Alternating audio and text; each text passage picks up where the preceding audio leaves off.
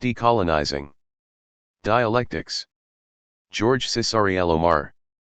Duke University Press, Durham and London, 2017. Acknowledgements. This book was conceived in Berkeley, written largely in Caracas, and completed in Philadelphia. It bears the marks of each within it. Forever ago, it was not a book at all, but a dissertation, and before that a list of theoretical provocateurs. For helping guide and shape its metamorphosis, my greatest debt goes to my dissertation committee, Wendy Brown, Mark Bever, Feng Chia, Kiran Chaudhry, and Nelson Maldonado Torres. Wendy guided and pressed me to overcome my own limitations and blind spots, to think harder and to think better, and to prize commitment, all with a firm generosity that I can only hope to emulate. I arrived a pretender without much in the way of social graces, and she was kind even when I put my foot in my mouth. No single individual has seen more of what follows than she has, and even what she has not seen bears her indelible mark. Few of us are so lucky. When I asked Wendy whether my dissertation project was a good idea, she didn't hesitate for a second. Was I really going to do anything else? No, I wasn't. When I decided to move to Caracas for no apparent reason, and then to write a different book, we created Chavez when I should have been writing my dissertation, no one objected to such apparent lunacy. Kiran even memorably suggested that it would be the perfect place to get into just enough trouble. She was more than right, and I am more than grateful. Mark instilled in me a no-nonsense historical sensibility that has been consistently valuable. Feng's commentary always combined a lucid rigor with an only occasionally daunting bluntness. Nelson Maldonado Torres welcomed me warmly into the fold of ethnic studies, by introducing me to Fanon and Dussel, inviting my participation in the Caribbean Philosophical Association and last-minute trips to Zapatista territory in the Selva Lacandona. He helped to set me down the path I now tread. He brought me into a supportive community including Jorge Gonzalez, Ramon Grisfogel, Roberto D. Hernandez, Richard Pithus, Aníbal Quijano, Neil Roberts, Daphne Taylor Garcia, and many others, not to mention the inimitable Jane Anna Gordon and Louis Gordon, and the entire board of the Caribbean Philosophical Association, which remains one of the most welcoming and supportive intellectual communities in existence. Nelson further encouraged me to translate Latin American theory, a sometimes thankless task but one without which this book would never have been what it is. Enrique Dussel has been a disarmingly kind collaborator and supportive interlocutor along the way. Wendy's dissertation group provided essential feedback in the early stages of this project, and was the perfect ratio of comradely and challenging. Diana Anders, Libby Anker, Yvonne Asher, Ali Bond, Mona Bauer, Matt Baxter, Yasmin Dayfala, Jennifer Denbo, Tim Fiskin, Jack Jackson, Asaf Kedar, Sarah Kendall, Annika Tame, Zhivka Valiavishirska, Eve Winter, and others I have inevitably forgotten. Senior cotters, particularly Jimmy Casas Clausen, Robin Marasco, and Sharon Stanley, led us by example, as they continue to lead. While at Berkeley, I taught some of these thinkers alongside Jeffrey Paris in the Prison University project at San Quentin State Prison. To our students, whose insatiable taste for the concrete did not undermine the pleasure they took in abstraction, seeing some of you escape the Gulag is more than I could possibly ask for. As I was finishing my time at Berkeley, the upsurge came, and it is the same upsurge that we are still living today. The murder of Oscar Grant on New Year's Day 2009 was one of many, but one that thankfully came to matter more than most. From the flames of Oakland came the occupations at Berkeley, from which Occupy was born as a strange progeny. I treasure my friends and comrades from that period, in particular Nima Basiri, Jasper Burns, Joshua Clover, Robeson Taj Frazier, Satyel Larson, and Annie McClanahan, not to mention the original troublemakers at Reclamation's Journal, Chris Chen and Zhivka Valiavishirska.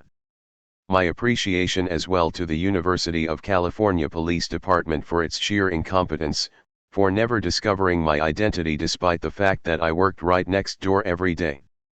This book is inextricable from the context of Venezuela, where I moved in 2006 to begin teaching and learning by teaching, struggling and being struggled with by student militants at the Venezuelan School of Planning. In many senses, Decolonizing Dialectics is a theoretical companion piece to We Created Chavez, since I read and thought with these thinkers amid the combative heat of the Venezuelan crucible. It should be said, however, that from Venezuela I have taken far more than I have given, from those revolutionary movements that have provided me not only inspiration but also the concrete foundation required for any thought to become real. Today, Venezuelans continue to teach what it means to not back down, turning defeat into new victories, one step back into two steps forward. My colleagues at Drexel have been sympathetic and supportive, and the university has been both understanding and patient, despite the hate mail it has brought. Julie Mustaf in particular has been unfailingly kind. At the University of Pennsylvania, Tulia Filiti, Jeff Green, Andy Lamas, Ann Norton, Rogers Smith, and Bot Vitalis have been encouraging, as have many UPenn graduate students, Osman Balkan in particular. I am more than grateful for the recent support that many have shown for this project, particularly Amy Allen, Linda Martine Alcoff, and Charles Mills, not to mention my theory comrades of various shades of red, Paul Apostolides, Anita Shari, Glenn Coulthard, Andrew Diltz, Gene Moorfield, Robert Nichols, Corey Robin, Jakeet Singh, and Antonio Vazquez Arroyo. The arguments that make up this book have been tested and enunciated, in written form but just as often in the streets. In their clearer expressions, they have been presented at APSA, WPSA, APA, APT, and the CPA, Rethinking Marxism, the Sciences Po, the University of Pennsylvania Political Theory Workshop, Ed Emery's Autonomist Conference at Cambridge some years back, the Georgetown University Institute for Global History, the International Association for Philosophy and Literature, and the International Congress of Americanists. Early versions of some arguments have appeared in the Commoner, Contemporary Political Theory, Human Architecture, Listening, and Theory and Event. The last of these warrants special comment, since past and current editors of Theory and Event Jody Dean, Davide Panagia, and James Martell, in particular welcomed me immediately and warmly as a combative fellow traveler. Courtney Berger at Duke University Press has been unnecessarily supportive of this project from the outset. I thank her for reminding me, gently but firmly, that Duke is where this book belongs. As usual, she was right. Moreover, both she and Gisela Fozadu embraced my early suggestion for a book series geared toward our new hemispheric reality, and the series that this volume inaugurates, Radical Americas, is the result. My appreciation to Comrade Bruno Bastils for being willing to co-navigate these waters with me in the hopes of turning the tide. The entire Duke team has been a pleasure to work with, joke with, and tweet with throughout the years. Laura Sell in particular, I look forward to more of the same. Anonymous reviews from two different presses improved the manuscript enormously, and Andrew Diltz and Jason E. Smith both read closely and gave thoughtful feedback.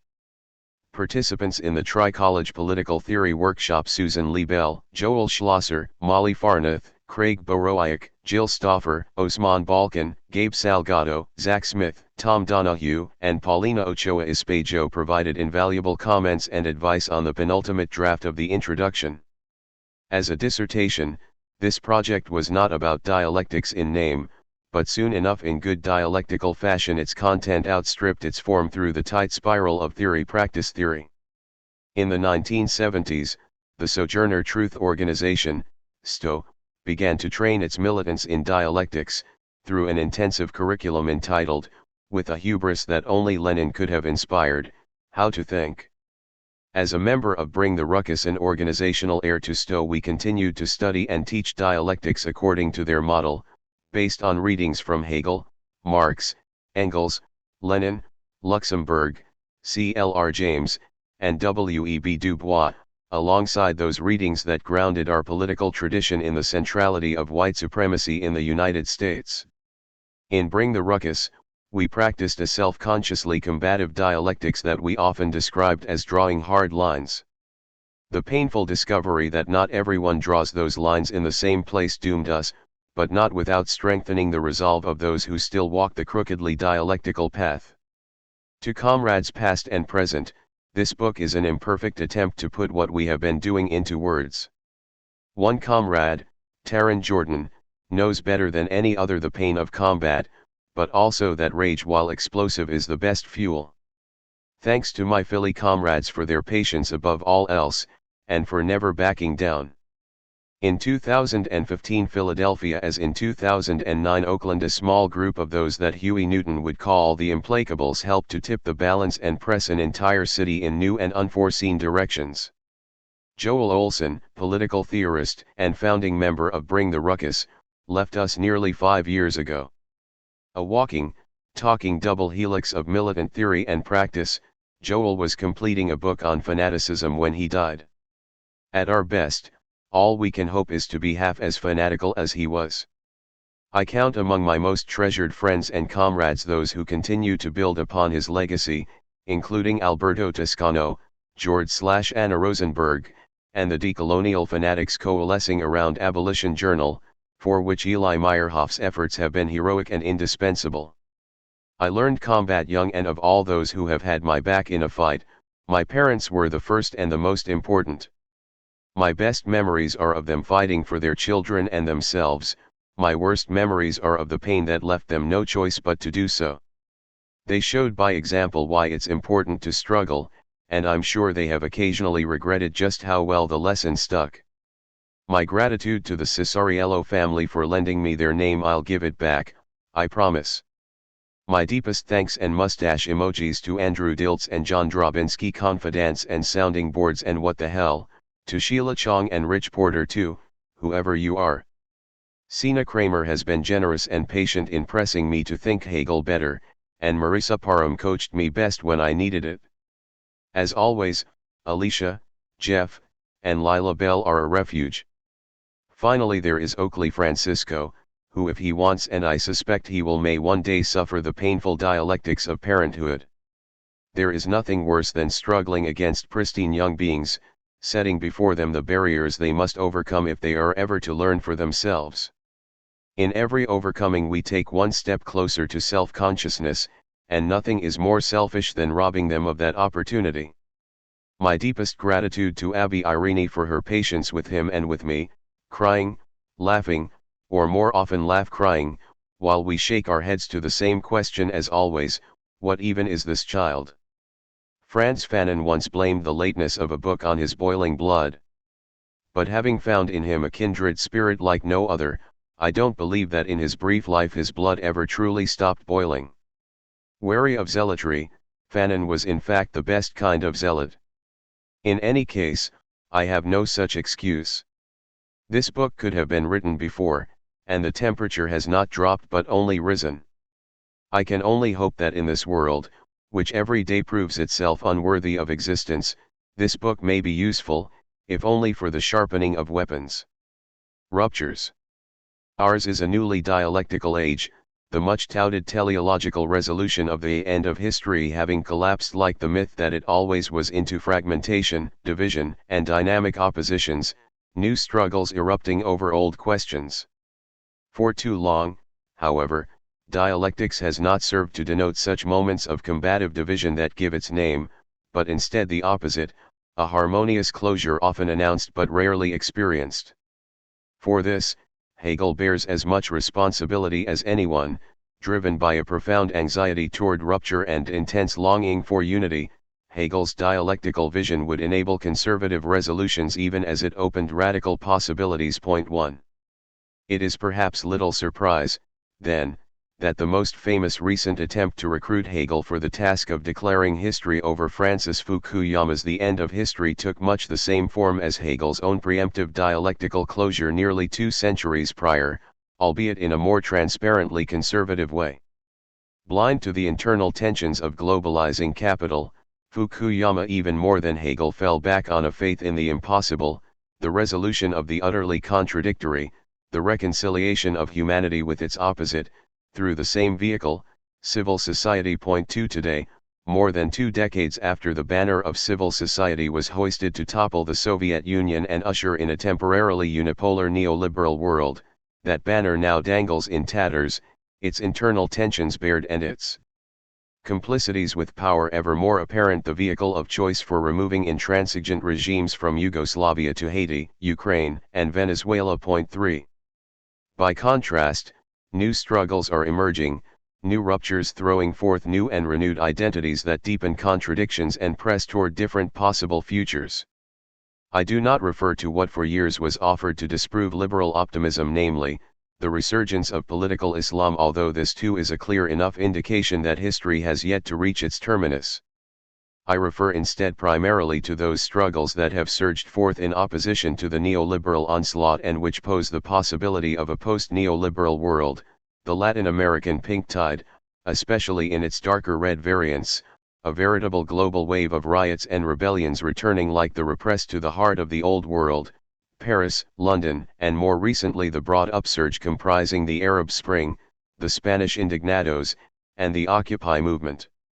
New identities, new struggles, and new forms of sociability, the novelty of each never expressed in absolute terms, but instead as an occasionally painful process of strategic and tactical refinement whose defeats and reversals are as pronounced as its victories and advances.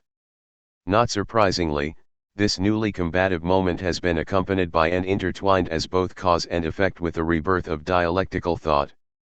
Whether in recent attempts to rethink the Hegelian legacy, to renovate the Marxist and communist tradition, or to mobilize against the current political and economic crises racking the globe, the question of dialectics, the dynamic movement of conflictive oppositions, is once again firmly on the table. Point 4 in this process, the dialectical questions par excellence: what to preserve and what to discard, how to move forward without reproducing the errors of the past, are reposed with heightened urgency. But in the context of struggles that are powerfully global, at the intersection of the inverse but complicit dynamics of outsourcing and exodus migration, white supremacist containment and suburban rebellion, we cannot escape the historically fraught relationship between dialectics and decolonization, one long characterized by mutual suspicion. On the one hand, while Hegel and especially Karl Marx have long served as go-to sources for struggles emerging from the global periphery, these same authors have been viewed with skepticism due to their shared Eurocentrism and the linear, progressive, determinist, and teleological elements of their approaches. As a result, most post-colonial theory has eluded engagement with the reworking of dialectical thinking. 5 Viewed from the opposite direction, however, this post-colonial suspicion is not without reason, since despite the undeniable resources that Hegel and Marx furnished for later decolonial thought, many contemporary neo-dialecticians have done little to alleviate the concerns of their would-be decolonial allies. Reacting to post-structuralist and post-colonial critiques of the universal, thinkers from Slavoj Žižek to Alain Badiou have effectively bent the stick in the opposite direction, occasionally to a troubling degree. Where Badiou has assailed an ethics of difference that is complicit with capitalist multiculturalism, his alternative is the unalloyed universalism of a generic humanity that is fundamentally indifferent to differences. 6 Žižek, with a characteristic zeal for the provocative, has gone even further in urging the left to openly embrace Eurocentrism. Point 7 But as a boomerang effect of the post-structural politics of difference, much is missed in this precipitous return swing toward the universal. Troubling unity. Despite the palpable divisions increasingly embraced in theory and incarnated in practice, political logics of the present remain curiously trained on unity. In a maneuver that Michel Foucault describes as recentering and even recolonization, unitary logics stalk political oppositions, seeking to deactivate unruly movements in the name of power and sovereignty. Political leaders from right to left, Republicans and Democrats alike, maneuver and jockey less over substantive differences than over who can claim the mantle of speaking for everyone and whose unity is therefore preferable. Thus we unify against our enemies under Barack Obama as we did under George W. Bush, with the sole proviso that Afghanistan is a good war while Iraq was a bad war, a merely qualitative metric for determining who our absolute enemy is. So too in domestic affairs, where the question is not what price unity, but instead, who is the us that is unified. Obama's famous 2008 race speech was accordingly titled A More Perfect Union, but 4 years later his cynical pretensions shone through when he admitted that the nature of this office is also to tell a story that gives them a sense of unity and purpose and optimism. Here Hegelian themes are clearly on display: totality, we are unified; teleology, we have a purpose; and the promise of progress, we are optimistic. The inescapability of this logic of unity was clear as day just 2 months later when Mitt Romney violated this cardinal rule in a leaked video, scornfully dismissing the laziness of the 47%. Having accidentally proven his unsuitability for the nature of this office, Romney paid the price for speaking the inverted truth of a class warfare he rejected in public. The differences between the two candidates would prove more rhetorical than substantive. As a result, Obama's watered-down immigration reform is a drop in the bucket compared with record deportations. In terms of human rights abuses abroad, one unnamed government official spoke of no change at all, an almost seamless transition from Bush to Obama. 8. Obama's much-touted Affordable Care Act has left the private insurance sector firmly in the driver's seat, and the long-promised integration of Black Americans into this unified nation has been little more than window dressing. Rather than the crowning resolution of struggles past, Obama's election has instead represented, as Glenn Ford presciently predicted, the antithesis of black power, a dialectical identity if ever there was one, its deactivation and incorporation into the status quo ante. Point 9. If we had any reason to doubt this diagnosis in an age of mass incarceration and resurgent white fascism, then the names turned hashtags Oscar Grant, Trayvon Martin, Renisha McBride, Tamir Rice, Cease McDonald, Sandra Bland, and Mike Brown among thousands of others serve as a painful reminder. The nation remains fundamentally unchanged, albeit adorned with fewer Confederate flags. But even the most cynical campaign rhetoric and even the emptiest promises can produce social blowback. If theorists of revolutionary change have long emphasized how rising and frustrated expectations can spark social upheaval, we find this confirmed in the militant resistance that broke out at the dawn of the age of Obama and has only escalated in the falling dusk of his promised hope and change, in those local names turned national symbols, Ferguson and Baltimore. And lest we dismiss the unitary rhetoric of sovereignty as simply a ruse, reducing it to the disingenuousness of political power, such logics permeate far more deeply, cutting into and across oppositional movements and discourses themselves, disarming movements from within and preparing them for reincorporation into the governing apparatus. Here, the Occupy movement provides a dire warning. While Occupy gained initial traction as a clarion call for social equality by reposing class conflict in the now famous ratio of the wealthiest 1% against the remaining 99%, swirling immediately in and around the occupied camps was the sharp interrogation of this ratio, not from advocates of unity, but from those posing division in different terms. Those criticizing the slogan of the 99% from a class perspective rightly worried that this ratio displaced hostility from capitalist exploiters to the recently popularized category of the super-rich, usually associated with high finance. Inversely, others argued that there was little practical use for a category in which one could still earn over $300,000 annually and technically be a member of the 99%. In this view, demonizing the super-rich simply acquitted the just plain rich of their exploitative role. Others shunned a strictly economic approach entirely, insisting that the fault lines racking U.S. society have more to do with anti-black racism, colonization, whose relation to calls to occupy is tense at best, or gender. Ultimately, the most militant of occupations in Oakland, California divided into two wings known as Occupy Oakland and Decolonize Oakland, although the question of whether this particular division of one into two was a dialectical one, remains open. Point 10. Those who defended the idea of the 99%, and especially those who enforced it in practice in the Occupy encampments, testified to both the lure of unity and its dangers. For many, the strength of the slogan of the 99% was its inclusivity, the laudable aspiration to gather rather than disperse our forces. But by asymptotically approaching the inclusion of everyone, we run the risk of sliding into far more treacherous territory, moving from rupture, division, and opposition toward the aspirational recasting of a near-total unity. If anything, this is the most ideological gesture of all, one that seeks to reconcile rupture with its opposite, taking refuge in the comforting idea that we are all in this together rather than engaging in risky solidarity against. While dangerous in its own right, This slide toward unitary logic also enacted while concealing concrete exclusions as well. Critics were tarred as divisive, as a mortal threat to the unity of the 99%, and this label was reserved especially for those who sought to establish people of color or women's caucuses within the camps.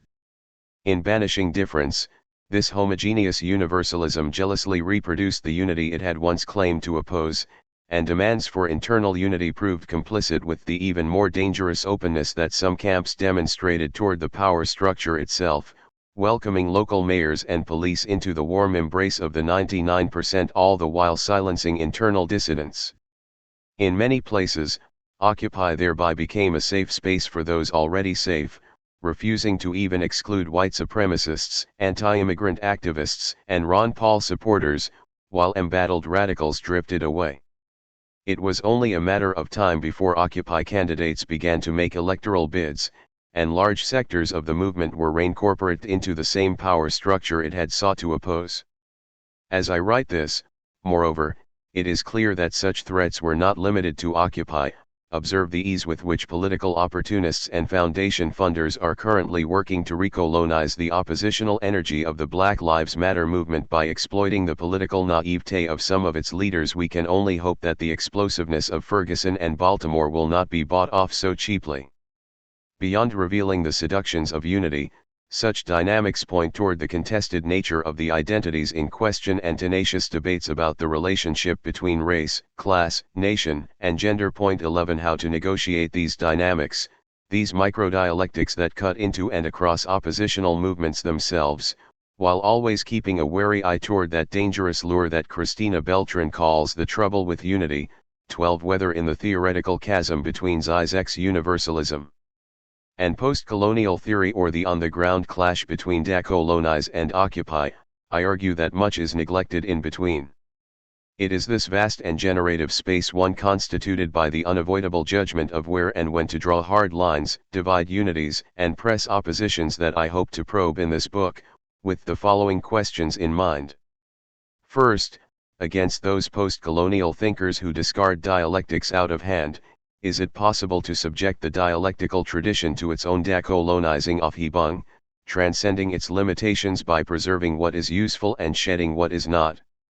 Second, and inversely, is there a dialectical understanding capable of accommodating the continuing project of decolonization, and the questions of race and nation that this process inevitably confronts, or is the historical baggage of dialectical thought simply too heavy to be worth the trouble? My response to both lies in the affirmative. Just as any attempt to systematically grasp the conflicts and identities that structure our world requires that we rupture the boundaries of European thought, we cannot grasp the parameters of decolonization as a profound and ongoing process without recourse to some modified understanding of that dynamic and combative motion that many give the name dialectics. Decolonizing dialectics. In this book, I approach the task of decolonizing dialectics by excavating a largely subterranean current of thought, what I call a counter-discourse, that I argue constitutes a radicalization of the dialectical tradition while also opening outward toward its decolonization.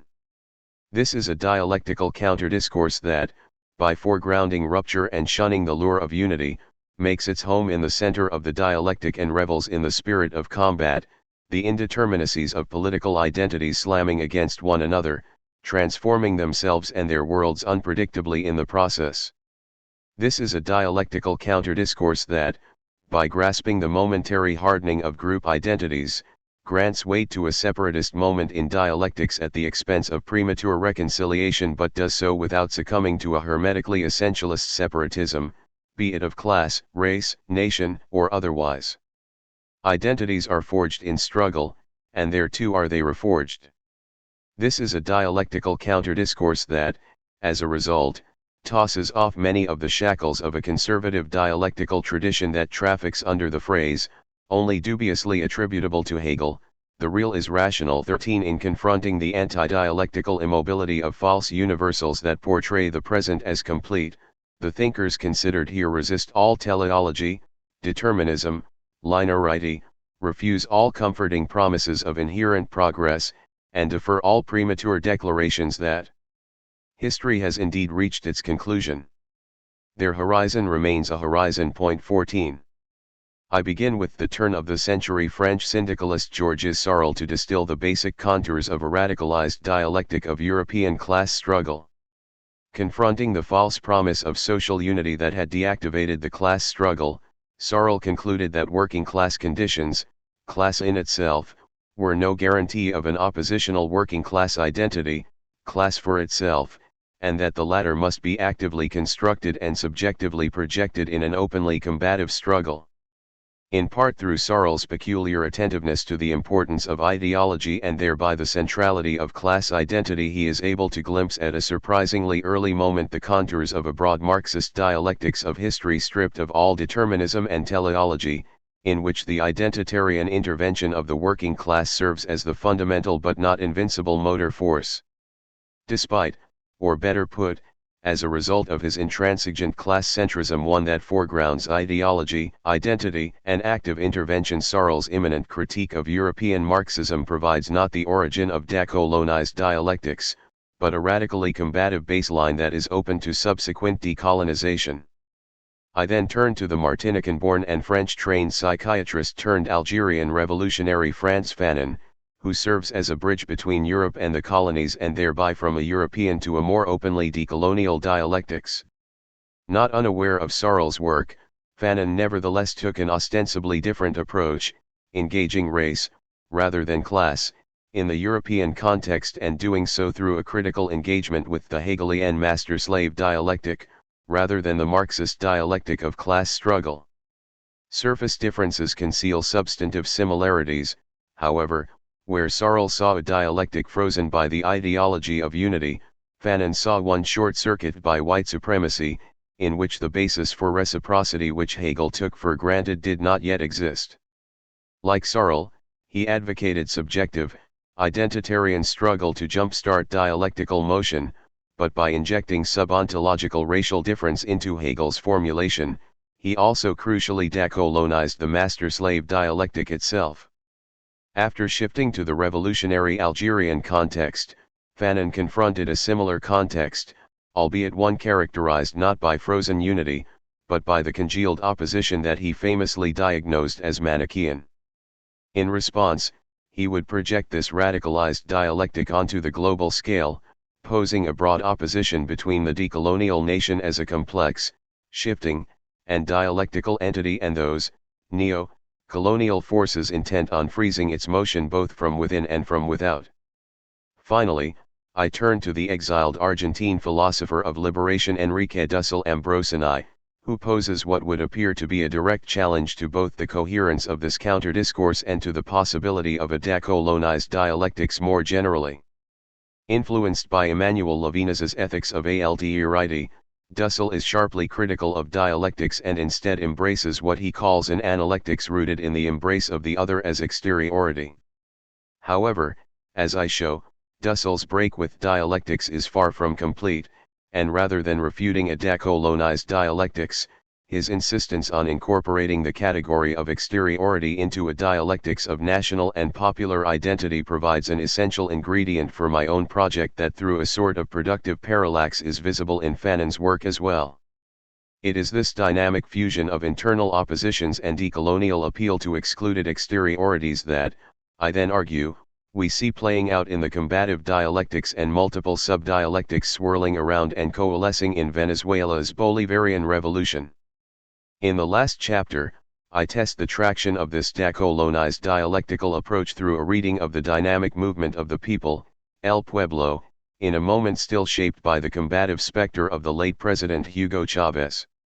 While some Eurocentric critics dismiss popular identity as inherently unitary and homogenizing, I show how its contextual function in Venezuela and much of Latin America tends instead to be combative and divisive.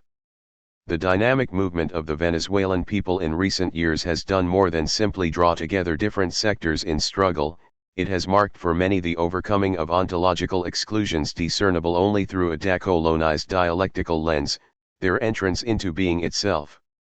A word on terminology and categories, the thinkers that I draw together here write in markedly different registers.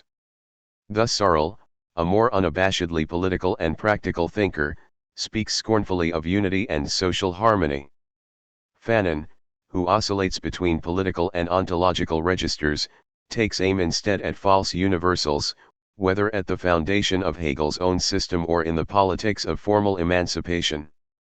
In Dussel, finally, the philosophical register takes center stage with his frontal critique of totality, which he nevertheless translates into the categories of colonization and exclusion. To smooth such terminological disjunctions, I use the language of the authors themselves, while anchoring the discussion conceptually to Martin J's typology of the category of totality, specifically, the distinction between descriptive and normative totalities, as well as the more powerful conceptions of expressive totality, history as the unified expression of a single principle, and longitudinal totality, a temporal unity in which that singular history moves progressively forward. Point 15. Why dialectics? Each of the thinkers considered here is a sharp critic of the dialectical tradition in its different manifestations. Searle goes so far as to denounce dialectics as illusory. Fanon aims his sharpest theoretical barbs at Hegel's dialectic of recognition, and Dussel turns to exteriority against what he reads transposing concepts with geopolitics as a sort of dialectical imperialism. Each rejects elements so common to dialectical thinking as to be considered by some its essential ingredients: teleology, determinism, progress, class-centrism, and two-sidedness, among others. If dialectics, or better, the dialectic, is necessarily totalizing, deterministic, or teleological, one could argue that the thinkers in question here move, each in their own way, and perhaps without knowing it, irreversibly beyond anything that could be called properly dialectical. More precisely, one might argue that what passes for dialectics in this book, especially a decolonized dialectics that foregrounds the category of subontological difference and exteriority, has crossed the crucial Hegelian threshold that divides difference, an internal relationship, from diversity, the indifferent difference of a purely external relation. Point 16. Without the ties that bind opposing elements by necessity to one another, without, in other words, the unified ground of totality to grant meaning to oppositions, nothing remains but unrelated multiplicity. Why then attempt to unite such a motley band of theoretical heretics under the banner of dialectics in the first place?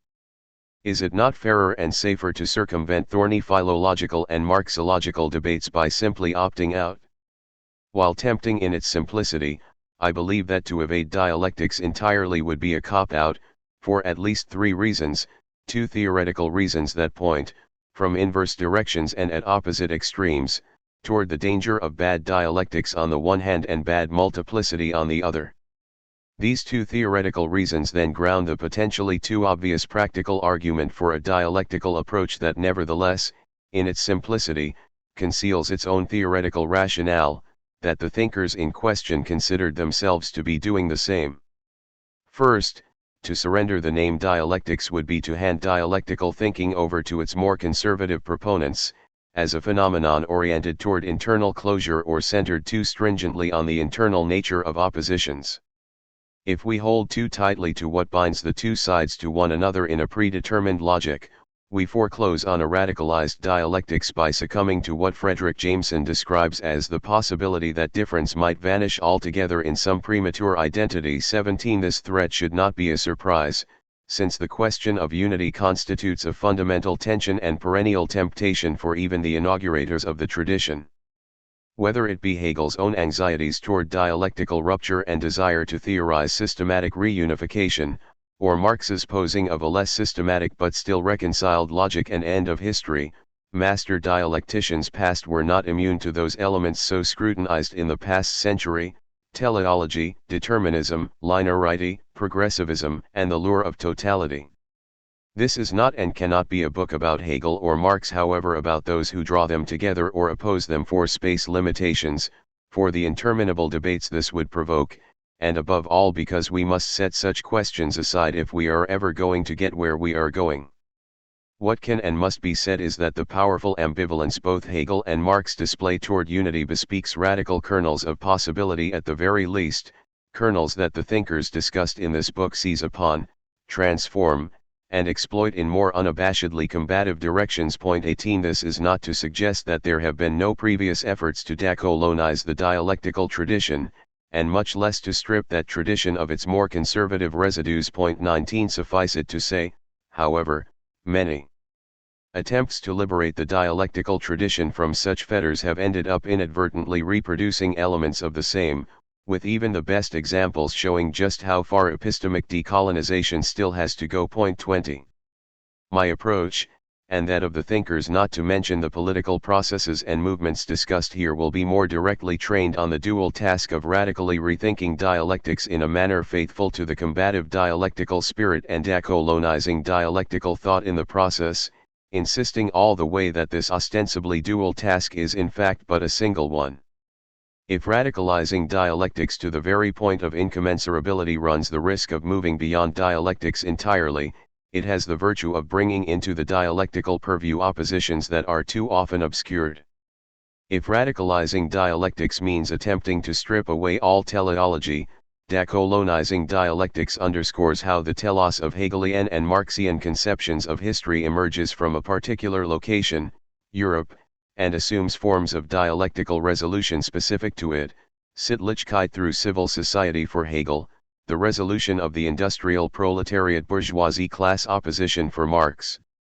If a radicalized dialectics resists the idea that the dialectic moves inexorably and deterministically according to its own internal oppositions, a decolonized dialectics recognizes both the historical source of that motion outside Europe in the colonies as well as the brutal reality that for colonial subjects, history often seems to move backward rather than forward, if it moves at all. If a radicalized dialectics questions the fixed linearity of dialectical movement and recognizes the subjective capacity to set relations into motion and change course, a decolonized dialectics sets out from the historical experience of those who have been instructed to either catch up with Europe by completing the necessary stages or to await objective conditions that are possible only under a full-fledged capitalism. Although it is possible to radicalize dialectics without decolonizing, as Searle does, I argue that it is not possible to decolonize without radicalizing. Any process of decolonization that shies away from incessant dialectical tensions, the contingency of struggle, and the indeterminacy of the future risks reiterating the history of actually existing decolonization that Fanon unceremoniously dismissed as the dead end and sterile formalism of bourgeois nationalist rule. Point 21. To the extent that we refuse this straight-jacketed view of a dialectical difference that refuses or subs diversity foregrounding instead division, rupture, and dynamic opposition, we will always be confronted with a subversive and unpredictable remainder that, as we move toward decolonization, gains a distinct valence in what Fanon calls non-being and Dussel calls exteriority, that which lies beyond the realm of division and which by appearing makes a more profound rupture manifest. And to the extent that the turn toward this remainder pulls us from internal to external difference, our dialectics will lose all the comforts of predictable motion or inevitable progress. Second, if we do not put up a fight for the name dialectics, we risk abandoning the field of dynamic oppositions, especially those macro oppositions that cut across society and globe to the many theories of multiplicity so prevalent today, theories that would see us willfully neglect or deny the broad swing of motion such oppositions often entail. In what follows, I resist this danger not only by reclaiming dialectics, but also simultaneously and from the opposite direction by reclaiming Foucault's conception of counter-discourse as itself dialectical, thereby robbing uncritical theories of multiplicity of a caricatured Foucault reducible to the micropolitical. It was against such bad multiplicities and that of Gottfried Wilhelm Leibniz in particular that Hegel sought to fold diversity immediately into dialectical opposition, and while mindful of this concern, I hope to instead slow this folding, to sit with and inhabit the category of diversity and the external relation it poses as a key to decolonizing Hegel himself. Third, it is between these two reasons, bad dialectics on the one hand and bad multiplicity on the other, that we can then walk the practical line set out by the thinkers considered here, not to mention an entire trajectory of decolonial organic intellectuals. In other words, this is a dialectical project in part because the thinkers involved took the dialectical tradition, however critically understood, as a central point of reference. These are thinkers who saw Hegel, Marx, or both as powerful and necessary interlocutors, and in this they were not alone. For more than a century, for better or for worse, the dialectical tradition has served as a go-to weapon in the struggle for not only class liberation but also all ambiguities and tensions aside for racial and national liberation. These ambiguities and tensions are not to be set aside entirely, however, but are instead a central part of the story. An entire litany of radical and decolonial thinkers, George Padmar, Richard Wright, and Aimé Césaire, to name only a few, were even members of official communist parties before breaking with those parties precisely amid sharp debates over race and colonialism. 22 These are thinkers who found in Hegel and Marx values of autonomous selfhood and liberation, tools to diagnose and critique global capitalism, methods that began as they knew they should not from negotiation but from struggle, and weapons to sharpen against the slavery and social death left in the wake of colonization. 23. But these are also thinkers who often found Hegel and Marx unable, and their political heirs unwilling, to grapple seriously with the legacy of actual slavery. Once we add those such as Frederick Douglass, who, as I will argue in the conclusion, puts forth a decolonized dialectics without having read either, it becomes clear that to argue, as Timothy Brennan does, that the parentage of the post-colonial is, ultimately, a communist one, is misleading at best, and furthermore evades entirely the central tension posed here. 24 Rather than skirt the questions that this tension raises on both sides and losing in the process either the importance of communism for decolonization or its failings, why so many were members but also why they left, my goal here is to confront the tension head-on as one to be grappled with. Which is another way of saying that we must walk in theory the same fine line that decolonial militants have often walked in practice, neither rejecting nor uncritically embracing the dialectical tradition, but instead attempting to rescue a theory of dynamic oppositions from being recolonized by logics of unity or dispersed into meaningless multiplicity. These are thinkers who, while stubborn in their insistence on the rupture of the existing order, are simultaneously and for the same reason deeply hostile to the recuperation of dialectics into unitary logics. As a result, the radicalized dialectical approach they produce, with its combative oppositions and refusal to see divisions subsumed into the whole, is arguably more faithful to the dialectical spirit than even some who gave the approach its name. Viewed this way, the thinkers considered here, as a result of their liminal position that straddles the very border of dialectical thought, might just be the best defenders of any dialectics worth its salt. Here again, Jameson is productive for his nuanced mapping of the terrain to be traversed between the uncritical unity of conservative dialectics and the uncritical multiplicity of deconstructive temptations, between which lay the terrain of a radicalized dialectics. The dialectic moves jerkily from moment to moment like a slideshow, where deconstruction dizzily fast-forwards. Both work to bring up into the light the structural incoherences of the idea or conceptual positions or interpretations which are their object of critique. But where the dialectic pauses, waiting for the new dialectical solution to freeze over in its turn and become an idea or an ideology to which the dialectic can again be applied, deconstruction races forward, devouring its own tail, and thus itself in the process. One of the outcomes thus devoured and unraveled is of course the dialectic itself, which paused too long, and became an ideology in its own right, yet another object of deconstruction. 25. It is in this generative space between the stalled hesitancy of a dialectic that waits too long and the ravenous appetite of a deconstruction that, in the absence of sustenance, is content to feed on itself, that my project also moves. In lieu of offering a preemptive definition of dialectics that might violate the spirit of the term, I begin provisionally from Jameson's own methodological insistence that any opposition can be the starting point for a dialectic in its own right, allowing a proliferation of local dialectics and dynamic oppositions, and I follow him in generally shunning the definite article denoting the dialectic. 26. However, my approach is different in two ways. First, I trail slightly closer to deconstruction in the degree to which contingency, indeterminacy, and an open hostility to totality imbue the multiple and local dialectics of the thinkers considered here. Furthermore, I move toward a dialectics understood above all as a practice, or what C.L.R. James aspired to do in his notes on dialectics, not explanations of the dialectic but directly the dialectic itself. 27 The thinkers considered here are more organic intellectuals than world historical philosophers looking down with a bird's-eye view from above, thinkers who do theory on the basis of actors pressing the dialectic forward themselves through collective solidarities and combat. If this sounds like a strange way to speak of dialectics, this is precisely because the closer we trail toward a conservative dialectics, the less often we hear of one acting dialectically or engaging in dialectical struggle. In this caricatured view, certainly more Hegel than Marx, and a conservative Hegel at that. The dialectic, and here it is almost always is something that happens to us and acts upon us, in which we are enmeshed whether we know it or not, unconsciously doing the grand work of history. 28.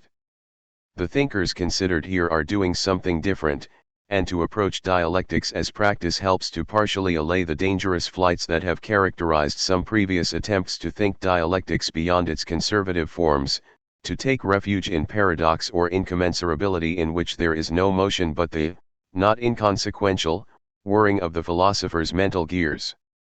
Actual struggles, ongoing and permanent, can thereby recede into the background, or worse still, be unilaterally dismissed by master dialecticians. If dialectical thought is instead localized and embedded in concrete material practice, however, to be a dialectician gains a wholly new meaning, that of pressing subjectively forward in collective combat, embodying Lenin's leaps, without any certainty whatsoever that a better world will be the inevitable result. 29. Why counter-discourse? As should be clear by now, we cannot decolonize dialectics solely by prying open the cracks of immanent critique, although this is crucial, and the thinkers that make up this volume embody such cracks each in their own way. Rather, radicalizing dialectical oppositions to the very breaking point at which internal verge on external differences, and opening such oppositions toward the substantive exteriority of a decolonial critique, requires that we step to the very limits of dialectics or even beyond before casting our gaze back. If this involves stepping beyond the geographical boundaries of traditional dialectics, so too with methodological boundaries, and it is here that Foucault offers some useful tools. I turn and return to Foucault more than simply to reclaim his theories for a radicalized dialectics, but also because he provides concrete cues for both the method and content of this project. However, as will become clear, Foucault, like the thinkers that constitute this book, is more liminal to than outside of the scope of the dialectical, and while he would locate the incommensurable oppositions he identifies as being beyond dialectics, I see these as instead marking and opening its outer limits.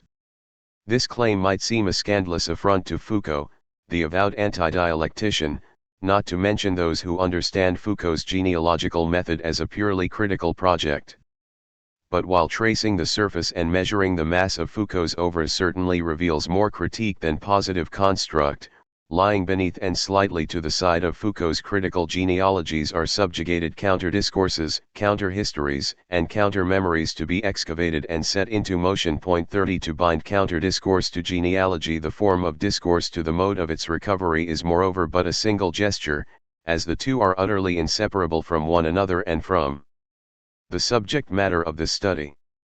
Critique, for Foucault, aims to dig subjugated knowledges out of the sand, but it is the very existence of these knowledges grounded in struggles and the raw memory of fights that makes critique both possible and effective. 31 This is more than mere excavation, and the fight is not limited to memory, the goal is instead one of reactivating combative memories toward contemporary tactics, to set them free, to enable them to oppose and struggle. 32 The result of this reactivation of oppositional counter-discourses and their setting into combative motion is, I argue, dialectical in both form and content.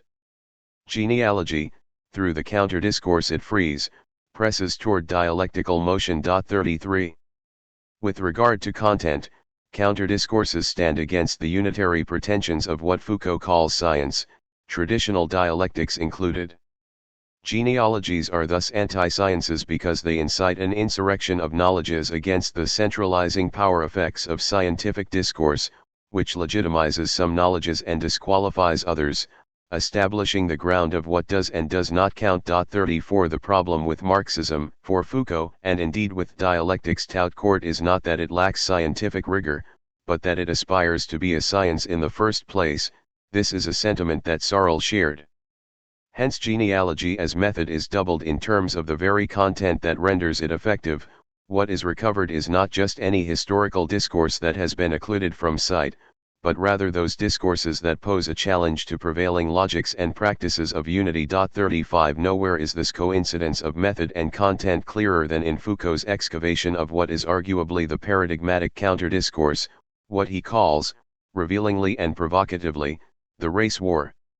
Toward the end of the 16th century, according to Foucault, European states consolidated their monopoly on violence and war was expelled to the limits of the state, to the border, exiled from society to interstate relations. 36 But a counter-discourse to this milestone in sovereign unity emerged almost immediately, according to which a battlefront runs through the whole of society, continuously and permanently, and it is this battlefront that puts us all on one side or the other. 37 Such a binary view has clear epistemological implications.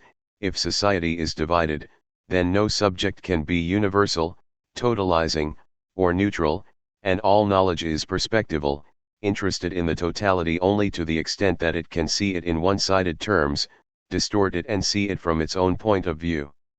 The truth is, in other words, he writes, a truth that can be deployed only from its combat position.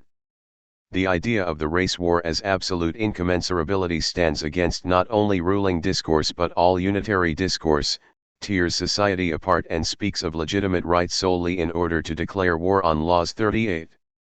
But the immediate danger that confronts all radically oppositional discourses is that they will be recoded, recolonized by the unitary discourses. 39 The counter-discourse of the race war was no exception, and as a result, Foucault shows how this formerly dissenting counter-discourse was eventually recentered to become the discourse of power itself. 40 While one path this recentering took was the biological reification of race in Nazism, less noted but equally insidious for Foucault was the dialectical recentering of the race war.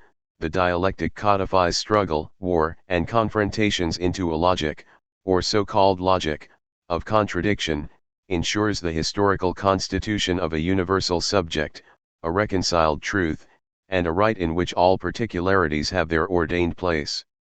The Hegelian dialectic and all those that come after it must be understood as philosophy and rights colonization of a historico-political discourse that was both a statement of fact, a proclamation, and a practice of social warfare. 41. In his attempt to reject all dialectics, however, Foucault provides potent guidance for how best to rescue and reclaim a radicalized dialectical vision. If the fundamental danger is that combative discourses will almost inevitably suffer reincorporation, recolonization, and recentering into governing doctrines of unity, it is precisely this danger that we must resist. To do so also obviously means to overcome Foucault's own unambiguous hostility to dialectics and the mistakenly sweeping generalization, all those that come after it must, such reverse totalization a perennial difficulty of post-structuralist approaches that slide too easily from critique to the insistence that nothing exists beyond the object of that critique seems to openly contradict Foucault's own methodological sensibilities. But it also comes on the heels of a long list of qualifiers: totalization, rationality, irreversibility, universal subject, reconciled truth, to be added to a conspicuously singular term, the dialectic. What if there were to exist many dialectics that do not carry these pernicious attributes of the dialectic and that instead prioritize oppositional combat over unity? Despite being frequently associated with the micropolitical, itself a much abused term, Foucault's own critiques of logics of unity go hand in hand with an arguably dialectical account of the strategic, macro, unification of the tactical, micro, moments of power. As he puts it, no local center, no pattern of transformation could function if it did not eventually enter into an overall strategy, and as a result, power relations form a general line of force that traverses the local oppositions and links them together. 42 While certainly incompatible with what Foucault most loathes about dialectics, Such a view is nevertheless compatible with the radicalized and decolonized dialectics that emerge from the thinkers considered in this book, for whom the subjective moment of combative, one-sided rupture, Foucault's social warfare, is jealously maintained at the expense of any final resolution, any determinist progression, in short, any foreseeable horizon for reconciled unity. Again, it is only with the help of Foucault and others who similarly walk the fine line between dialectics and its opposites, and here I count Searle, Fanon, and Dussel, that we can approach the task of truly radicalizing and decolonizing dialectical thought. 43. In a crucially different time and place, Foucault would grant dialectics the same indeterminate duality he ascribes to other discourses, the ability to serve different and even opposing purposes. This time the dialectics were Marxian and the place was Tunisia, where everyone was drawn into Marxism with radical violence and intensity and with a staggeringly powerful thrust. For those young people, he continues, Marxism did not represent merely a way of analyzing reality, it was also a kind of moral force. And that led me to believe that without a doubt the role of political ideology, or of a political perception of the world, was indispensable to the goal of setting off the struggle. 44. Violence, ideology, myth, and subjectively setting off the struggle all explicitly echo elements of the radicalized dialectical counter-discourse that I sketch in this book. Far from the French Communist Party, whose influence had overdetermined Foucault's entire understanding of dialectics, the scientific character of Marxism, its claim to a unified truth, receded into the background as an entirely secondary question. 45. In other words, the primary practical function of Tunisian Marxism was the opposite of what had so alienated Foucault from its European counterparts. 46. It was no coincidence that this transformation occurred in the Tunisian context, beyond the emotionless movement of Europe, where for Fanon dialectics has gradually turned into a logic of equilibrium. 47. And nor is it any mistake that Foucault named his paradigmatically oppositional discourse the race war and described its eventual recentering as a process of recolonization. Even if this equation of recolonization with recentering gains a concrete literalness in the hands of decolonial thinkers, Foucault is already pointing us in the right direction.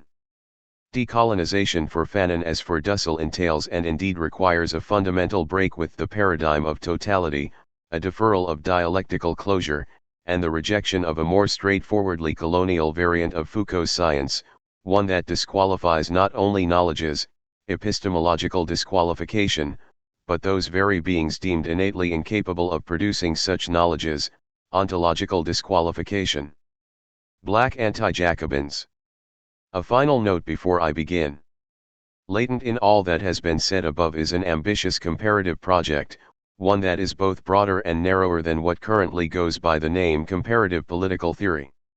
If we strip away the thinkers, contexts, and methods, we are left with four identities that are too often considered to be utterly irreconcilable: class, race, nation, and people. But this irreconcilability is grounded in naturalized unities, some of which are thankfully receding into the past: structural notions of class, biological conceptions of race, the nation as a priori, or the people as a modern expression of undivided sovereignty. Built into the structure of this book, then, is an insistence on the equivalence and coevalness of different forms of political identity, and a rejection of the all too frequent contempt for so-called identity politics.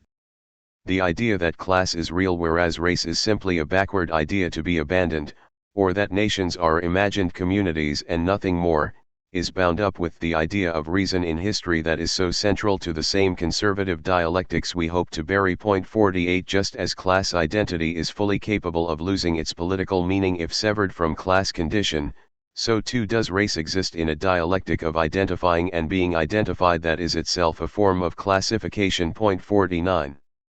This is not to suggest that no communities are imagined, but instead that all communities are, that imagination is a part of all political identities, class very much included, and this imagination is never divorced from material practices. It is to release those political identities from the straitjacket of teleological determinism, to allow and indeed demand that they stand forth and function, assuming their proper position at the heart of any dialectics worthy of the name.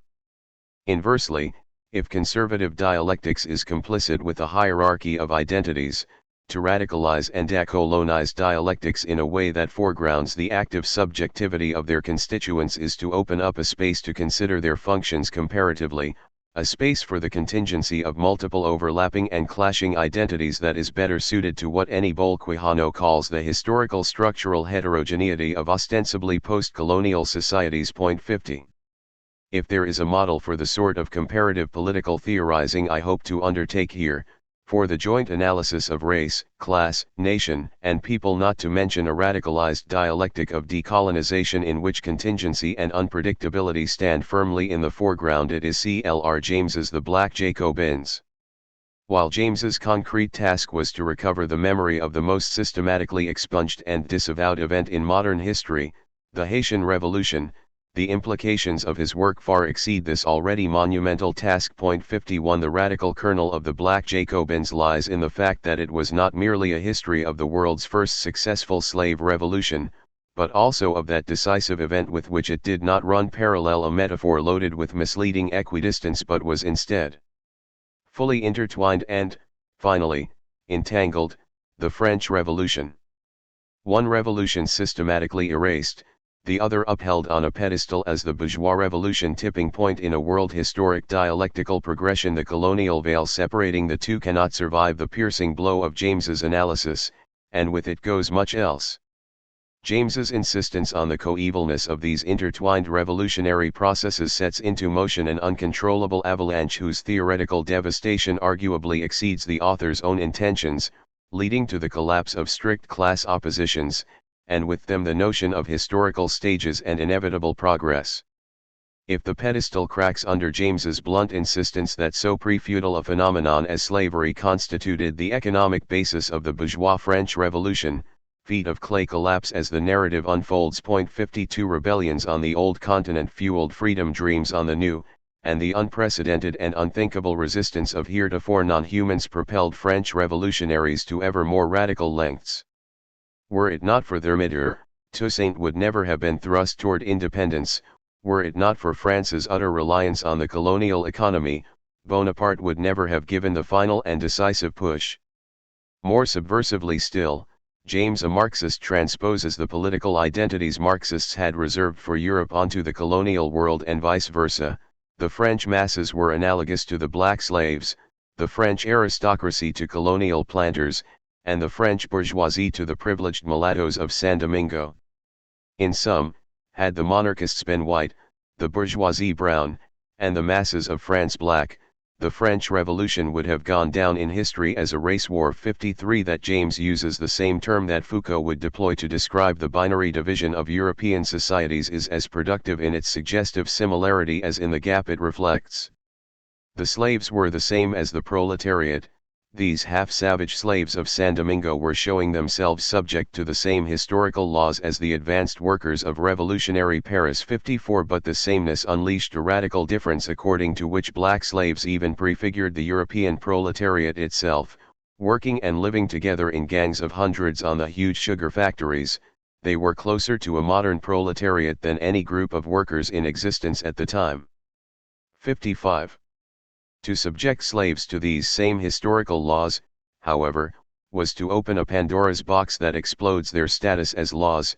Without sharp class oppositions, as Sarl also insisted, there can be no historical determinism, and it was instead the revolutionary self-activity of the masses in Paris and Port-au-Prince that drove the revolutions forward, and fear of the same that would prompt their retreat. 56 Class is race, and European civilization is little more than barbaric brutality. 57 Amid the swirling contingency of transatlantic combat, no single dialectic can claim either centrality or inevitability. The pretense of automatic forward motion, itself tightly bound up with Eurocentric history, disintegrates into James's famously tragic view of history. Sad though it may be, that is the way that humanity progresses. The anniversary orators and the historians supply the prose poetry and the flowers.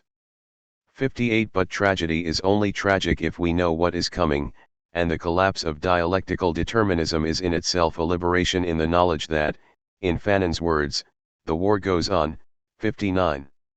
I hope, however immodestly, to walk in the footsteps of this radically comparative theoretical project, drawing together multiple dialectics whose central identities class, race, nation, and people are neither distinguished categorically from nor reduced to one another. But to embrace Black Jacobins as a methodological model for thinking a decolonized dialectics raises a peculiar question: how to square the bold assertion contained in James's title with the radicalized dialectical counter-discourse running through Searle, Fanon, and Dussel that, I argue, can be understood on some level as anti-Jacobin? We are getting ahead of ourselves, however. In the wildly swirling dialectical eddies of this tragic history, the dynamic interaction between masses and leadership, and the fraught role of black identity, tradition, and positivity, James's initially celebratory view of Jacobinism gives way to something far more ambivalent and indeterminate that is characteristic of a decolonized dialectics.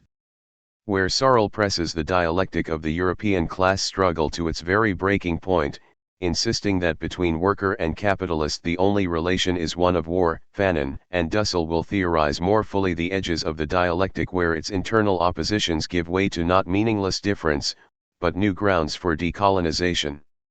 And if Fanon insisted that decolonization is truly the creation of new people through a process in which the colonized thing becomes a person through the very process of self-liberation, then Venezuela today stands as confirmation of both the radical potential of this dialectics and its lack of guarantees. 60.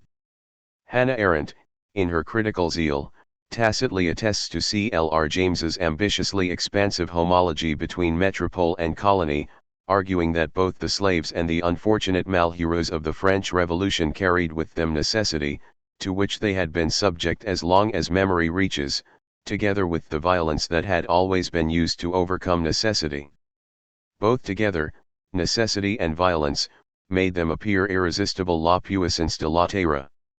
61. But to this puissance celebrated by Saint Just, I hope to reply with a different constellation, one that spans not the distance separating the Bastille and Saint-Domingue as in the Jamesian version but rather between the puissance of the 20th century French working class and the process, still unfinished, of revolutionary decolonization.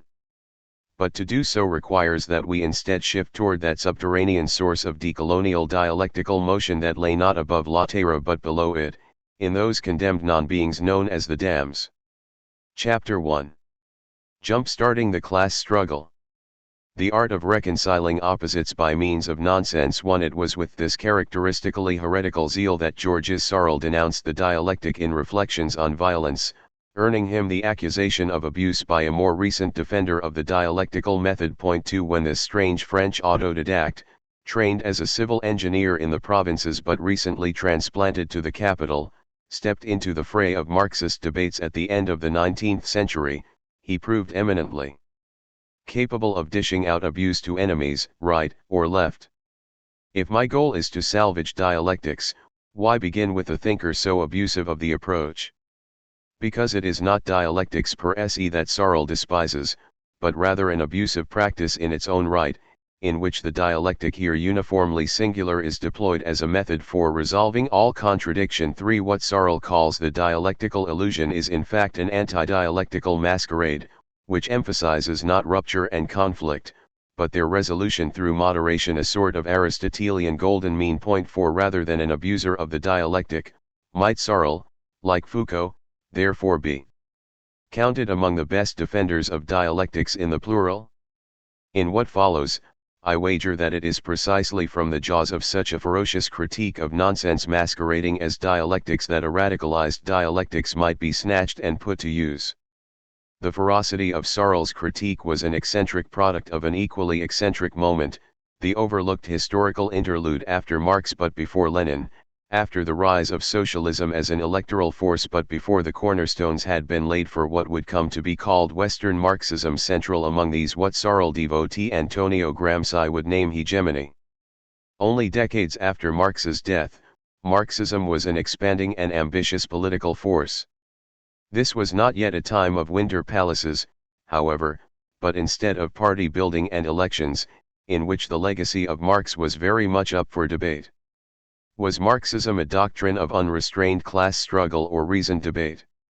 Was it in Rosa Luxemburg's famous opposition about reform, or was it about revolution? 5. Was it a moral or an economic force? And was its communist consummation an inescapable destiny or a product of willful intervention? Surveying this political context, Searle saw more unity than struggle, more stasis than dialectical motion. He found a dialectic blocked not only by material developments, but crucially by an ideology of social harmony to which his contemporary socialists were not immune, and in which many were even willing participants. Thus when dialectics was trotted out as a prop toward compromise, Searle seethed. But sharp words for the dialectic notwithstanding, I argue that he did not abandon the task of rethinking dialectics, even if he rarely granted the word a positive valence. Against both dogmatic revolutionary mantras and the reformist politics of social reconciliation with which they were complicit, Searle radically reformulated a Marxian dialectics of class struggle that would remain faithful to Marx's spirit rather than his word, foregrounding the moment of subjective intervention, in which the working class presses its shoulder to the stalled wheel of history, recreating itself as a class in the process. It was through oppositional combat and deepening enmity toward the bourgeoisie, Searle argued, that class identity could be re-established and consolidated, ultimately pressing into motion a conspicuously open-ended dialectic. In the process of centering conflict and willful intervention, Searle abandoned the determinism, teleology, and necessary order that made an illusion of dialectical movement. 6 Against all such illusions, Searle instead forged a dialectics that, while still grounded in European class oppositions, was nevertheless freed of many internal fetters and available for subsequent decolonization. But if Searle's radicalized dialectic was the heterodox product of a heterodox moment forged in the crucible of Parisian Marxist debates at the turn of the century, it had its roots in pre-Marxist reveries penned far off in the provinces. Myths of totality. Like Frantz Fanon and Enrique Dussel after him, Searle was an unwilling conscript into the cause of revolutionary dialectics. In fact, his earliest works were not dialectical at all, and much less were they characterized by the unmitigated rupture and conflict he would later embrace.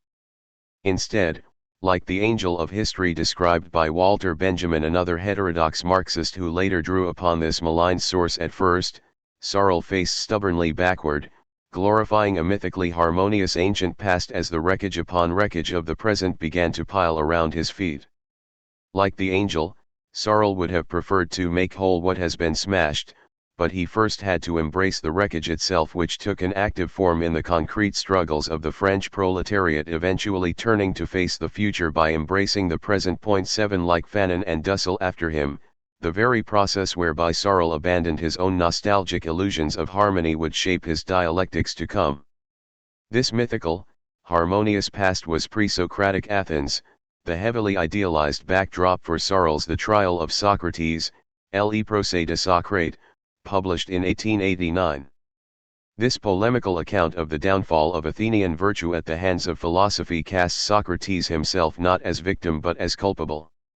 Socrates' guilt was symptomatic of broader class transformations, however, and Searle's indictment was therefore a sociological study of Socratism, as itself a social phenomenon. 8 In Searle's idiosyncratic view, pre-Socratic Athens was a unified and harmonious society rooted in a sort of equality among warriors. All are equal.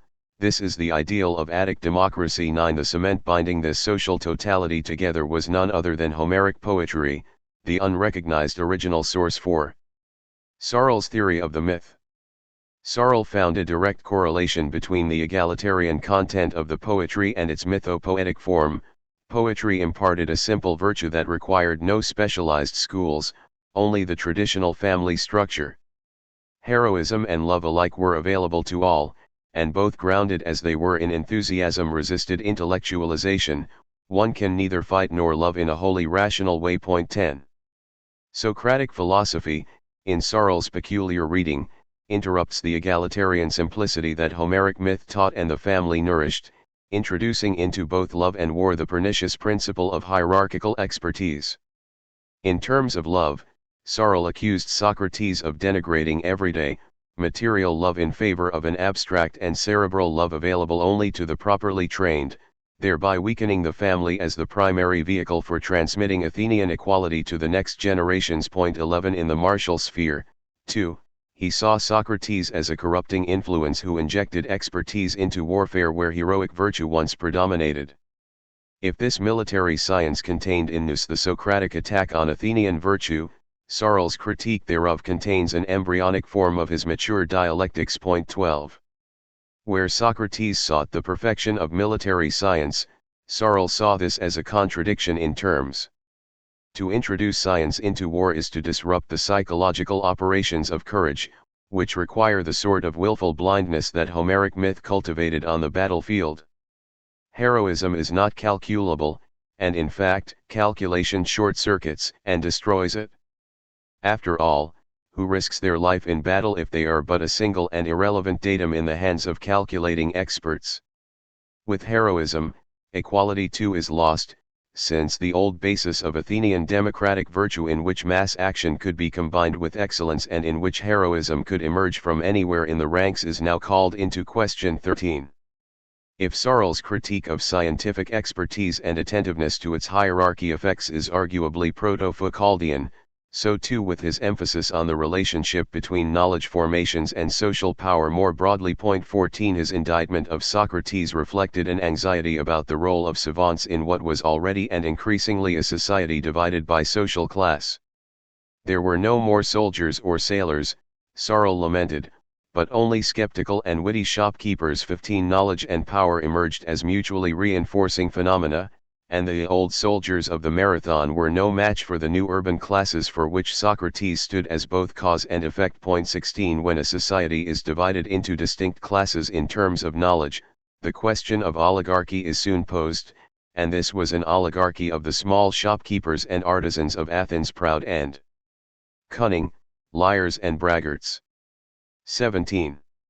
Wearing his contemporary concerns plainly on his sleeve, Searle called this dangerously ambitious rationalism that replaces equality with the hierarchical rule of experts Jacobinism. In his view, Socratics and their political protégés, like the intellectual elites of the French Revolution, were submerged in the theory of the absolute. They did not recognize the importance of historical law. This made them revolutionaries. 18 And for the moment, Searle was an unalloyed opponent of revolutions. Jacobins past and present considered themselves to be perfectly logical. They alone possessed the revolutionary idea. And since right droit does not reside in numbers, they felt emboldened to wipe the slate of society clean no matter how much the masses cling to their traditions. 19. The Jacobin for Searle is thus the revolutionary imbued with the absolute, the philosophical idealist with nothing but contempt for the majority and their traditions and whose privileged access to truth justifies any and all means toward its enactment. In this sense, while Socrates was not a revolutionary himself, he may as well have been. When the good has been formulated and defined, there is no lack of fervent spirits ready to draw all of the consequences from a doctrine, and to do so by sword and fire if necessary. 20 If the tyrant Critias was arguably the first Robespierre, for Searle, Socrates was his Rousseau. 21 It is this portrait of the Jacobin as the violent, minoritarian absolutist that provides the oft overlooked red thread uniting this earliest of Searle's books with his later work. Searle's anti-Jacobin orientation would come to provide the egalitarian content for the mythopoetic form that was the basis for Searle's dialectic of class combat. Thus not only does attention to the trial of Socrates help us avoid the lazy if almost universal tendency to attribute Searle's concept of myth to the later influence of Henry Bergson, but it also helps us avoid even more dangerous errors in interpreting Searle's dialectics by providing a glimpse into its genesis. 22 The early Searle had clearly identified myth as a motor of action, by situating epic poetry as the source of an Athenian virtue besieged by rationalizing science. While this early myth remained bound to a conception of social harmony rather than dialectical rupture, its opposition to hierarchy and ferocious if misplaced egalitarianism nevertheless point toward Searle's eventual embrace of the class struggle. But absent a dialectical gearing, this mythical motor was bound to serve the cause of unity rather than oppositional combat. Ironically, Searle's case against Socrates falls apart at the precise moment that it gains social traction by pointing toward the socio-economic transformation underway in Athenian society. After all, the savant, not to mention the philosopher who trains him, is a mere symptom of the new balance of class power that the shopkeeper embodies in practice.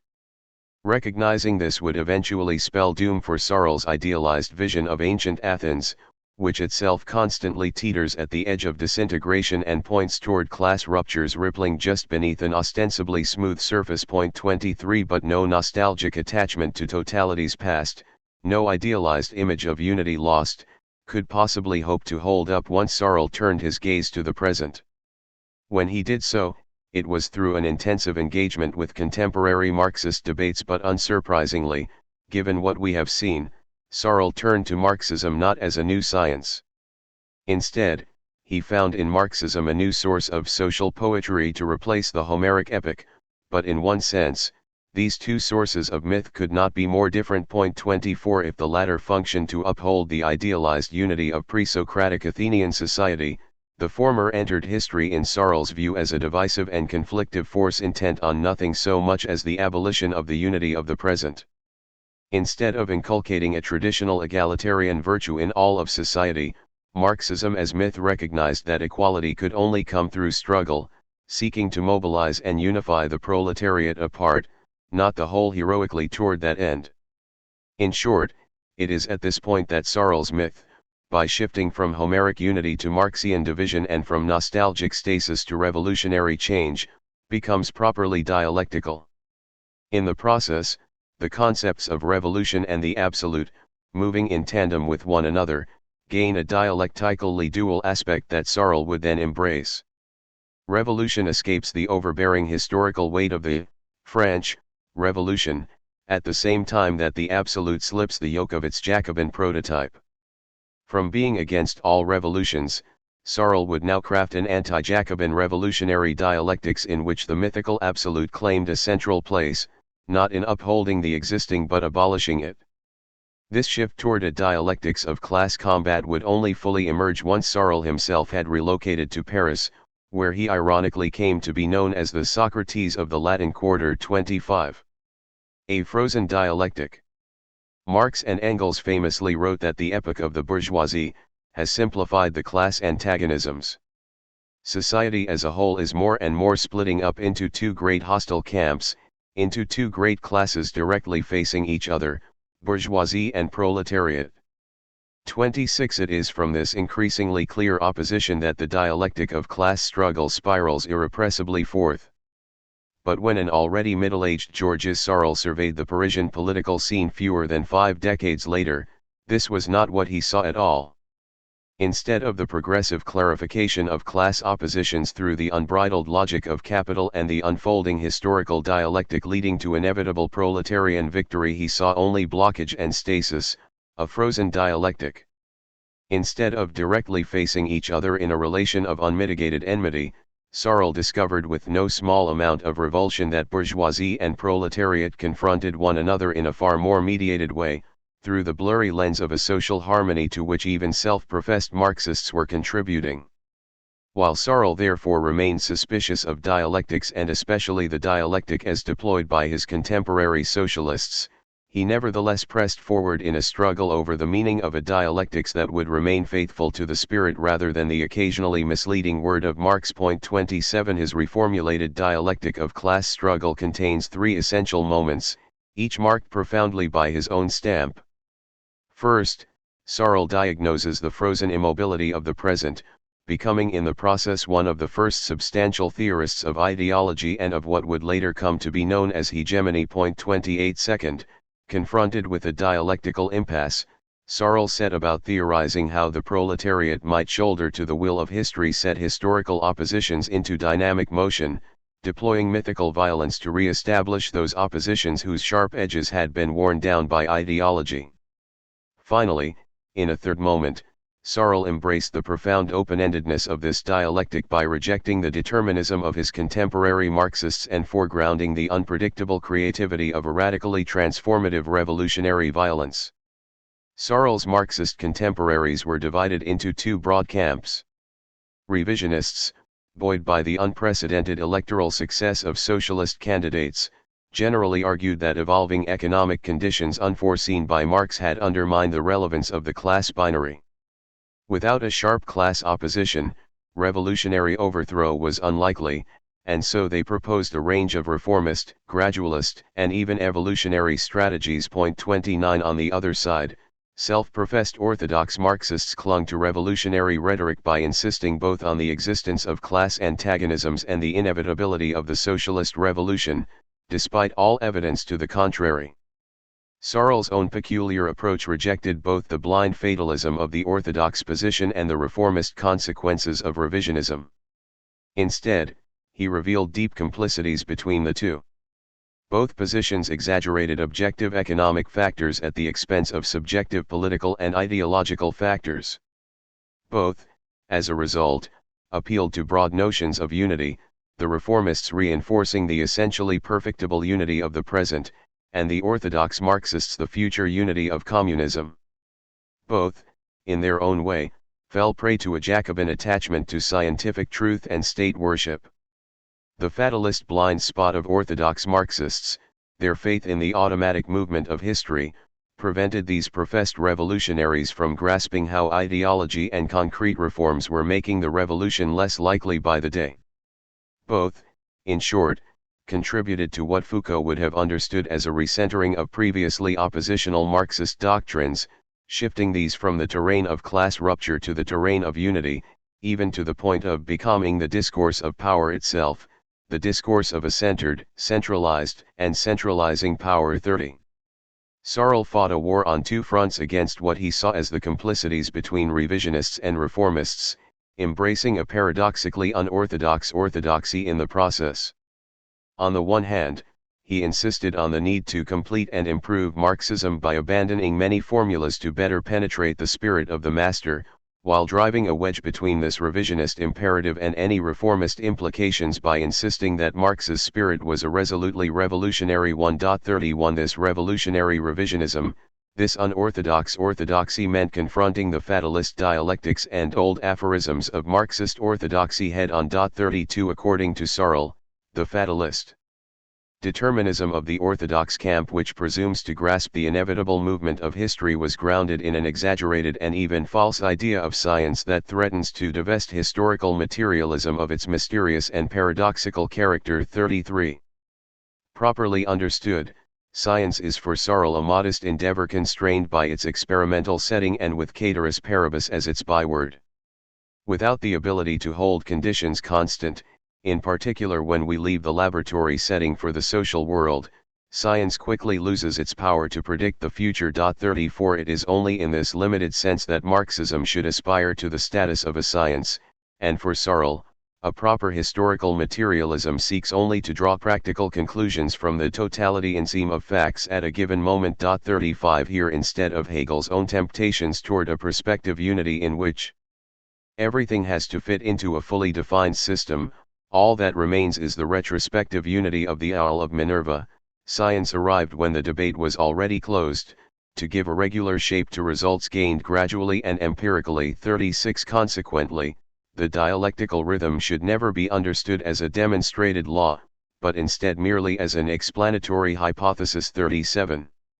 While Marx never was a slave to the dialectic in the exaggerated and illusory sense, his zealous disciples, like those of Socrates before him, were nevertheless waiting in the wings to transform even the most contingent observations into sacred and immutable laws. 38 These disciples overstepped the limited bounds of historical materialism, inventing speculative connections in the present like the inexorable deepening of class conflict, and worse still, projecting these forward to forecast the ultimate revolution. Irony of ironies, it was in an effort to avoid utopianism and idealism that these most orthodox sectors themselves fell into both, turning to an apparent social physics that replaced Marx's rational idea about the contingent and momentary unity of things with a particular definition of a determined relation between parts. 39 By attempting to explain everything, they lost the capacity to explain anything at all. Moreover, the mystical connections upheld by orthodox Marxists moved in one direction, from base toward superstructure, viewing the impending political catastrophe as the necessary outgrowth of economic progress. By loosening the bonds of this absolute determinism and insisting on a reciprocal dependence between base and superstructure, Searle opened a space for intervention in both directions, recognizing both the ideology that upheld the existing order and the relative autonomy of the violence that would seek to abolish it. 40 On the one hand, this view introduces a dialectical relationship into the economic base itself. The social mechanism is variable because the industrial struggle is itself the product of a tumult of wills and subject to an infinity of causes. 41 If scientific prediction requires conditions be held constant, capitalism is rarely if ever constant, subject as it is to aleatory conditions, contingency, and political intervention. 42 Where Marx famously described force as a midwife of history, Searle carefully insisted that force does not merely accelerate a movement whose parts are already determined, but can also redirect the movement of history since it creates these very parts and dominates them completely. 43. On the other hand, the autonomy of force, on which many decolonial thinkers insist, presents the possibility of conscious intervention. But this is for both better and for worse, since intervention can bring the revolution closer or stave it off indefinitely, and the latter is what most concerns Searle. Capitalists could conceivably, and indeed would logically, intervene to manage the class struggle in ways that benefit their own power. If the playing out of Marx's revolutionary dialectic of class struggle requires class antagonism as its sine qua non, this antagonism is not itself guaranteed. The conditions which make the revolution the necessary result of a natural process are not in themselves inevitable. As we now clearly see, no one is in a position to say what can result from the attempts at social reform. 44. It is here that the complicity between orthodox Marxism and reformism lie. At best, assuming an immanent logic of history encouraged a quietist fatalism among the working classes, awaiting the inevitable because it is inevitable. At worst, however, it actively contributed to making revolutionary change less and less likely by overlooking barriers to revolution in the present and, worse still, the active strategies being put into place to shore up the capitalist system. This is because it was not only the capitalists themselves who had intervened in an effort to prevent the playing out of the Marxist dialectic. More dangerous for Searle were those intermediary elements, in particular parliamentary socialists whom he held responsible for defusing the French class struggle. Where orthodox Marxists at least ostensibly displaced class reconciliation to some future communist horizon, what Jay would call longitudinal totality, reformists sought a much more immediate reconciliation in the false universal of social harmony in the present, a latitudinal totality. These reformists did more than profess a dangerous ideology of unity, they proved that all ideologies are practical and all practices ideological. Not content to embrace the false universality of the present, they sought to actively construct cross-class unity by erasing class identity and defusing the class struggle through two central mechanisms, education and arbitration. The goal of the first was to educate the proletariat, and indeed the capitalists as well, in the practices moors of social peace. 45 The wise men in Parliament think that violence will disappear when popular education becomes more advanced. They recommend, therefore, a great increase in the number of courses and lectures.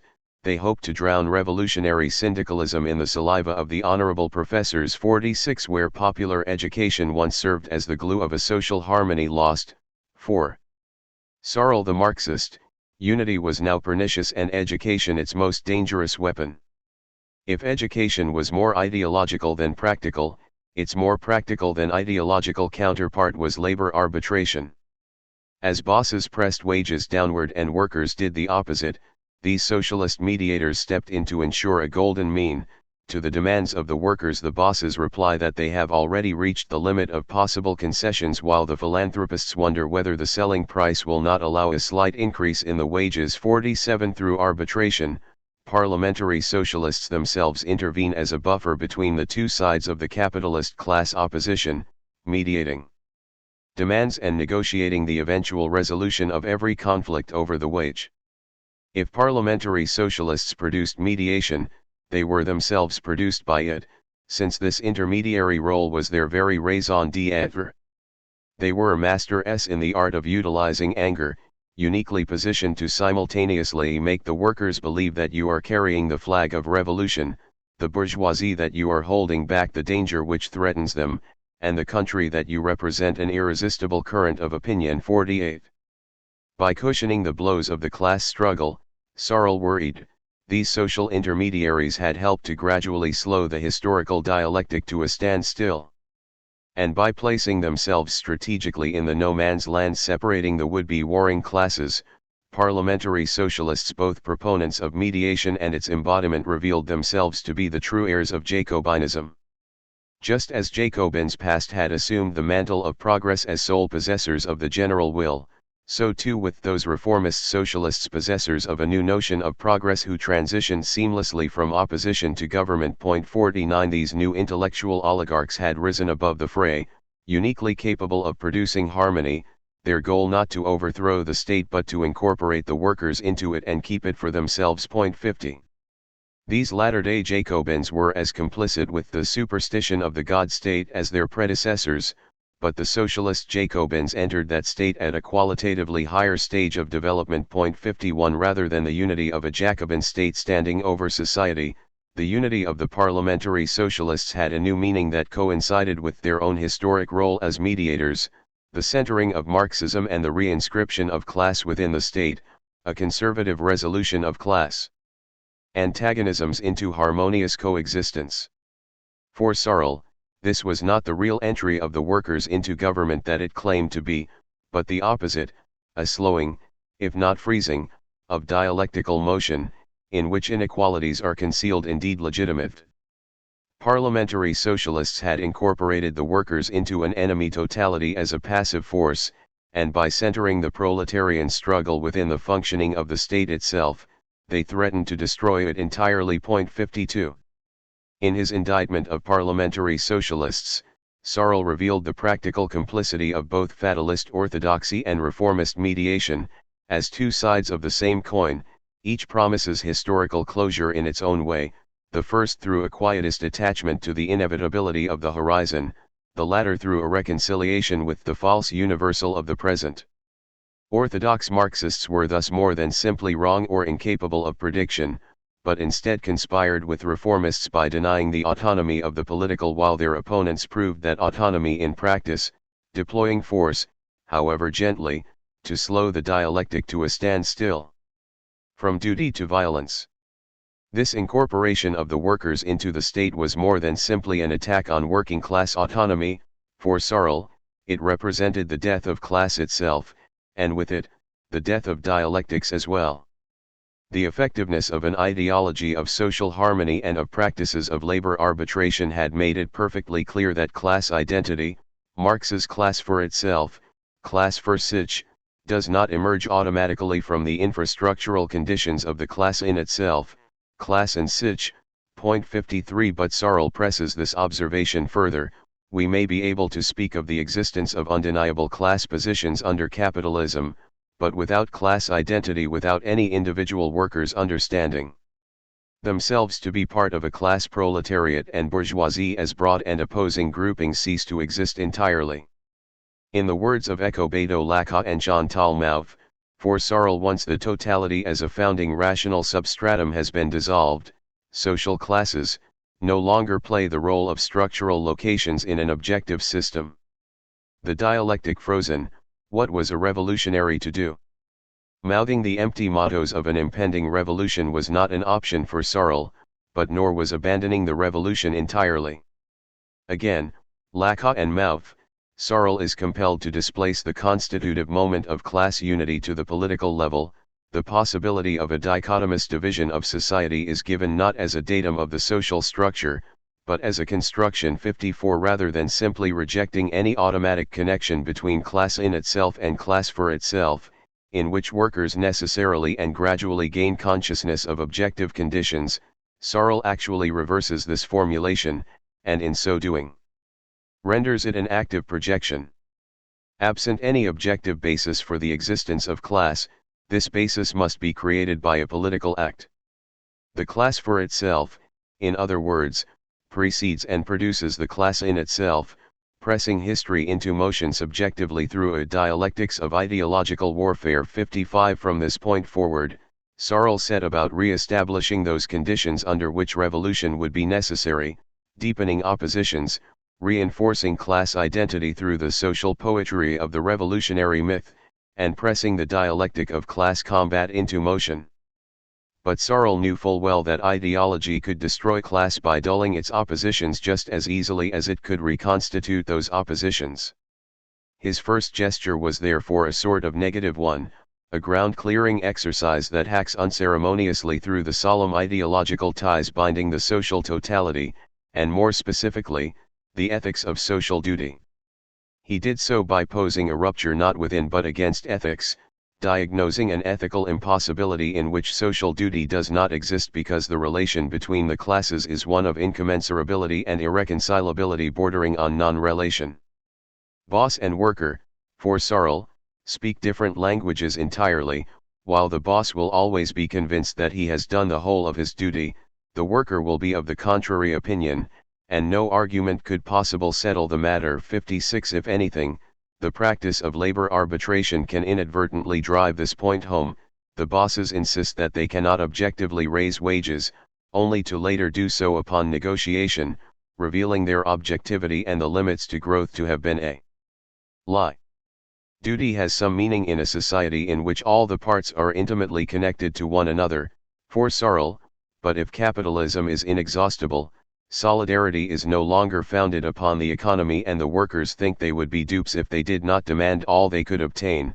They look upon the employer as an adversary with whom one comes to terms after a war. 57 Social duty relies on the assumption that there exists an overarching framework, or better, an underlying totality on which to ground that duty. Without such a foundation, the basis for ethics dissipates, and what remains between workers and bosses is a military relationship, not an ethical one. Prefiguring Foucault's insistence that the binary relation of social war renders any ethics merely perspectival and one-sided, Searle's ethical diremption in the words of Axel Honneth clears the way for the one-sided assertion of a class-specific morality. 58. Given Searle's hostility to unity, it is no surprise that he would bend the stick toward utter incommensurability, but doing so pushes his dialectics to the very brink, to the point at which an internal class relation threatens to become an external non-relation.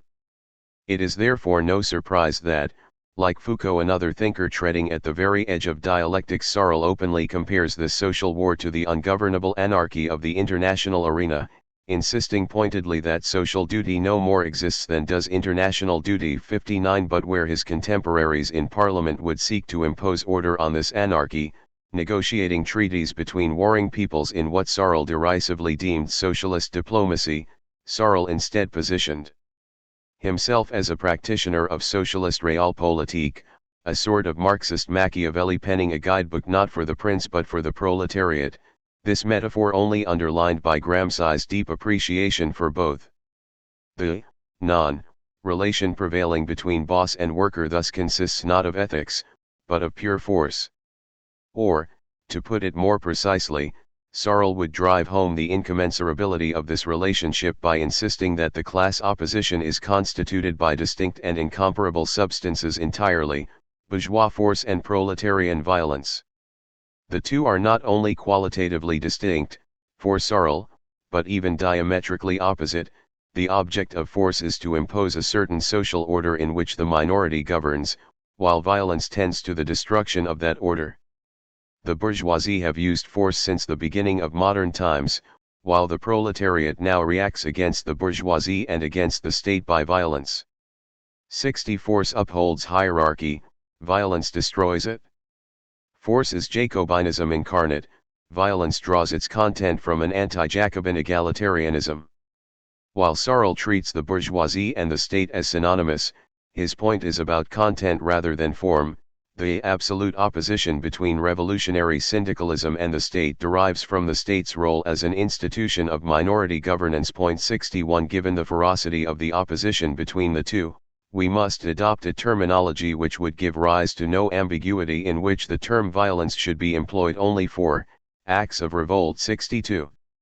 In formulating violence in such a way as to call into question even the totality underlying and giving meaning to dialectical oppositions, Searle broke not only with the object of his critique the mediating impulse of parliamentary socialists but even exceeds some of the radical dialecticians he would later influence.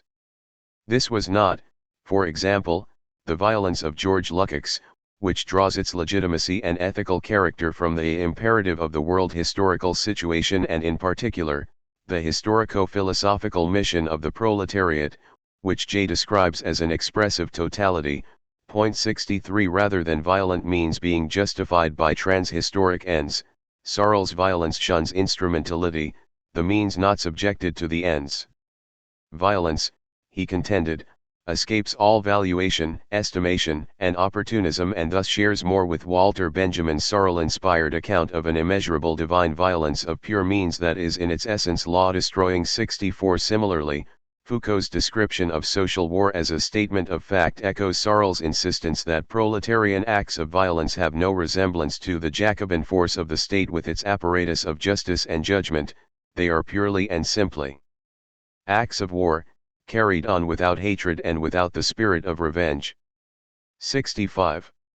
If violence, the pure revolt against hierarchical institutions, constitutes the soul of the revolutionary proletariat, this revolt does not entirely determine the future of the proletariat, which is another way of saying that revolt absent the revolutionary idea is wholly insufficient. Point 66 In other words, disparate acts of resistance are useless without the unifying horizon that Searle famously characterized as the revolutionary myth.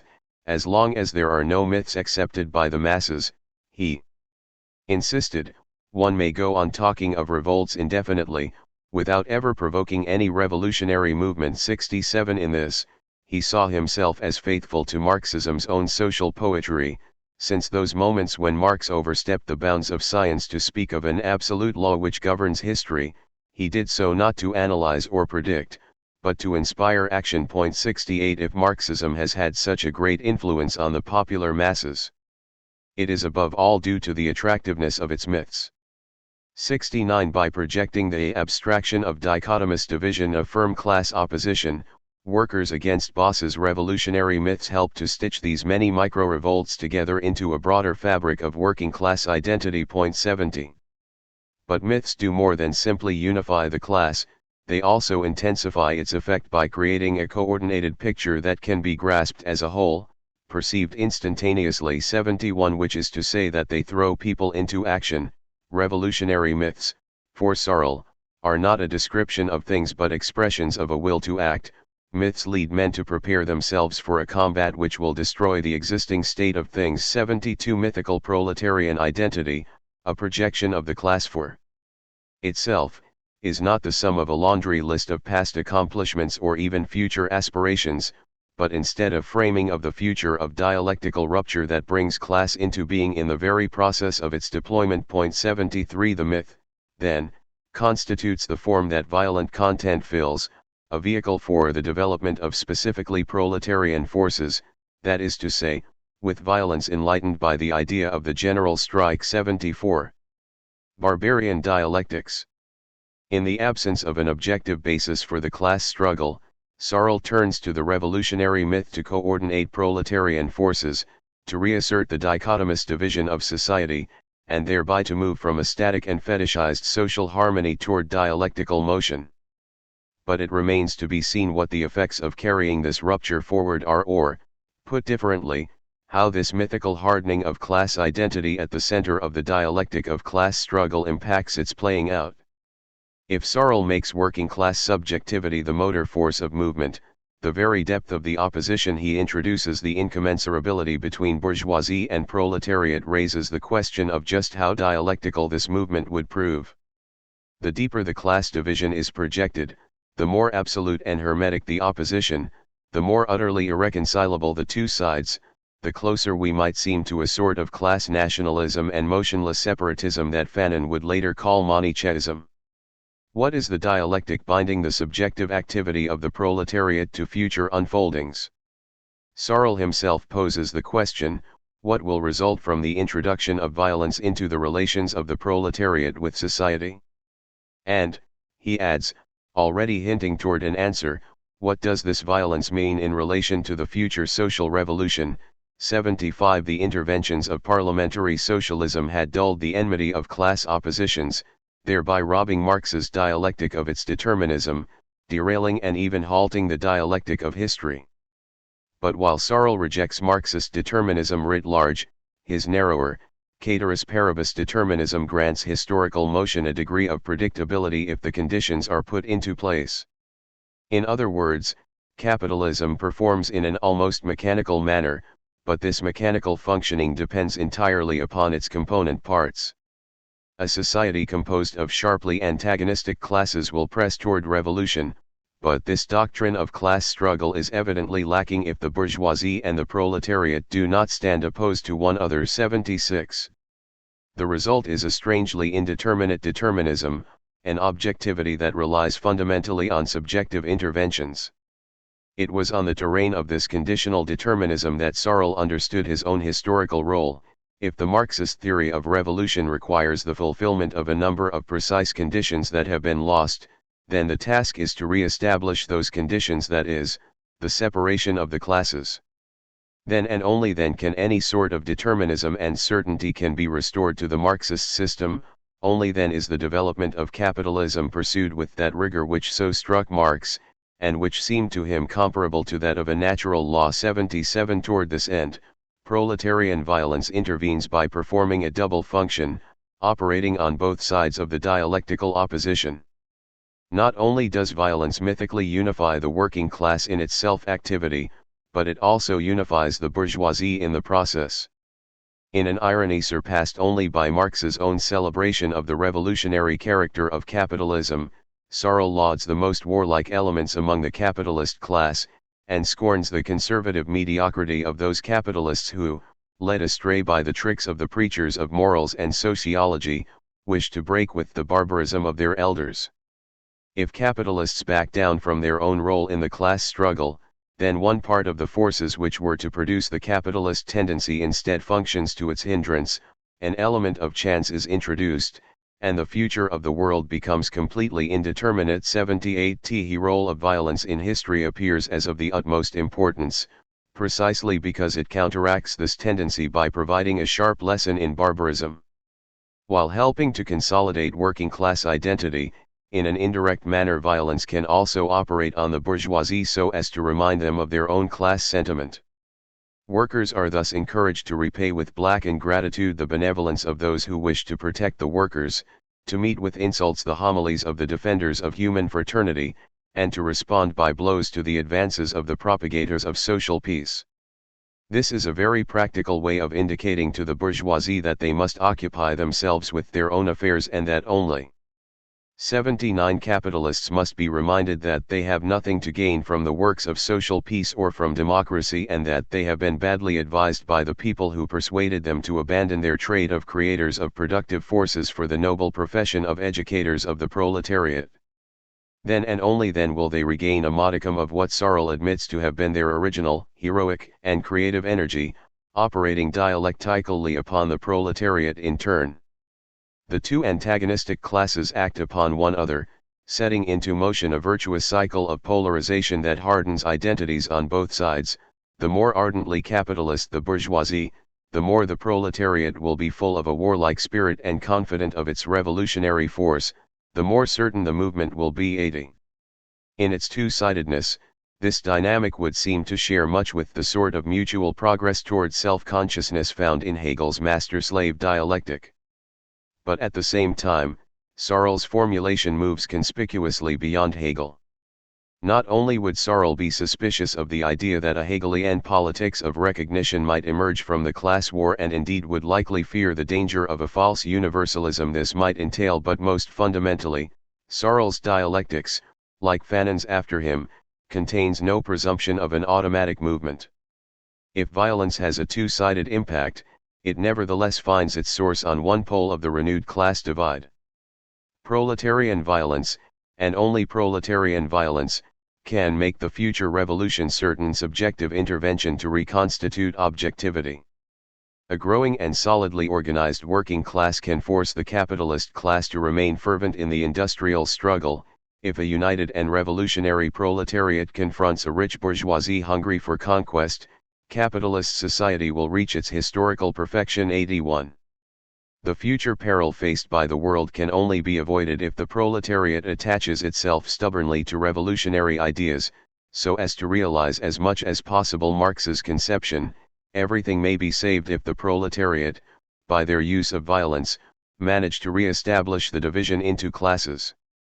Proletarian violence appears thus as a very beautiful and very heroic thing. It is at the service of the fundamental interests of civilization. It may save the world from barbarism. 82. It might seem ironic that Searle here invokes the opposition between civilization and barbarism, after urging capitalists to embrace the barbarism of their elders and suggesting that socialism similarly need not be frightened of its own barbarism. 83. But barbarism here is faithful to the xenophobia of the Greek barbaros. To embrace barbarity is to embrace the cultural incommensurably of speaking an entirely different language, the irreconcilable nature of the class divide. That barbarism stands on the horizon as a threat as well as a gesture toward the dialectics such opposition set into motion, the infinitely deferred horizon of which would transcend barbarism entirely. 84. Against the common opposition that Luxemburg and many since have posed between socialism or barbarism, Searle's reply would be characteristically provocative: socialism through barbarism. A barbarism to end barbarism may seem paradoxical, but no more so than the subjective objectivity of a violence to end violence. It is the civility of the professors of social peace that makes dialectical progress impossible, and the barbarian purveyors of proletarian violence who momentarily allied with their class enemies through the fury of their antagonism have become its saviors. 85. Simply re-establishing the objective movement of Marx's historical system does not tell us much with regard to where we will end up, however. For a thinker as epistemologically skeptical as Searle, with so narrow a notion of science and a deep-seated hostility toward utopias, all we will know is that we are once again on the path. It is in part due to the sheer generativity he grants to proletarian violence, which entirely changes the appearance of all the conflicts in which it plays a part, that his dialectics remain stubbornly open-ended. 86. Proletarian violence merely forces the dialectic of history, now rusty and having ground to a halt, tentatively into motion once again. It tells us little of our destination. Fascism and decolonization. By rejecting the natural basis of class antagonisms and setting into motion an open-ended class struggle stripped of determinism and teleology, Searle's dialectics is a far cry from a sort of separatist class nationalism. But this point only raises in a more urgent way the question of actual nationalisms, a question that moves in two different directions and poses two distinct challenges to this project of a decolonized dialectics and Searle's relation to such a project. First, there is the persistent suspicion that Searle himself was a proto-fascist, which if true would represent a clear threat to his incorporation into a revolutionary much less a dialectical and decolonial politics. Second, and from the opposite direction, there is the suspicion that all nationalisms are fundamentally the same, with some extreme arguments suggesting that anti-colonial nationalism is itself a form of fascism. Setting aside caricatures on both sides, the real question lies somewhere between the two: how to reconcile Searle's rejection of unity in favor of rupture with processes of decolonization that center not on class but the nation.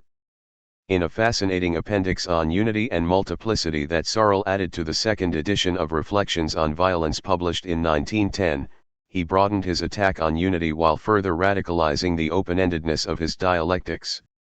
Whereas biology can never consider the function of an organ without relating it to the whole living being, social philosophy is obliged to proceed to a diremption, to examine certain parts without taking into account all of the ties which connect them to the whole, to determine in some manner the character of their activity by pushing them toward independence. When it has thus arrived at the most perfect understanding, it can no longer attempt to reconstitute the broken unity. 87. While the object of Searle's critique here is the notion of biological unity, his argument applies equally well to both forms of recentering identified by Foucault, the dialectical and the biological. 88. For many Hegelians, the inverse of the aspiration to totality was and remains a severe anxiety toward the moment of diremption, division, and rupture. 89 By privileging the moment of diremptive rupture and explicitly disavowing efforts to reconstitute the broken unity, Searle is distancing himself not only from the predominant, totality-bound Hegelian Marxist tradition, which privileges the reconstitution of unity over the dialectical moment par excellence that of division and combat, but also from any plausible suggestion that he was a forerunner of European fascism. 90 To dispel but one powerful example, Zeev Sternhell argues that fascist ideology is above all a rejection of materialism that did not depend on a class struggle and notably constituted a totality. 91 Moreover, fascism for Sternhell sought to create cross-class harmony grounded in the organic nation and embodied in the state. As we have seen, however, Searle hates nothing so much as social harmony, loathes the biologized unity of the nation, and views proletarian struggles as seeking the destruction of the state. By claiming Searle as a fascist precursor, Sternhell has miraculously transformed him into his opposite, a prime example of the shabby exercises in logic characteristic of many treatments of Searle. 92. In the words of one of Searle's closest collaborators, Edward Berth, we must not forget the radical difference that separates fascist violence from Sorlean violence. The latter is the true violence, that which tends to destroy the traditional state and institute a free order. The former is by definition only a bourgeois force. 93 While Searle's political friendships were deeply suspect, there was a deep incongruity, even an outright contradiction, between the radical social war posed by his dialectics of class struggle and the radical nationalism some of his disciples would embrace. Even the sympathy for Searle exhibited by the reactionary jurist Carl Schmitt bears this out. Whereas Schmitt's attentiveness to the friend-enemy distinction certainly echoes Searle, Schmitt's ultimate critique, that Searle neglects that the energy of nationalism is greater than the myth of class conflict, only serves to sharply underline the vast gulf separating the class struggle from the national struggle. 94. Any attempt to expand Searle's radicalized dialectic beyond the realm of the class war must therefore look beyond and away from fascism, but few have been willing to do so. Some have sought Sorlean resonances in the Nation of Islam, for example, but Searle's dialectical open-endedness points beyond such hermetic separatism. 95 Others fall into the double error of folding Searle into debates about so-called black fascism and black racism, neglecting both the fact that such categories are as nonsensical and imaginary as reverse racism and that Searle was hardly a fascist to begin with. 96 To accommodate Sorlean dialectics on the global scale requires a far different approach, a more resolutely dialectical view in which division and rupture are foreground and combatively insisted upon. It would be, in other words, more Malcolm X than Elijah Muhammad, more Fanon than Marcus Garvey. 97. But even if Searle's dialectics of class warfare is acquitted on the trumped-up charge of fascism, what possible relevance could this thinker have for decolonial struggles? After all, some of Searle's sympathizers threw their weight behind not only Benito Mussolini's fascism, but also the Italian invasion and later annexation of Libya. But the question is the same: what did these disciples do with Searle's thought? What his own zealous disciples did indeed, what they had to do was to transpose Searle's dialectic of class struggle, the internal rupture of the social totality into two incommensurable sides, onto the framework of the nation. But to do so was an undeniable betrayal of the combative division at its heart and the open-endedness of its dynamic motion. It was only through the most difficult and unconvincing ideological acrobatics that the invasion of Libya could be described as proletarian nationalism, or, in the words of Robert Michaels, the imperialism of a poor people. 98 Rather than such unfaithful disciples, we would be better advised to turn to those other zealots on the receiving end of the colonial onslaught. Once we do so, it becomes clear that Searle's radicalized dialectic of class struggle is not already decolonial, but it does nevertheless open some necessary doors toward a decolonized dialectics. First, and at the broadest methodological level, Searle's revisionist impulse, his rejection of received dogmas Marxist or otherwise in favor of the concrete analysis of social conditions, will prove a sine qua non for decolonial dialecticians. Struggling under the yoke of Comintern orthodoxy, José Carlos Mariátegui would attempt to craft a revolutionary socialism suited to Latin American reality, and generations of black revolutionaries like George Padmar, Richard Wright, C.L.R. James, and Aimé Césaire were first drawn into and then pushed away from official communist parties unable to respond to the questions facing black people. 99 While Marx's words often became mere props for the most ossified political forms, it was arguably in the colonized and decolonizing world that the combative spirit of Marx was best able to flourish and transform.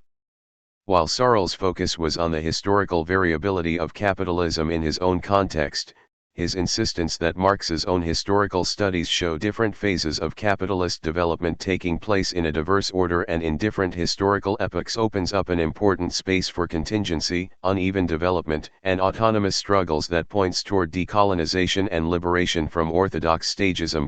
100. Second, in rejecting the inevitability of historical movement and identifying existing blockages to the revolutionary dialectic of class struggle, Searle was acutely aware of the dangers of false universals masquerading as ethical systems, whether their reference point is an idealized present, latitudinal totality, or a future harmonious society, longitudinal totality. He thereby opened a space for the subjective rupture and struggle that, while necessary in his context to jumpstart the class struggle, would also prove necessary, arguably more so, for overcoming those same universals that impede a decolonized dialectic. It almost goes without saying that the idea of history moving incessantly forward, propelled by its own internal logic, has rarely been convincing for colonized and enslaved subjects who have endured both the social death of stasis and genuine reversals by brute force. 101 The same could be said for notions of social harmony in the present and, more radically still, for preconceived dialectics of the future. Third, Searle was attentive at an exceptionally early stage to the impact of ideology, in part because he had loosened the bonds of economic determinism in a necessary way, allowing him to grasp not only the arresting the dialectic but also the mythical mobilization of revolutionary ideology toward a renewal, a jump-starting, of dialectical motion.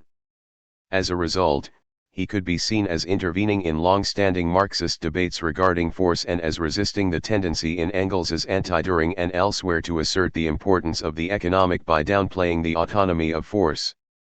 These are debates that Fanon would engage with directly, and the foregrounding of force and violence, be they reactionary or revolutionary, freezing history or pressing it forward, would prove characteristic of decolonial dialectics.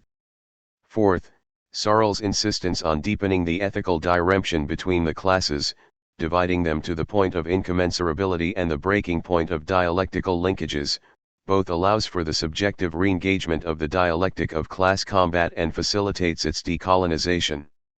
By categorically distinguishing bourgeois force from proletarian violence, absolutely condemning the former as he absolutely validates the latter, Searle's framework legitimizes combative working class self-activity.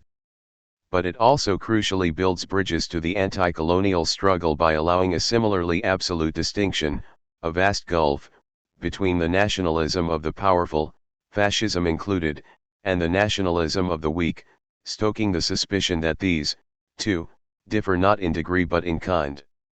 If Jacobinism is understood as upholding the state as a structure of hierarchical minority rule, moreover, this anti-Jacobin violence will find its resonance in the decolonial realm as well. By pressing the limits of the dialectic, moreover, Searle points toward the realm beyond dialectical oppositions that Fanon would call non-being and Dussel would call exteriority, simultaneously barriers to dialectical motion and its necessary footholds. Searle's ethical diremption is arguably epitomized by his subversion of the opposition between civilization and barbarism, and this insistence that the civilizing mission of the bourgeoisie must be thrown back in their faces is one that decolonial thinkers would take to new lengths. In fact, this was Césaire's essential lesson, that the civilizers, Europe, were themselves decivilized and brutalized by their own violence, and thereby complicit in the barbarity unleashed when the bourgeoisie is awakened by a terrific boomerang effect and the continent proceeds towards savagery in the European Holocaust. 102 Europe's civilizing mission was the principal lie that is the source of all the others, and colonization itself the bridgehead in a campaign to civilize barbarism, from which there may emerge at any moment the negation of civilization.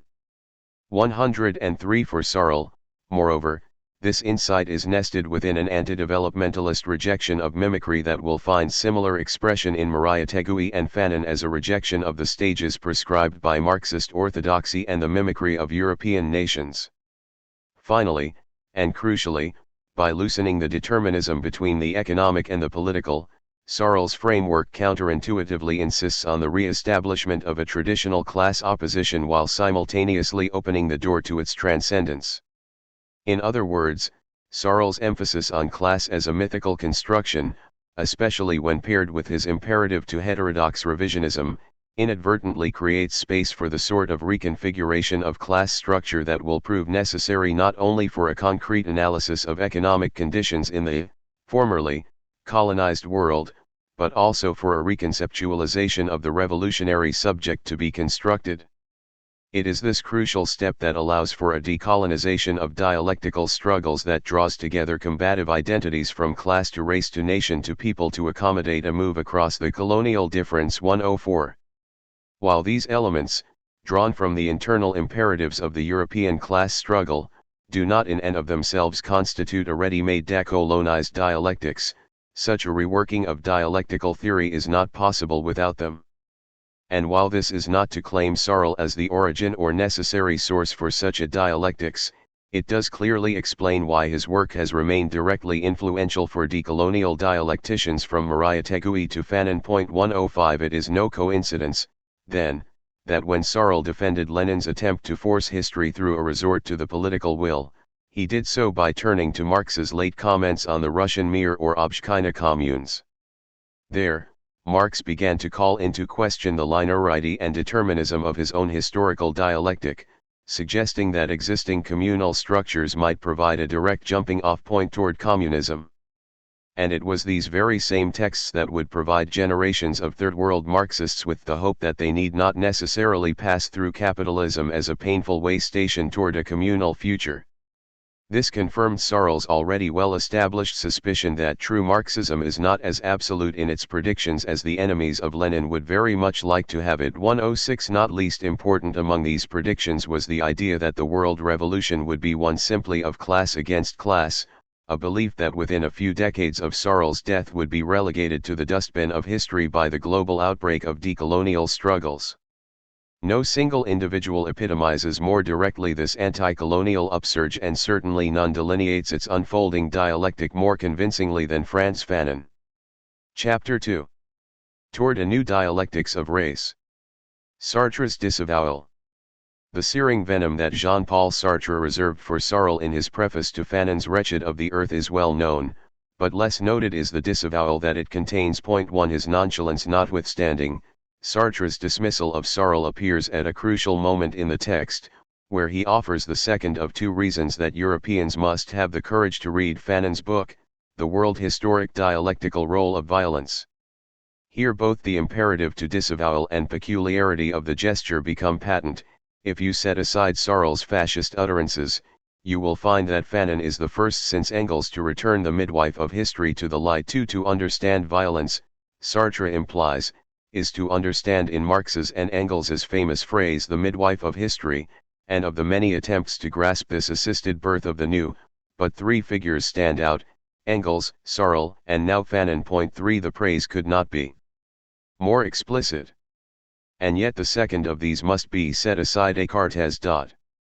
Either due to his own sympathies or as a provocative rejection of French intellectual pieties, Fanon would not bother distancing himself from Searle, even alluding playfully to his intellectual forebear by describing the first chapter of Wretched of the Earth as his own Reflections sur la violence. For as we will see, however, Sartre had already been combatively pummeled and transformed by the same violent dialectics he now celebrated so infamously, with the unchecked fervor of a new disciple.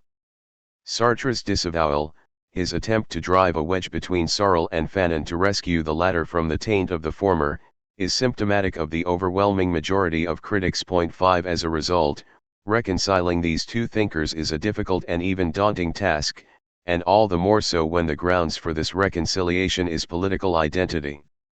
How to square Sarl's stubborn class centrism with Fanon, for whom class was always an important but secondary phenomenon and for whom the central category of identification was first blackness, or negritude, in black skin, white masks, and later the decolonial nation, in wretched of the earth.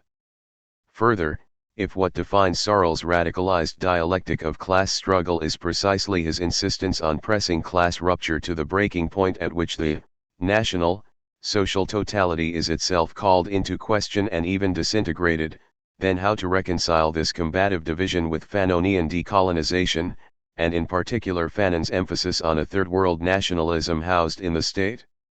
For those attempting to draw Sarl and Fanon together, however, one path stands out for its relative ease of travel, the brush having been cleared and the analytic soil tilled by a thinker no less incisive than Sartre's most eloquent critic, Hannah Arendt.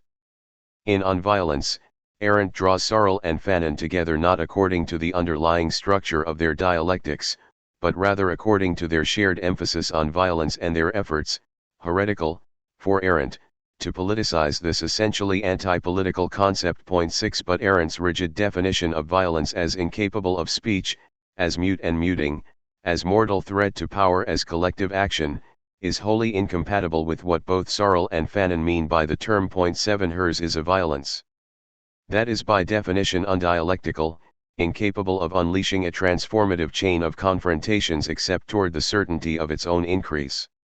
By contrast, Sarl's violence, as we have seen, and Fanon's, as we will see, is profoundly productive in Foucault's terms, generating political identities and transforming those identities and the world. This is, in short, not a mute violence at all, but a violence that speaks volumes. By reducing violence to its formal characteristics at the expense of its content, Arendt ironically both does violence, in her understanding, to their formulations, muting the richness of their radical dialectics of identity and, more dangerously, abandons to the technicians a dynamic that even she would have to recognize as profoundly political.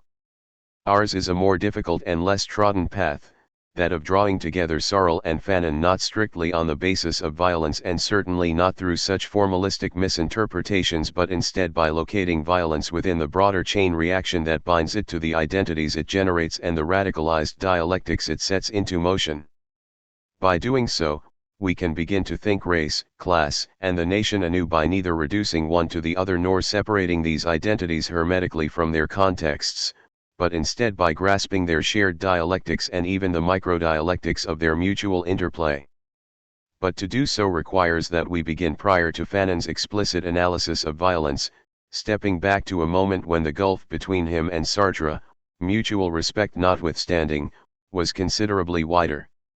It was within the pages of Fanon's earliest work, Black Skin, White Masks, that he underwent a process similar to Sarl's in the aftermath of the trial of Socrates, driven by force away from dreams of universal harmony and toward a combative political practice rooted in the decolonization of Hegel's master-slave dialectic and an embrace of black identity. As long as the black man remains on his home territory, Fanon wrote, reflecting critically on his own early years, except for petty internal quarrels, he will not have to experience his being for others. 8 While race was certainly a heavy presence in interwar Martinique, its aspirational reference point whiteness, Frenchness was largely held at arm's length, allowing local racial distinctions to flourish and the self-congratulatory illusions of the relatively wealthier and lighter-skinned segments of Antillean society to thrive unchecked. It is only upon crossing the line demarcating metropole from colony, a line which in this case coincided with the vastness of the ocean, that one might experience being for others, which is to say, racism. 9 can subsist for many years in the racial daydreams of the colony, but following Sartre's analysis of anti-Semitism, the later the colonial subject experiences colonial racism, the more violent the shock. Tenet is the lateness of Fanon's own shock, which he documents within the pages of Black Skin, white masks that rattles Fanon's universal pretensions, driving him for a time away from universal human love and into the dialectical detour of identity, away from the totalizing pretensions of reason and into a mythical irrationalism against unreasonable reason. Fanon's own biographical and metaphorical crossing to the metropole was a subjective point of no return, after which he had nothing in common with the black subject, in the colony and elsewhere, who wants to be white. Where Fanon had initially approached the world with a spirit of generosity, he was denied access to universal humanity. The fifth chapter of Black Skin, the book's centerpiece, on the lived experience of the racialized subject, instead shows the black man confronted with his race, striving desperately to discover the meaning of black identity and the dialectics it sets into motion. Point 11. The path of the universal foreclosed upon, Fanon was driven repeatedly backward, forced to seek a new outlet for his humanity in combative rupture. Knowing full well the irrationality of race, he was left with no alternative but to embrace black identity and to embrace it fully, mythically and violently, in the hope that doing so would provide racialized subjects with the necessary ontological resistance to jumpstart the Hegelian dialectic of recognition. Point 12. Despite the very different registers Searle and Fanon deploy, we will see a fundamental correspondence between the two. Fanon's counter-ontological violence, like Searle's proletarian violence, is irreconcilable with the sort of repressive, Jacobin force that upholds hierarchical minority rule, class domination for Searle, racist ontological disqualification for Fanon. For both, the uncritical unity of the present social duty and harmony for Searle, emancipation and formal equality for Fanon conceals and maintains inequalities by halting dialectical motion, and for both a determinist and teleological dialectics of history serves to contain progress rather than advance it. Point 13. Both thinkers, as a result, instead throw themselves headlong into combative division as the only possible path toward an eventual reconciliation. But even then, Fanon's misgivings about the dialectic will remain as tangible as Searle's, and he will push still further, upbraiding even Sartre himself for having betrayed the black struggle by containing its self-activity within a teleological and Eurocentric dialectic. Against such preemptive closure, Fanon formulates a decolonized and open-ended master-slave dialectic in which universal reconciliation is infinitely deferred, before later projecting this framework outward onto the global movement of decolonization. Rebuffed from the universal, Fanon was a reluctant participant in the dialectic of black identity. Indeed, one would be hard-pressed to find a thinker more universal in aspiration and character. His entire being ached for the universal, for a fully reconciled humanity, and it was for the universal that he himself screamed, wept, and finally, prayed. He begins. Toward a new humanism. Understanding among men. Our colored brothers. I believe in you, man. To understand and to love. 14. And concludes similarly. Superiority. Inferiority. Why not simply try to touch the other, feel the other, to reveal ourselves to one another? Was my freedom not given to me to build the world of the you? 15.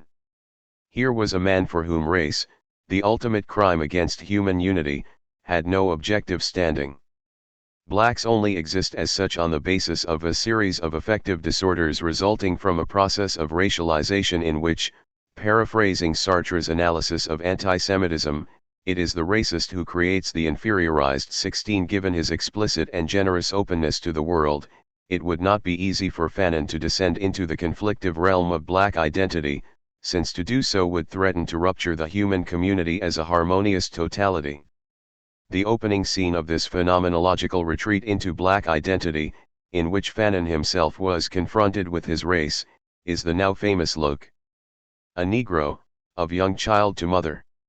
That even a child could so easily reduce him to an object dealt a crushing blow to Fanon's optimistic universalism, and his response to it contained an embryonic dialectic of revolutionary identity and violence. Desiring only the ethical intersubjectivity of the world of the you, he was instead fixed by the gaze of the other as a slide is fixed in preparation for the microscope, and sealed into crushing objecthood. 17. In an intersubjective world, to lose one's status as a subject is to lose the world as well, and here as elsewhere, Sartre's earlier observations regarding the hostility of the other's gaze gain for Fanon a burdensome, racialized reality. I existed in triple, I was taking up room. I approached the other, and the other, evasive, hostile, but not opaque, transparent and absent, vanished. Nausea. 18. Fanon had offered the white world in exchange on the most generous of terms, forgetting, of slavery, a history of racist violence, and even the abuses of the present, for integration, but true integration was not to be had, and his disbelief that such a kind offer could be rejected is palpable. What? Whereas I was prepared to forget, to forgive, and to love, my message was flung back at me like a slap in the face. The white world, the only decent one, was preventing me from participating. It demanded that a man behave like a man. It demanded of me that I behave like a black man or at least like a Negro. I hailed the world and the world amputated my enthusiasm. 19 Here, in the distance separating man from black man and black man from Negro, the human universal begins to splinter in tandem with Fanon's own fragmented ego. But even this amputation, this slap in the face, was not enough to dampen Fanon's longing for the universal, and this initial rebuff only sets in motion an elaborate intradialectical dance, a double helix of generosity and rejection by the racist world, courtship and flight, anticipation and trauma. As rationalist as he was universalist, Fanon's first resort was to turn the knife blades of reason against this assault by the unreasonable. He set about gathering the objective proof of his equality, a classic idealist intent on proving whiteness wrong and thus reconstituting the broken unity of humanity. Reason was assured of victory on every level. I reintegrated the brotherhood of man. But soon I was disillusioned. Victory was playing cat and mouse, it was thumbing its nose at me. 20 Fanon soon realized that he was up against the irrational point 21, or rather, a double irrationality. Not only is it irrational to embrace an imaginary system of racial difference, but that difference is itself structured according to the question of reason itself. White Europeans, no matter how irrational, are the bearers of reason, and even the most educated among the colonized are still held to different standards. As Fanon seethingly put it, even for the sympathetic surrealist André Breton, his teacher Aimé Césaire was simply a great black poet. 22. You cannot reason with the fundamentally, structurally unreasonable, and Fanon soon found racial Manichaeism descending like Dubois' veil. Neither history nor biology, philosophy, nor psychology, would prove the corruption of whiteness to its beneficiaries, and neither love nor language would allow for his own assimilation into it. This discovery, which doomed not only reason but also the human universal it claimed to reflect, was powerfully traumatic for Fanon. Whereas traditional psychoanalysis is attentive to the trauma of the child confronting the rational, Fanon inverts this equation for the colonized and racialized by interjecting a moment of epistemic decolonization. For a man armed solely with reason, paradigmatically, the colonized, there is nothing more neurotic than contact with the irrational. 23. Even Hegelian dialectics reason inscribed longitudinally in history was in on the act, conscripted into the work of white supremacy. When Fanon countered claims of black backwardness by pointing to the accomplishments of African history, he suffered viscerally the sort of dialectical recolonization that so worried Foucault. These accomplishments were simply folded with a condescending nod into a long historical progression in which white Europe stands as the pinnacle of civilization. You reconcile us with ourselves. Fanon was cornered, so they were countering my irrationality with rationality, my rationality with the true rationality. At my every move, I was losing. I tested my heredity. I did a complete diagnosis of my sickness. I wanted to be typically black, that was out of the question. I wanted to be white, that was a joke. And when I tried to claim my negritude intellectually as a concept, they snatched it away from me. They proved to me that my effort was nothing but a term in the dialectic. 24 Frozen and fixed by the white gaze, anguished and traumatized by this assault on reason and the impossibility of recourse to it, and seemingly immobilized without dialectical outlet, Fanon saw clearly that white supremacy was not simply a bad idea but a structuring premise of the world. Faced with this perversely inverted Hegelianism in which only the irrational is real, it would be no surprise to find Fanon initially hesitant to embrace a dialectical framework, and as we will see, this would not be his last dialectical betrayal.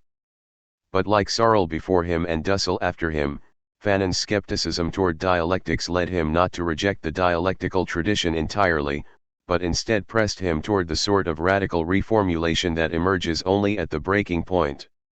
Desperate for any path that might lead toward the universal, or at least beyond the impasse of white supremacy, Fanon crafted a decolonized dialectics that centered the radical assertion of black identity in the present at the expense of all determinism, teleology, and preemptive reconciliation.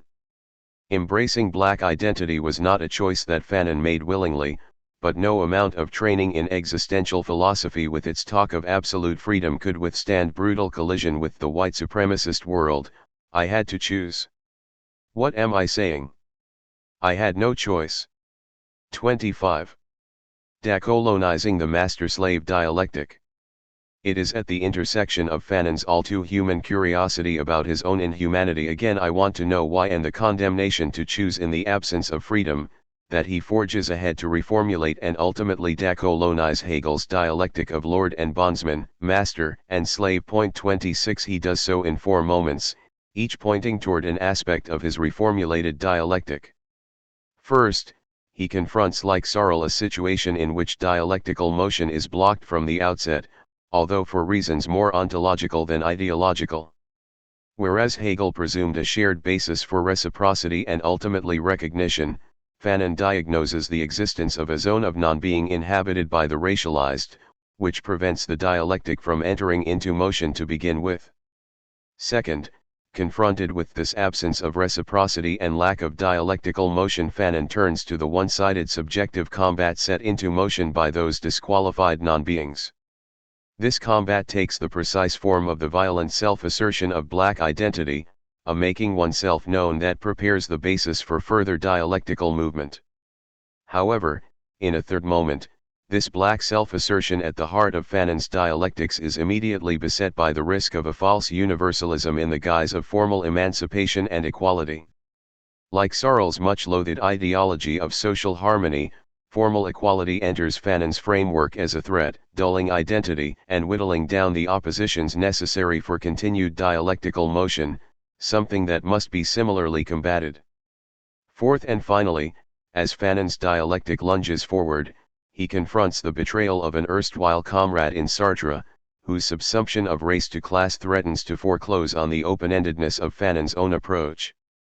It is in fending off this dialectical threat of the premature enclosure of race within a predetermined dialectic of class that Fanon is forced to vaccinate his own dialectics against determinism, teleology, and closure in a far more radical manner than most, a critique that Sartre himself would eventually come to embrace. In its one-sided and mythical projection of black identity, not to mention its radically open-ended deferral of dialectical resolution, Fanon's violent dialectics of blackness shares much with Searle's own radicalized dialectic of class struggle. But Fanon's dialectic sets out from a different location, the zone of non-being, which is specific to decolonial thought and serves as a fulcrum for epistemic decolonization. Setting out from the specificity of colonial reality, what Walter Mignolo would term the colonial difference, does more than shift the course of this decolonized dialectic, it transforms its every moment. 27. The name often given to Hegel's master-slave dialectic is misleading, since it begins with neither masters nor slaves. Rather, it envisions two simple self-consciousnesses in pursuit of a truer self-consciousness, autonomy and self-sufficiency, Selbstständigkeit. The path toward self-consciousness passes inevitably through the other, who accordingly appears as if magnetically, a threat to be overcome but not avoided. Simple self-consciousness sees itself in the other and, as a result, must set out to sublate aufzubauen the other self-sufficient essence in order to become certain of itself. 28. This attempted sublation, a process of cancelling while also preserving, takes the form of an ensuing life and death struggle through which each proves his worth to himself, and, Both prove their worth to each other. 29 The circuit that passes through the other is not a one-way street, however, but is instead strictly two-sided, the doubled movement of both self-consciousnesses, in which one-sided activity would be useless. 30. Self-consciousness begins to develop through confrontation with the other standing before it, and in so doing the progress toward full humanity trumps mere biological existence and even requires risking that bare existence for something higher. The individual who has not risked his life may admittedly be recognized as a person, but he has not achieved the truth of being recognized as a self-sufficient self-consciousness. 31 This process of progressing toward true humanity through struggle is more than simply two-sided for Hegel, it is symmetrical, albeit counterintuitively so, and even arguably circular. During the course of the struggle, one is subjected and becomes a slave, while the other prevails and emerges a master. Despite this apparently unequal outcome, however, Hegel's dialectic presumes equality from the outset. Both parties enter into conflict with the same standing, universal Grund or ground, and either could theoretically emerge as victor or vanquished. 32. This fundamental symmetry is only underscored by Hegel's famous dialectical inversion, in which it is the slave who by virtue of labor on and direct contact with the world ultimately emerges as independent and autonomous. 33 True self-consciousness thus requires struggle, but for Hegel this struggle is a characteristically circular affair, and this circularity is but a different way of grasping the symmetry of his point of departure. One must have ground upon which to stand, and absent the ontological ground of being no standing can occur. To lack standing is to lack the foundation on which to make a circular move that defends that very same ground, upholding what one can already rightfully claim. In Hegel's strangely redundant dialectic, all enjoy the ground on which to stand, and this assumption is the weak point at which Fanon would launch his attack, taking Hegel to task for this uncritical circularity. The zone of non-being. When Fanon, a black man, sought recognition from the white other shortly after arriving in France, he discovered something peculiar, that the black subject suffers what Fanon deemed an ontological flaw, an absence of access to being itself. Lacking ontological resistance in the eyes of whites, that is, not appearing as fully human or worthy of recognition, black subjects lack an entry point into the dialectic of recognition itself and are forced to enter into a conflict that differs fundamentally from what Hegel had envisioned. 34 Rather than two abstract and ahistorical subjects confronting one another on the smooth plane of guaranteed being, Fanon instead found himself overdetermined from the outside, forced to shoulder the weight of an entire historical racial schema, woven out of 1,000 details, anecdotes, and stories. 35. When Fanon approached the other seeking reciprocity, the response was neither reciprocity nor even aggressive interest and attempted sublation, but a shattering objectification. Locked in this suffocating reification, I appealed to the other so that his liberating gaze would give me back the lightness of being I thought I had lost. But just as I get to the other slope I stumble, and the other fixes me with his gaze. I lose my temper, demand an explanation. Nothing doing, I explode. Here are the fragments put together by another me. 36 Thus locked into thinghood, he does not appear as a subject to struggle against, much less to recognize, and the slope on which he stumbles is a slippery one that leads directly to the zone of non-being. 37 Hegel's dialectic is inaccessible by virtue of a short circuit, its circularity of standing ground rendered a brutal farce for those lacking the ground on which to stand. Black subjects are seen indeed, they are hypervisible but they are not truly seen, they exist but they are not human. According to Fanon, the absolute reciprocity of Hegel's dialectic cannot hold beyond the abstract and ahistorical allegory of two simple self-consciousnesses, especially when the history and concreteness providing its content is that of colonization, chattel slavery, and white supremacy. 38 This is because the white is not only the other, but also the master, whether real or imaginary, to which we could add that the master is not only the other, but also white, the standard bearer of being. Empowered to deny it to those classified otherwise. 39 Without reciprocity, the two sides of the dialectic fall back from the necessary struggle at its heart, a double movement that Fanon somewhat characteristically addresses most directly in an extended footnote. For Hegel there is reciprocity, here the master scorns the consciousness of the slave. What he wants from the slave is not recognition but work. 40. The concrete, white master does not recognize the concrete, black slave's humanity on even the most basic level, and besides, in the very real history of slavery that escapes the simple dyad, the master can seek out recognition elsewhere. 41. More perversely still, the slave falls prey to an ontological inferiority complex, either accepting subjection as deserved or futilely attempting to sneak into the realm of being by becoming white, rather than busying himself or herself with that liberatory activity of laboring in the world or fighting for liberation. Likewise, the slave here can in no way be equated with the slave who loses himself in the object and finds the source of his liberation in his work. The black slave wants to be like his master. Therefore he is less independent than the Hegelian slave. For Hegel, the slave turns away from the master and turns toward the object.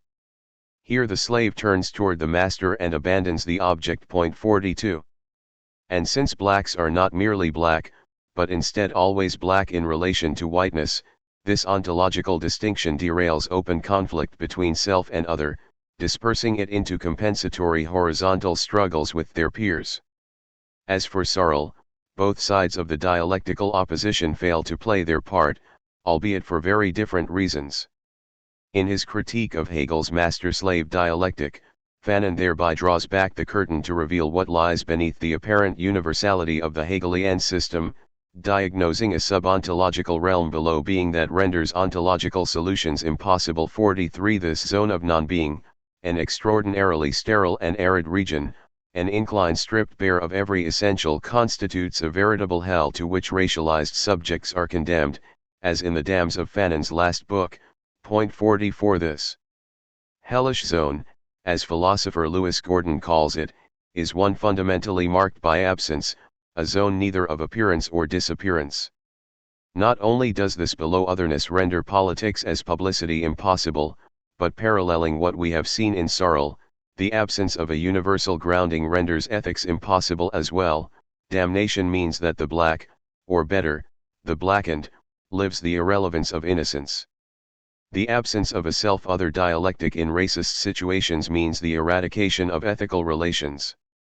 Where ethics is derailed, all is permitted. 45. Fanon's diagnosis of the zone of non-being would have a seismic impact on his own reformulation of Hegel's master-slave dialectic, but also far beyond it, operating as a veritable fulcrum for theoretical decolonization even beyond dialectics. Whereas Fanon's work is often pigeonholed within recognition studies, his emphasis on the zone of non-being shows him instead to have been a pioneering contributor to a powerfully different approach that might be better understood as non-recognition studies. And since one simply does not dialogue or reason with non-beings, much less justify one's actions or explain oneself to them, Fanon's critique of recognition on the basis of non-being can be extended to reveal a similar and parallel circularity running from the Cartesian cogito to Habermasian discourse ethics. This zone of non-being is a realm inhabited by subterranean beings who, lacking access to ground, must first struggle to gain steady footing for the climb ahead. The pre-dialectical struggle necessary to gain this ontological footing would not be an easy one, and certainly not the difficult but clear mountain path to Canaan of which W.E.B. Du Bois wrote. 46. For equality to be contemplated, for recognition to even appear on the horizon, racialized subjects must first storm the fortified heaven of being itself, but this would entail a mode of action far different from what Hegel had envisioned, one characterized more by backsliding on as yet unstable ground than progress, testifying to a dialectic stripped of all certainty. Making oneself known. Lacking the reciprocity necessary for the dialectic to enter smoothly into motion, these disqualified non-beings have no choice but to initiate a one-sided struggle to gain it. Since the other was reluctant to recognize me reconnaître, Fanon argued, there remained only one solution, to make myself known me faire connaître. 47. Fanon's pre-dialectical struggle to enforce the basis for symmetry through combat, and the counter-ontological violence it entails, could therefore be best summarized in these three words: making oneself known. It is only through such initial struggle that disqualified non-beings can crack the surface of ontological ground from beneath and emerge into the full light of day. We return to the train in Lyon for a moment, for the concluding act of Fanon's dramatic encounter with white mother and child, and consequently, with himself. What begins with the objectification of look, a Negro, provokes first a tight smile, then feigned enjoyment that immediately collides with its own impossibility, leaving both Negro and child trembling. I can feel the familiar rush of blood surge up from the innumerable dispersions of my being. I am about to lose my temper. The fire had died a long time ago, and once again the Negro is trembling. Look how handsome that Negro is.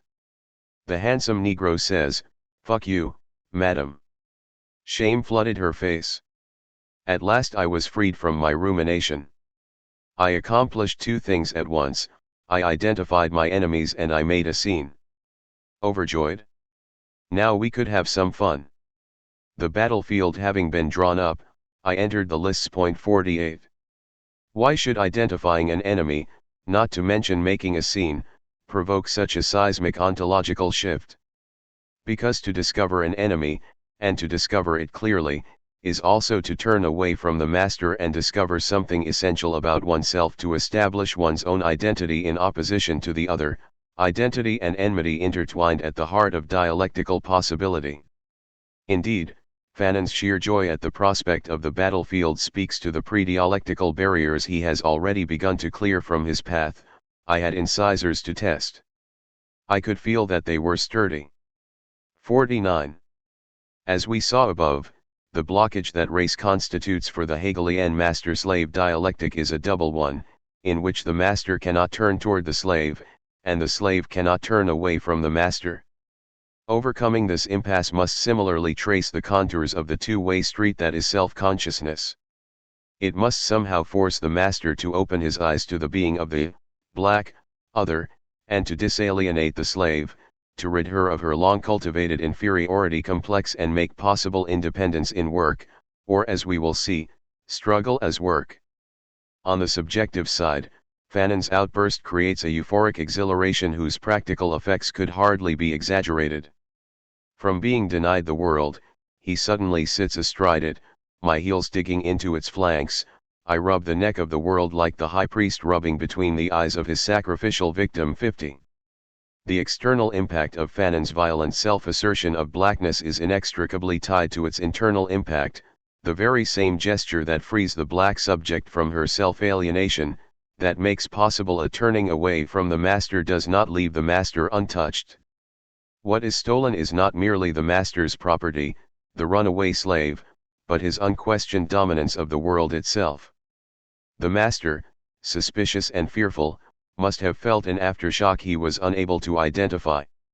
Worried that his slave might have stolen something of value, he stops and frisks her, searches her pockets and interrogates her. At last I had been recognized, even if only as an object of anxiety. I was no longer a nothingness. 51. Just as Sarl's proletarian violence seeks to reset the dialectical mechanism by simultaneously projecting working-class identity and provoking bourgeois ferocity, Fanon's combative self-assertion has the same dual function. Fanon's presence before white eyes lacks ontological weight, his arguments lack rational weight, and this weightlessness, this lack of gravity in both its senses, leads him to explode, an explosion that is simultaneously violent and mythical. Fanon's outburst on the train is mythical in that it projects identity and enmity, but also in the enthusiasm it entails. If Fanon had earlier insisted that zealousness enthusiasma is the untrustworthy weapon of the powerless, then this is the moment that he embraces his own ontological powerlessness. Point 52. And if he had been and remained deeply suspicious of black identity, this was the moment in which he gave himself over to that as well, projecting the firmness of an absolute identity, not merely making himself known as an individual, as an enlightened rational subject suited for formal citizenship, but rather asserting himself as black. 53. Conceding to the double irrationality of the world, Fanon assumes the mythical identity imposed upon him enthusiastically, as a mantle for struggle. I had rationalized the world, and the world had rejected me in the name of color prejudice. Since there was no way we could agree on the basis of reason, I resorted to irrationality. It was up to the white man to be more irrational than I. I am made of the irrational, I splash about in the irrational. Irrational up to my neck. 54 Forced into a corner, Fanon had thrown himself desperately into César's black hole, embracing the absoluteness of identity in the fraught but unavoidable hope that it might lead somewhere else. 55 But the double irrationalism of the world grants Fanon's response, however desperate, a particular relation to reason. Forced into unreason by the very architecture of a world that was irrational down to its cracked foundation, to cling to reason would have been the most irrational of responses. Faced with unreasonable unreason cunningly disguised as reason itself, Fanon was forced against every generous shred of his being to dive headlong into the momentary absoluteness of black identity. The fact remained that it was an unfamiliar weapon, however, and Fanon's flight to the irrational, a flight not chosen but forced, would be marked by a palpable ambiguity that had profound implications for his dialectic, one which would never sacrifice the present and future in the name of a mystical past. 56 From there on out, his path was chosen for him, passing through black identity but never acquiring the stony completeness of essentialism. Instead, he walked a fine, if jerkily dialectical, line, keeping his distance from the twin perils of naive universalism and racial essentialism. With black identity, the specter of violence inevitably rears its head, but not for the reasons we might initially think.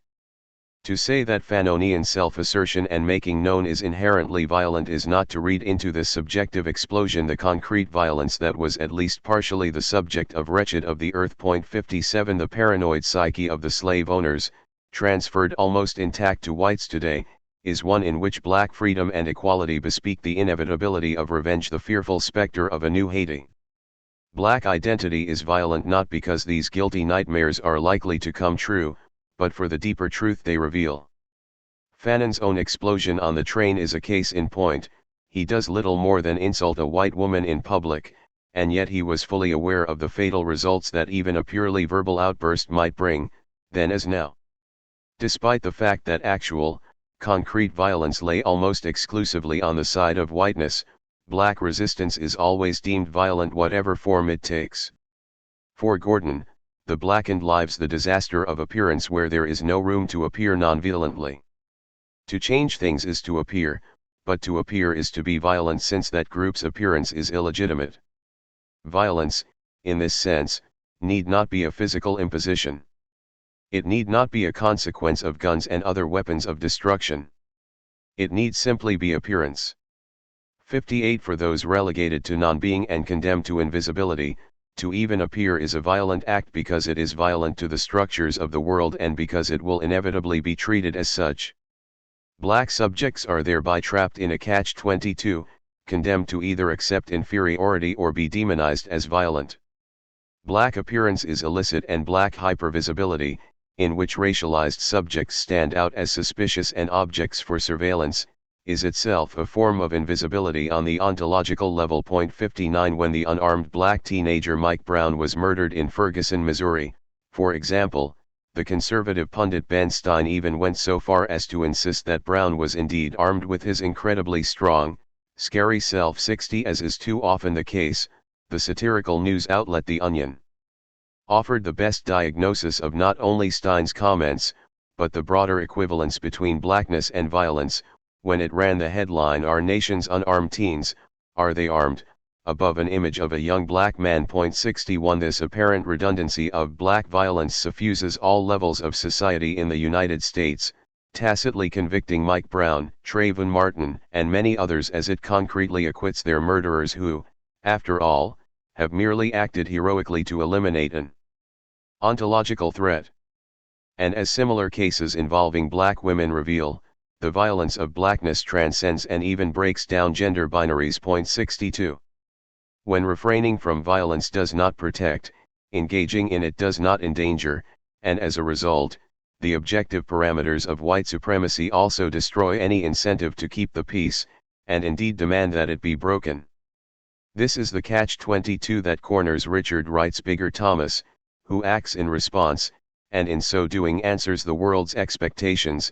In order to break the infernal circle, like Fanon himself, he explodes 63. Fanon's reformulated master-slave dialectic is one in which black subjects struggle impossibly like Sisyphus, only to be punished eternally like Prometheus, responding to condemnation with action that will inevitably produce more condemnation, all in the hopes that the transformation set into dialectical motion might outweigh the brutal consequences it inevitably brings. But as a part of this seemingly impossible task, and indeed due to an ethical nihilism that is not chosen but instead foundational to the system, violence itself must be resignified in the struggle. The one bleeds, quite literally, into the next once we realize that the illicitness of black appearance is no accident in a system founded on ontological disqualification of some from full humanity.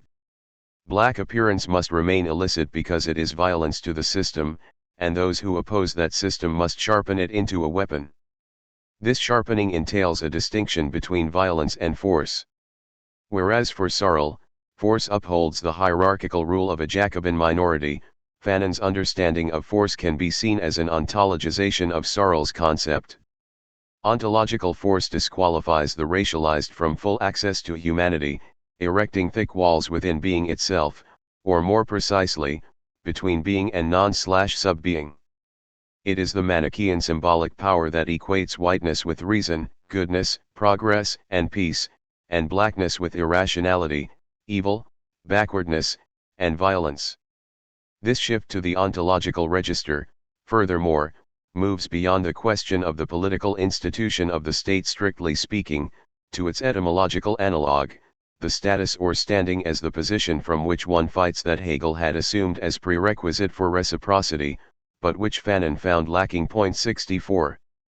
Against this ontological force Sorlianizing Fanon while decolonizing Searle, we could call violence anything that attacks or undermines the ontological hierarchy and inequality that this force upholds. Fanon's counter-ontological violence, however, differs in two key respects. First, whereas Searle voluntarily raises the banner of proletarian violence, Fanon and other racialized subjects are condemned, damns, to violence.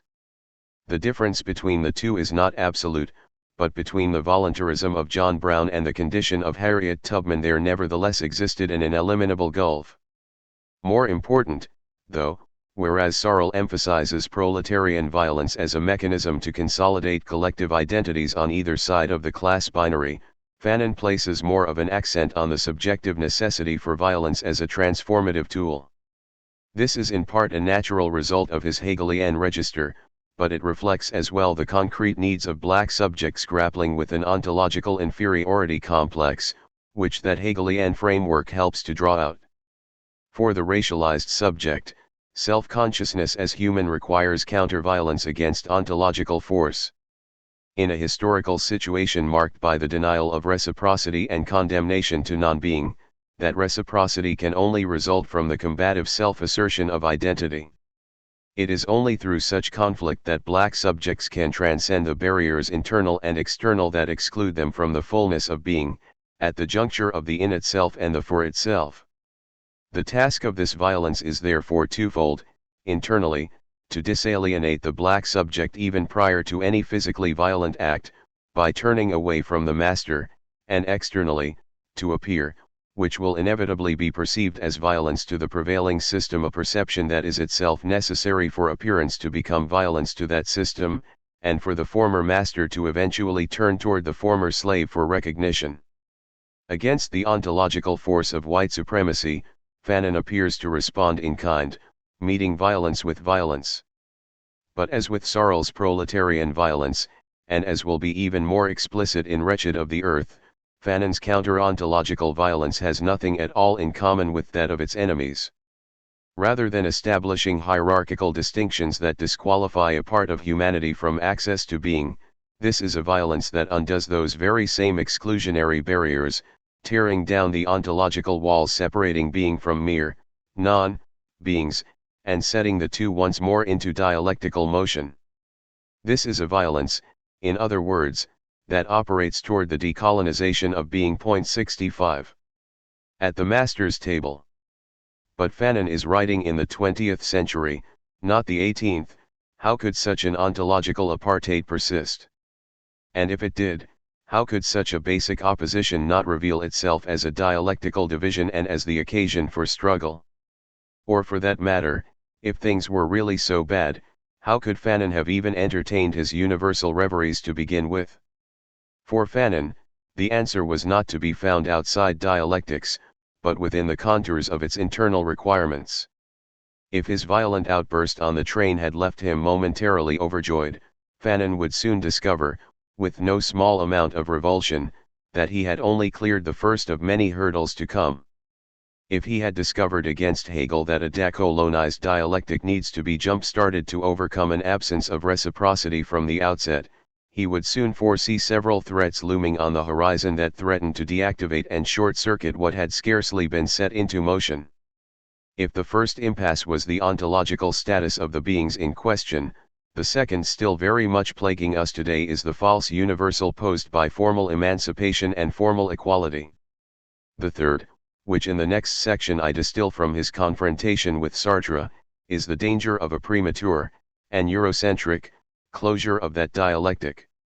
The second reifies the completeness of history in the present, latitudinal totality, while the third dialectically encloses the future into a predetermined progression, longitudinal totality. Each is a form of recentering of which a decolonized dialectics must be shorn. Fanon's master was no longer master in the strict sense, but remained white nonetheless. In other words, the emancipation of former slaves in no way corresponded to their ontological promotion to the status of fully human. If anything, Fanon's worry is that the opposite was in fact the case, that emancipation and formal equality, more broadly speaking, reinforced ontological hierarchy by masking it beneath a false universalism that became white supremacy's best alibi. From a dialectical perspective, for this alibi to function on both the objective and subjective levels, for it to deactivate struggles and freeze dialectical movement at the level of the merely formal, something essential must have been lacking from the emancipation process itself. That something was struggle.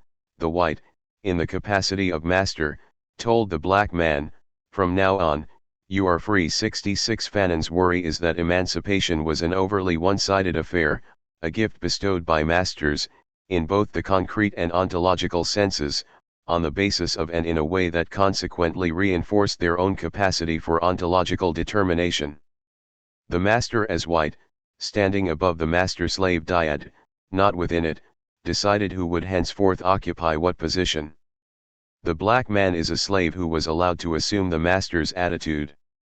The white man is a master who allowed slaves to eat at his table.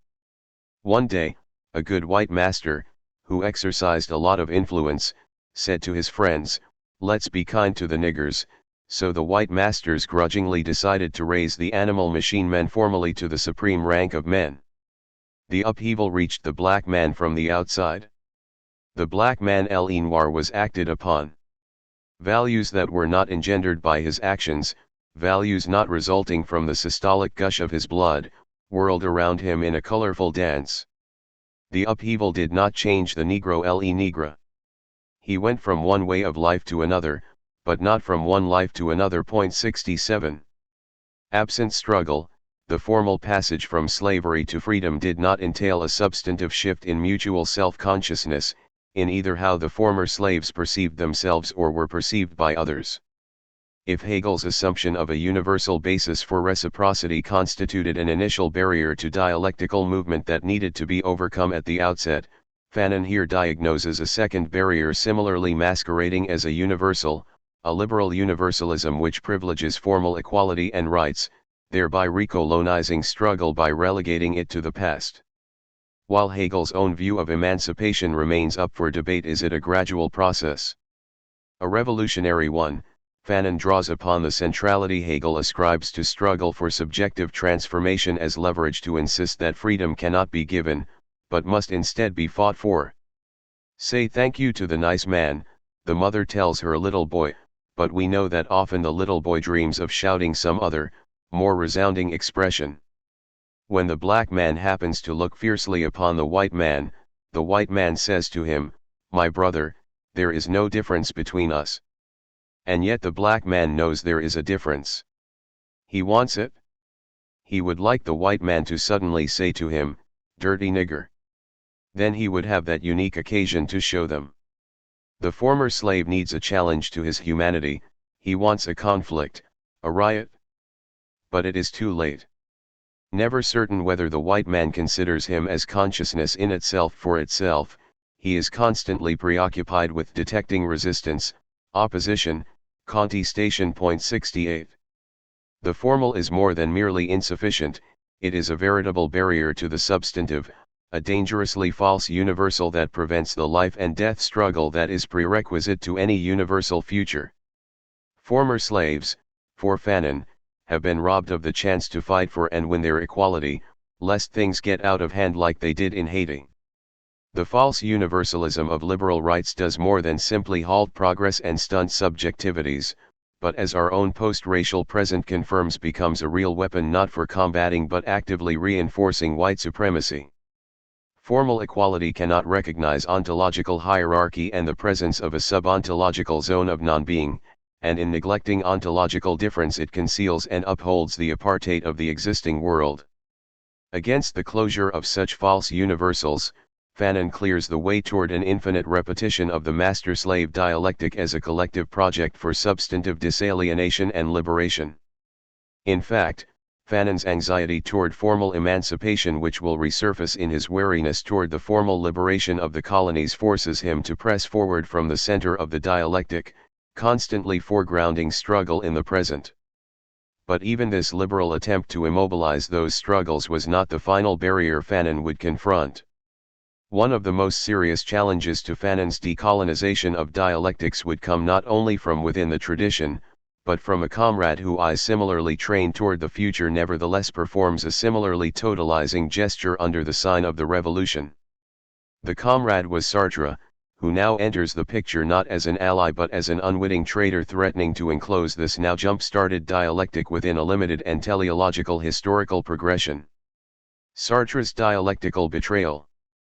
Fanon had already felt the sting of a white supremacist dialectics of history, in which blackness is relegated to being merely a prior stage of human progress.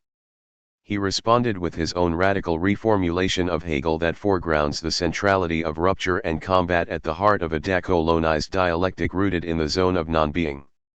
Sartre's similarly dialectical betrayal would prove even more painful given the source, but would force Fanon to insist all the more resolutely on the radical open-endedness of his own dialectics. When Sartre penned Black Orpheus in 1948, this giant among French intellectuals stepped decisively into the fray in support of the Negritude movement and the radical assertion of black identity it espoused. Negritude was, for Sartre, a laudably anti-racist racism that aimed not at domination, but rather solidarity with the oppressed of all colors. But it is the tightness with which Sartre binds the first to the second, the negation of the negation to universal solidarity, that would devastate Fanon. The subjective, existential, ethnic notion of black identity must, Sartre argues, pass in Hegelian terms, giving way to the objective, positive, exact notion of the proletariat. 69 For Sartre, race and class are utterly incommensurable.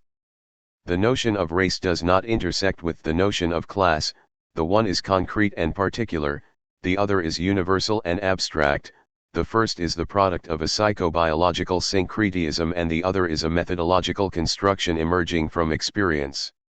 In fact, negritude appears as the weak term of a dialectical progression. But the negative moment is not sufficient in itself, and the blacks who employ it well know it. They know that it serves to pave the way for the synthesis or the realization of the human society without race. Thus negritude is dedicated to its own destruction, it is transition and not outcome, a means and not the ultimate end. 70. That Sartre cites Aimé Césaire in his own defense already reveals some confusion. A devout communist and party member at the time, Césaire nevertheless already held a far more subtle view of the relationship between race and class that would only deepen with time. Just as Fanon reformulated Hegel to accommodate black experience, Cicero would come to insist on the need to particularize communism to complete Marx in a way that would meet the needs of black revolutionaries. 71. Fanon's response to this dialectical betrayal is fittingly visceral. Having only just stolen the world from the white master, he now felt robbed in turn. Sartre represented yet another iteration of an old, racist game, the denial of objectivity to black experience, which he ironically confuses with race in an effort to distinguish the transhistorical importance of class. While the proletariat achieves such objectivity and thereby universal status from the lived experience on which it is constructed, Fanon's lived experience of the black is granted no such status, relegated instead to mere psychobiological superstructure. This ally had dealt Fanon and other black poets a fatal, literally, unforgivable blow. We had appealed to a friend of the colored peoples, and this friend had found nothing better to do than demonstrate the relativity of their action. For once this friend, this born Hegelian, had forgotten that consciousness needs to lose itself in the night of the absolute, the only condition for attaining self-consciousness. Against rationalism he recalled the negative side, but he forgot that this negativity draws its value from an almost substantive absoluteness. Consciousness committed to experience knows nothing, has to know nothing, of the essences and determinations of its being. Black Orpheus marks a date in the intellectualization of black existence. 72. That Fanon feels slighted as a poet is no accident, nor is the fact that the negritude movement largely comprised poets. Just as Sartre viewed Socrates as intellectualizing and thereby destroying the dynamic, mythopoetic source of ancient heroism, so too did Fanon view Sartre as robbing black struggles of their source of historical motion.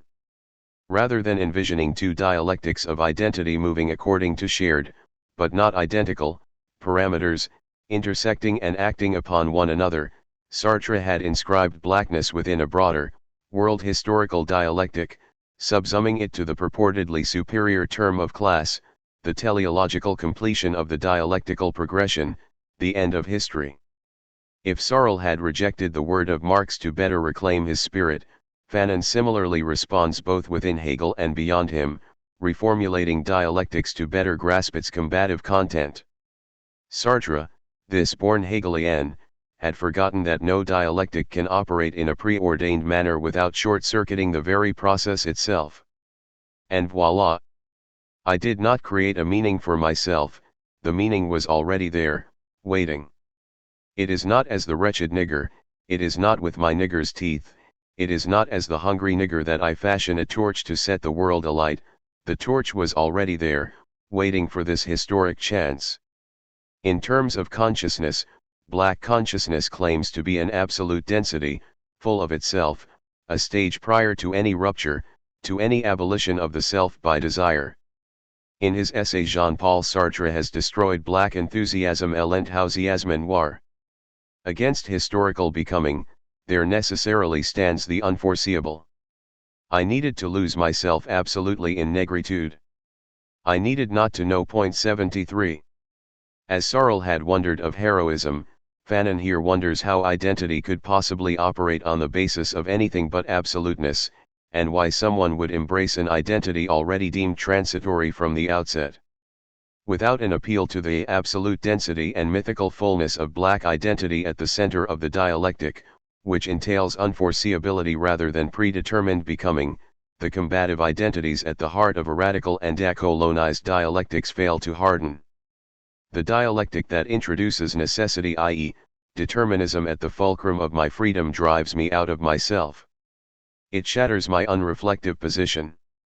74. By virtue of his claim to know the content of this becoming, Sartre is instead the unwittingly condescending parent lecturing the world's children. You'll change, my boy, I was like that too when I was young, if not the master inviting slaves to dine at his table.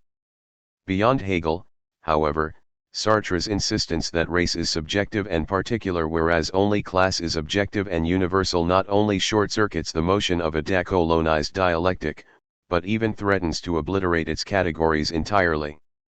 To insist on the centrality of class as the universal political identity motivating human progress is to imprison the racialized and colonized of the world within a linear developmentalism that requires them to catch up with Europe. As Fanon, Moriategui, and others would show, even if this were a desirable path, it is structurally impossible. Fanon does not claim that class and much less, economics is irrelevant to the colonized, but Sartre's formulation does the opposite, elevating a particular component of European historical development to the status of world historic universal. 75 That this is a question of class and not European culture is all that distinguishes Sartre's dialectic from the dialectical subsumption of the racist. Just as Sartre had undermined the internal motion of the dialectic, he also neglected the need for this process to remain open-ended, with little more than gestures toward a future, undetermined universal. Fanon's critique of Sartre drives home in the clearest possible way the radical unpredictability of Fanon's dialectics, giving content to his insistence from the outset that his work was grounded in temporality and that somewhat paradoxically to be an expression of one's time is to build a future that is never complete and always something to be overtaken. 76 But there is no contradiction, only dynamic tension between the momentary weight of black identity and the eventual transcendence of that identity. Instead, this is a transcendence that born only of the temporality of dialectical struggle. Sartre's dialectical betrayal had snatched away the world, and with it this temporality of struggle. At the very moment when I attempted to seize my being, Sartre, who remains the other, by naming me shattered my last illusion. I sensed my shoulders slipping from the structure of the world, my feet no longer felt the caress of the ground. Without a black past, without a black future, it was impossible for me to live my blackness. Not yet white, no longer black, I was damned. 77 Somewhat astonishingly, we can see that it is the devastation of Sartre's undialectical betrayal that provides Fanon with the concept for which he would become most famous, that of the damned, the condemned, or the wretched of his last book, for which a repentant Sartre would himself pen the preface. 78. Sartre had shown, in The Respectful Prostitute, how this was a perversely inverted condemnation. One is not condemned for being guilty, one is always already guilty for numbering among the condemned. Fanon drives home the error of Sartre's dialectical subsumption of blackness by first reciting his own words back to him, before then translating this racial allocation of guilt into ontological terms, a feeling of inferiority. No, a feeling of non-existence, straddling the crossroads between nothingness, subontological damnation and infinity, black essentialism. I begin to weep. 79 These are not tears of defeat so much as tears of pain from so many betrayals, and tears that anticipate a much longer struggle than Fanon had initially hoped to confront. But having recognized his time-bound location between non-being and the perfection of being was the first step toward escape, and he had already identified dialectical, counter-ontological violence as the mechanism that would carry him forward. I take this negritude and with tears in my eyes I piece the mechanism together again. That which had been shattered is by my hands these intuitive vines rebuilt, reconstructed. My shout rings out more violently, I am a nigger, I am a nigger, I am a nigger. 80 But as he had previously described it, the fragments of this mechanism are put together by another me, one already well along the path of the absolute, a path leading in the direction of a fuller self-consciousness. 81 This was a radically decolonial and dialectical path in which the rebuilt mechanism of race, the central term, was granted the necessary weight to operate. But rather than closing in on itself, Fanon's dialectic opens outward onto an unpredictable future in which the horizon of universal reconciliation is infinitely deferred. I am not a prisoner of history. The real leap consists of introducing invention into life. In the world I am heading for, I am endlessly creating myself. I show solidarity with humanity provided I can go one step further. 82. A society to be replaced. Fanon's critique of the ontological circularity of the Hegelian master-slave dialectic, its presumed reciprocity, symmetry, and reversibility sets the stage not for his rejection of dialectics but instead for the total decolonization and reconstruction of Hegel's approach from the ground up. Or more precisely, from beneath the ground, diagnosing the existence of a subontological realm to which the racialized are condemned points toward the need for pre-dialectical struggle, for a counter-ontological violence that creates the basis for truly dialectical opposition. Against Hegel's smooth view of inevitable progress toward universal self-consciousness, Fanon instead sees the need to project blackness subjectively and to do so violently in a way that shakes both black, slave and white, master from their respective undialectical slumbers. Fanon does not stop after having set the dialectic into motion anew, however, but instead presses forward, diagnosing the danger that this movement will grind to a halt in the present through the false universalism of formal emancipation, or find its future enclosed in a teleological view that subsumes race to class. The untidy dialectic that emerges from this process is as radically subjective as it is decolonized, building on Searle's reformulated dialectic of class struggle while also leaping decisively beyond it. 83 Like Searle, Fanon privileges the moment of rupture, diremption, and division that unleashes dialectical motion, and like Searle he shuns reconciliation to place weight on the present moment. Like the irrational rationalism of Searle's myth, which underscores the non-rational aspects of human action, Fanon similarly proposes an unreasonable resort to black identity against the double irrationality of the white supremacist world.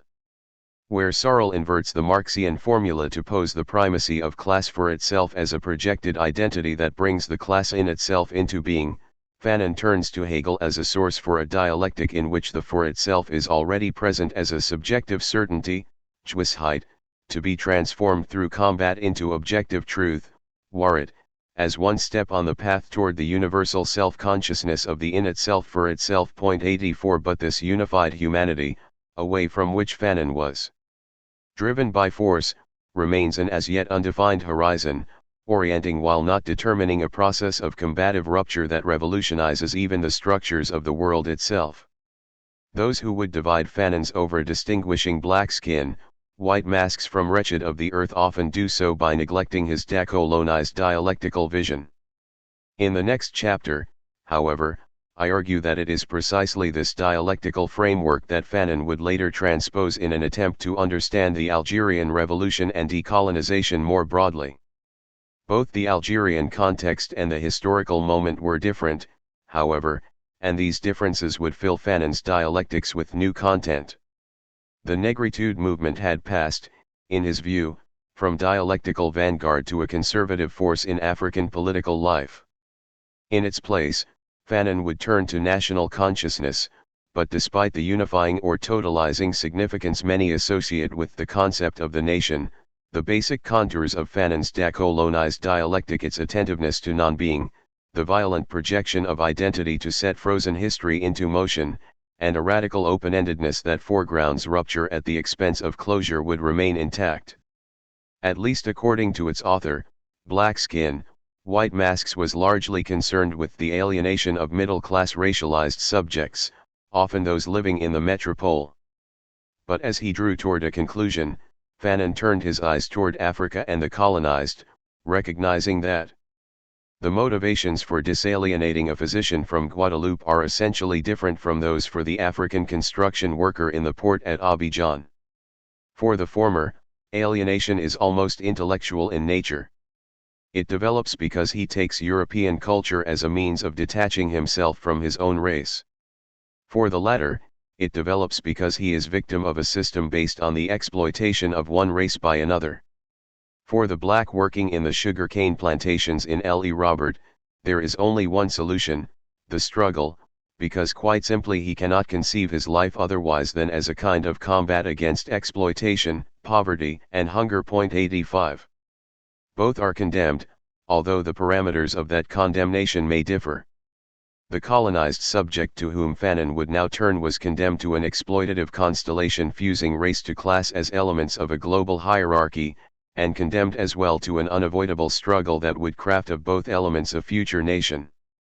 Despite Fanon's transposition of race, class, and nation, a shift in his object of dialectical combat, the distance between the two texts is not so great. It is not just any Ivorian who grasps their condition of exploitation, just as not every Caribbean subject is a physician, and whereas the early Fanon diagnosed the Eurocentric escapism of Martinican elites, the later Fanon would identify similar delusions among European-educated African elites. This criticism was also, moreover, a self-criticism, a tacit concession that his first book was an outgrowth of his own reality.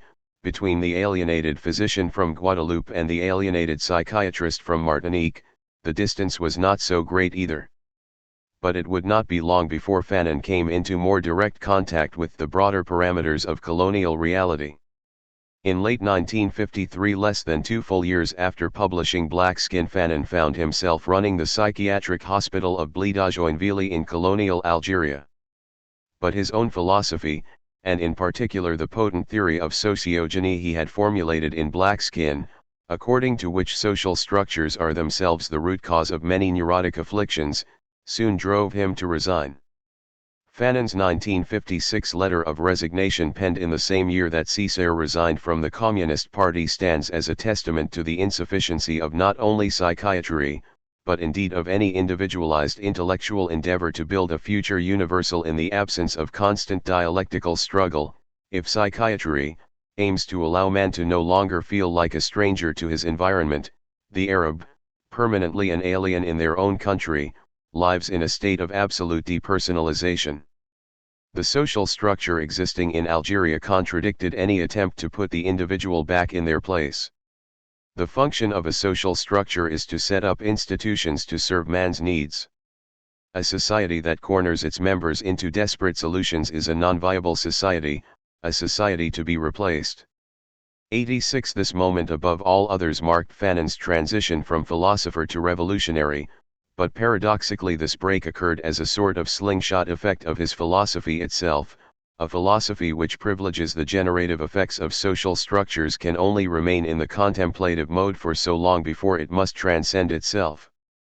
And in this transition from philosopher to revolutionary, moreover, Fanon hurdled the barrier that he had so self-critically posed at the conclusion of Black Skin. From confronting intellectual alienation, he threw himself into combat as an active participant in the Algerian Revolution. Fanon's practical leap to the armed struggle would not be without its implications for that theory of leaps that is dialectics.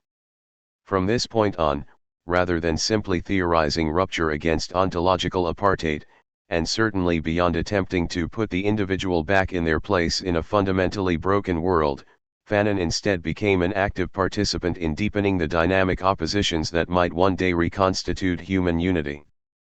But in shifting from race to decolonial nation, Fanon also dramatically displaced the unit of analysis grounding these divisions, projecting dialectical combat to the global level. Chapter 3.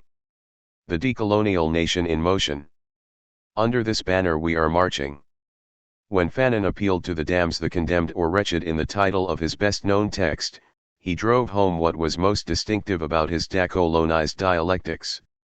The term, which had surfaced occasionally in Black Skin, White Masks, referred less to the opening line of L'Internationale than to its decolonial adaptation at the hands of the Haitian poet Jacques Roumain. Roumain's new black sermon had also appeared in Léopold Sédar Senghor's volume, for which Sartre's Black Orpheus stood as preface. Like Césaire, Roumain was not coincidentally both a founder of his local communist party and of the Negritude movement, and like Césaire and many others, his dual existence was not without its painful complications. The tension between official communism and negritude so blithely erased by Sartre's preface is palpable in even the most basic comparison of New Black Sermon to the Internationale, as are the fundamentally different dialectical visions they exemplify. The Internationale famously begins with the damned rising to their feet devout, driven by thundering reason to transform the very foundations changer de base of the world in a final struggle to reunite a humanity formerly divided by class. Here, the Second International is a peculiarly synecdochical stand-in for the universal in a way that prefigures Sartre's dialectical subsumption of race to class. The Internationale will be the human race. The structure, temporality, and movement of Roumain's version shares little with such a triumphal dialectic. It begins with the condemnation to race as a quasi-religious fall from grace, before passing through the lynching of John, a union organizer, notably echoing Dubois' own version of the same point. One more striking still is the infinite deferral of any final struggle and the human reconciliation it promises. Roumain's damns revolt not at the beginning but at the end, and, like the cry of the storm bird over the lapping waters of the stinking swamps, promise nothing but a continuous struggle couched stubbornly in the present progressive tense. We will spread our red flags, stained with the blood of our just. Under this banner we will march. Under this banner we are marching. Point 2. The truly condemned cannot simply arise as the Internationale exhorts them to do, imprisoned as they are to a subontological hell that itself lies beneath the foundation, base, to be changed. And even once they do, the classically Hegelian determinism of reason in history is hardly convincing as a motor force for progress. For this, there is only the long and interminable struggle of the we who are marching. This was hardly the first time a Haitian had seized upon the liberatory symbols of Europe to put them to new, decolonial use. Think of the dumbfounded French soldiers hearing Toussaint's troops, their own barbarous enemies, singing the Marseillaise and wondering if they might not be the ones with justice on their side, or think more generally of the concrete content with which the rebels of Saint-Domingue had filled abstract values like liberty, equality, and fraternity. Point 3. Whereas Slavoj Žižek reduces this moment to an underlying sameness, Césaire himself is much closer to the point. To prevent the development of all national consciousness in the colonized, the colonizer pushes the colonized to desire an abstract equality. But equality refuses to remain abstract. And what an affair it is when the colonized takes back the word on his own account to demand that it not remain a mere word. 4. Given such precedents for the reappropriation and symbolic decolonization of the European tradition of which the idea of the wretched was a part, it is perhaps unsurprising that Fanon's methods and his dialectic share so much with what can be gleaned of remains. That Fanon's relation to the universal had changed between 1952 and 1961 is evident from the very structure of Wretched of the Earth, which without an introduction lacks the elegiac bookends of black skin, white masks. Certainly, the conclusion appeals to a universal, but it is ever more infinitely deferred, and explicit paeans to human reconciliation are fewer and further between. This displaced universal, after all, was far distant from the world Fanon himself confronted in 1961, when he lay dying of leukemia, dictating much of Wretched of the Earth as a tortured but stubbornly optimistic last will and testament. If we rewind from the conclusion to the first pages, we find Fanon taking his prior self directly to task for the naive universalism and rationalism of which he had been disabused within the pages of Black Skin, calling into question the colonial world is not a rational confrontation of viewpoints. It is not a discourse on the universal, but the frenzied Echevali affirmation of an originality asserted as absolute.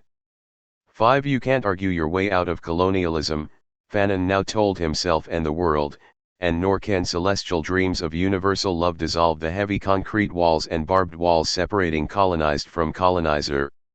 Now a professional militant instead of a practicing psychiatrist, Fanon himself stood amid a dialectic in which, as he put it in his 1956 letter of resignation, individual disalienation meant little in a profoundly sick world where everyday reality is a tissue of lies, of cowardice, of contempt for man. 6.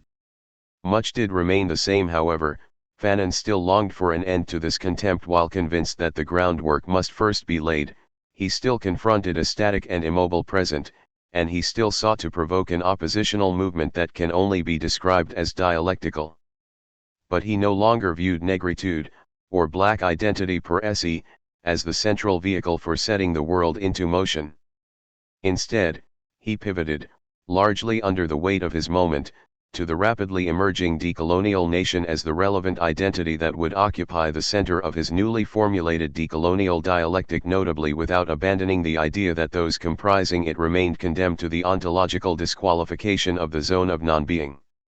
In the process, he crafted a theory of decolonial national consciousness as radically distinct from that of Europe's Westphalian nation-state, something more constantly in motion and grounded not so much on force monopolized from above as on violence dispersed from below.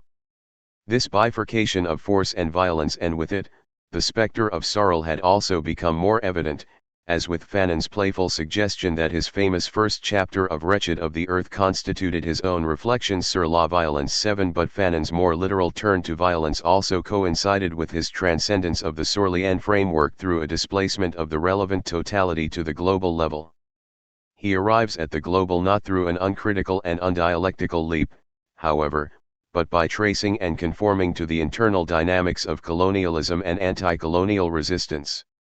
The Manichaean division of the colonial world begged the question of the nation, but stitching that nation together required an intricate dialectic within a dialectic that would only momentarily unify a dynamic decolonial nation, the stepping stone toward an eventual liberation that could only be global.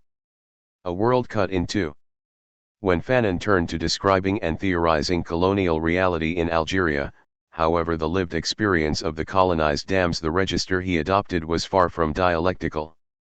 Instead of dynamic motion, the scene was of a hopelessly frozen non-motion that he famously deemed Manichaean, a concept, which like the damns, had made a brief appearance in his earlier work. Point 8. This was a world of statues, a petrified zone, not a ripple on the surface.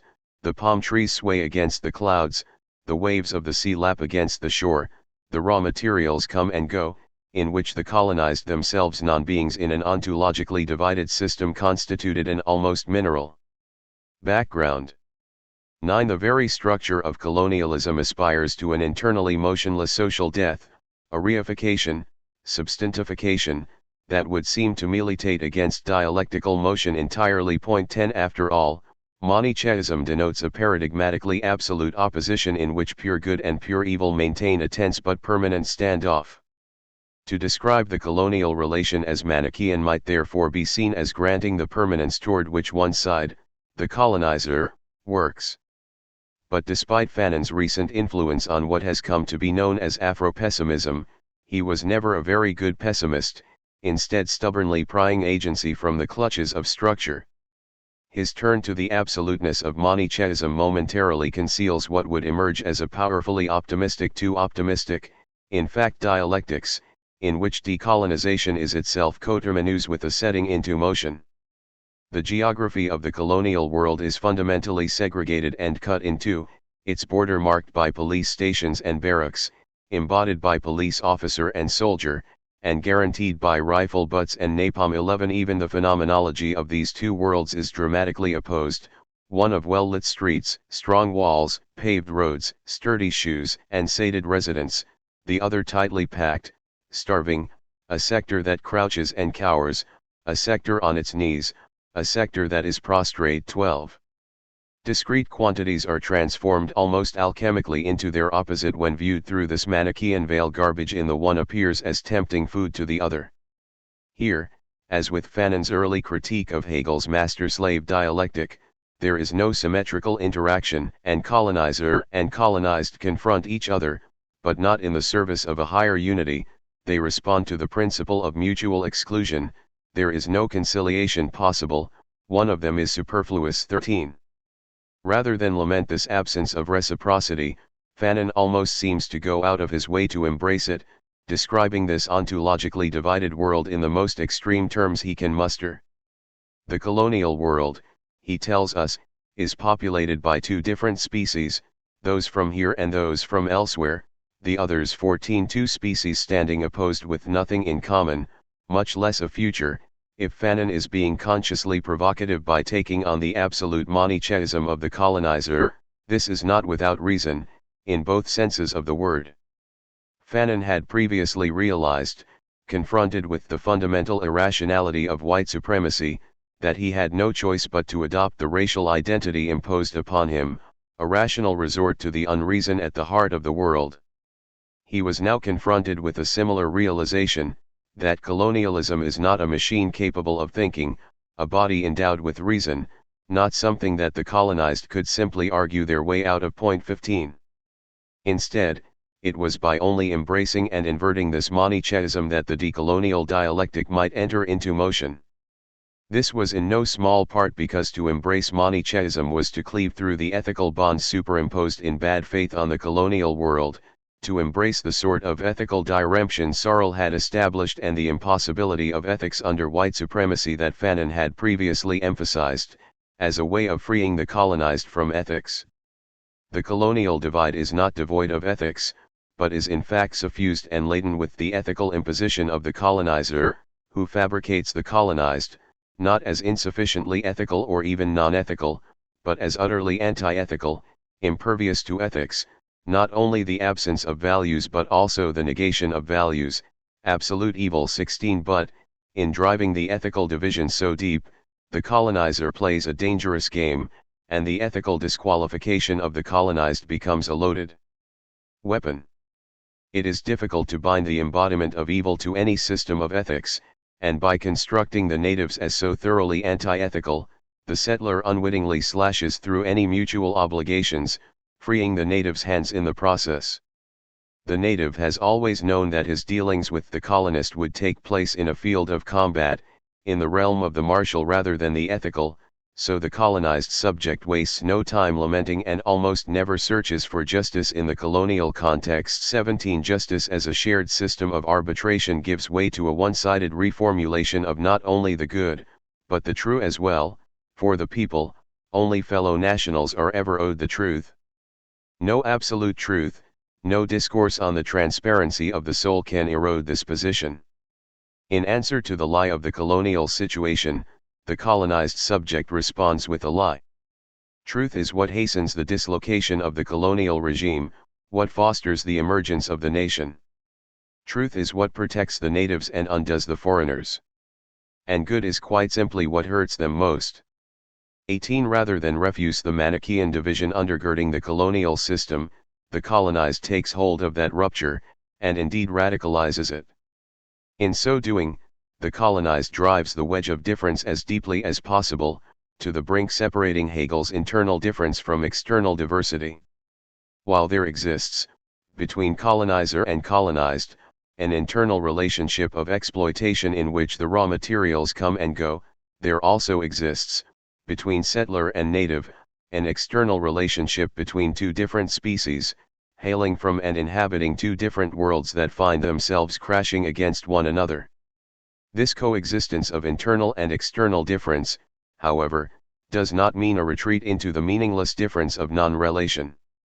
Instead, its meaning is that of the one-sided imposition of colonial domination, and what's more, the promise of an equally one-sided response that has little to do with reciprocity.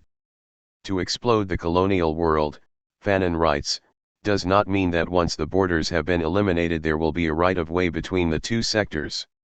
To destroy the colonial world means no more and no less than abolishing one of the zones, burying it deep within the earth or banishing it from the territory.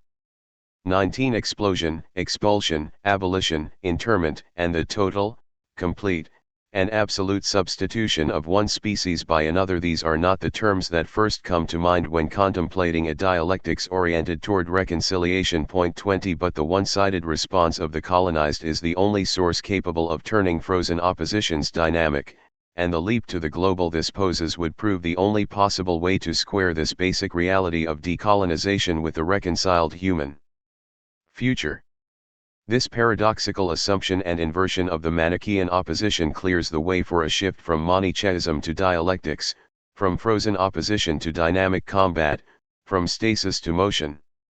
Temptations to unity, assimilation, mimicry, cooperation fall away, and one-sided resistance seems to be written into the structures of the colonial system.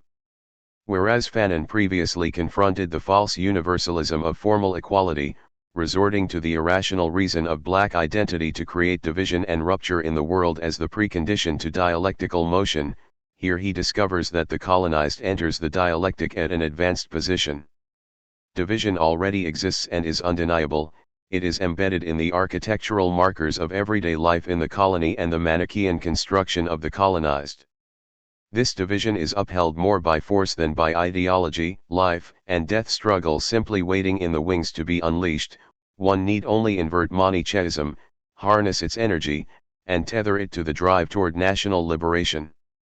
The Manichaean division of the colonial world therefore counterintuitively undergirds both Fanon's optimism, the apparently self-starting and self-propelling nature of his dialectics, and the apparent simplicity of its two stages. The first stage, dialectical reversal through the simplification of identities, lays the groundwork for the transformation and eventual dissolution of those identities, in a second stage that begins with formal liberation, toward a new and truly universal, if unforeseeable, revolutionary humanism. But the deceptive simplicity of Fanon's two-stage process testifies to the dynamic at play, in which, as his searing critique of Sartre put it, consciousness needs to lose itself in the night of the absolute. Any attempt to foreclose on the absoluteness of national identity could run the risk of disarming the source of motion itself. 21 It is only through the absoluteness of the Manichaean inversion of the first, national, stage that the decolonial dialectic can gain the momentum necessary to catapult beyond that stage, toward social revolution. But the tension is this: the simplicity of that Manichaean starting point, however convincing Fanon is about its necessity, is difficult for even him to sustain, dissecting itself instead in the complexity of the revolutionary subject that would bear it. If the colonizer carries out a Manichaean simplification of the colonized, the would-be nation remains powerfully divided nonetheless. The distinction between a Manichaean nationalist stage and a more nuanced social revolutionary stage thus disintegrates almost immediately, disrupting the clean division of the world, first from within, in a Manichaeism within a Manichaeism dividing the embryonic nation, and later from without, in a crumbling of this Manichaeism prior to formal liberation, and permanent struggle thereafter. The imperfection of this most perfect of oppositions should not surprise us. While aspiring to a permanent frozenness, all Manichaeism, according to Jameson, carries within it a secret conceptual and even dialectical weakness, and colonial Manichaeism more than any other. Even this most mythic of dualisms is unsustainable, for Jameson, because it contains a built-in contradiction, claiming pure goodness on one side while the very existence of an opposition steals away part of its purity. 22 As a result, rather than simply existing, it must attack evil, but cannot destroy this enemy without destroying what defines it as good to begin with. In the colonial context, this powerful logical paradox is exacerbated by a potent clash between the psychic and socio-economic parameters of the colonial project.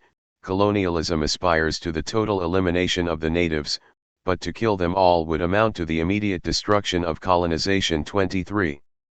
Instead, the embodiment of evil fights back, and, like a planet out of orbit, the opposition tips and swings, asymmetrical and off-kilter, gaining destabilizing momentum from the weighted motion of each of its parts.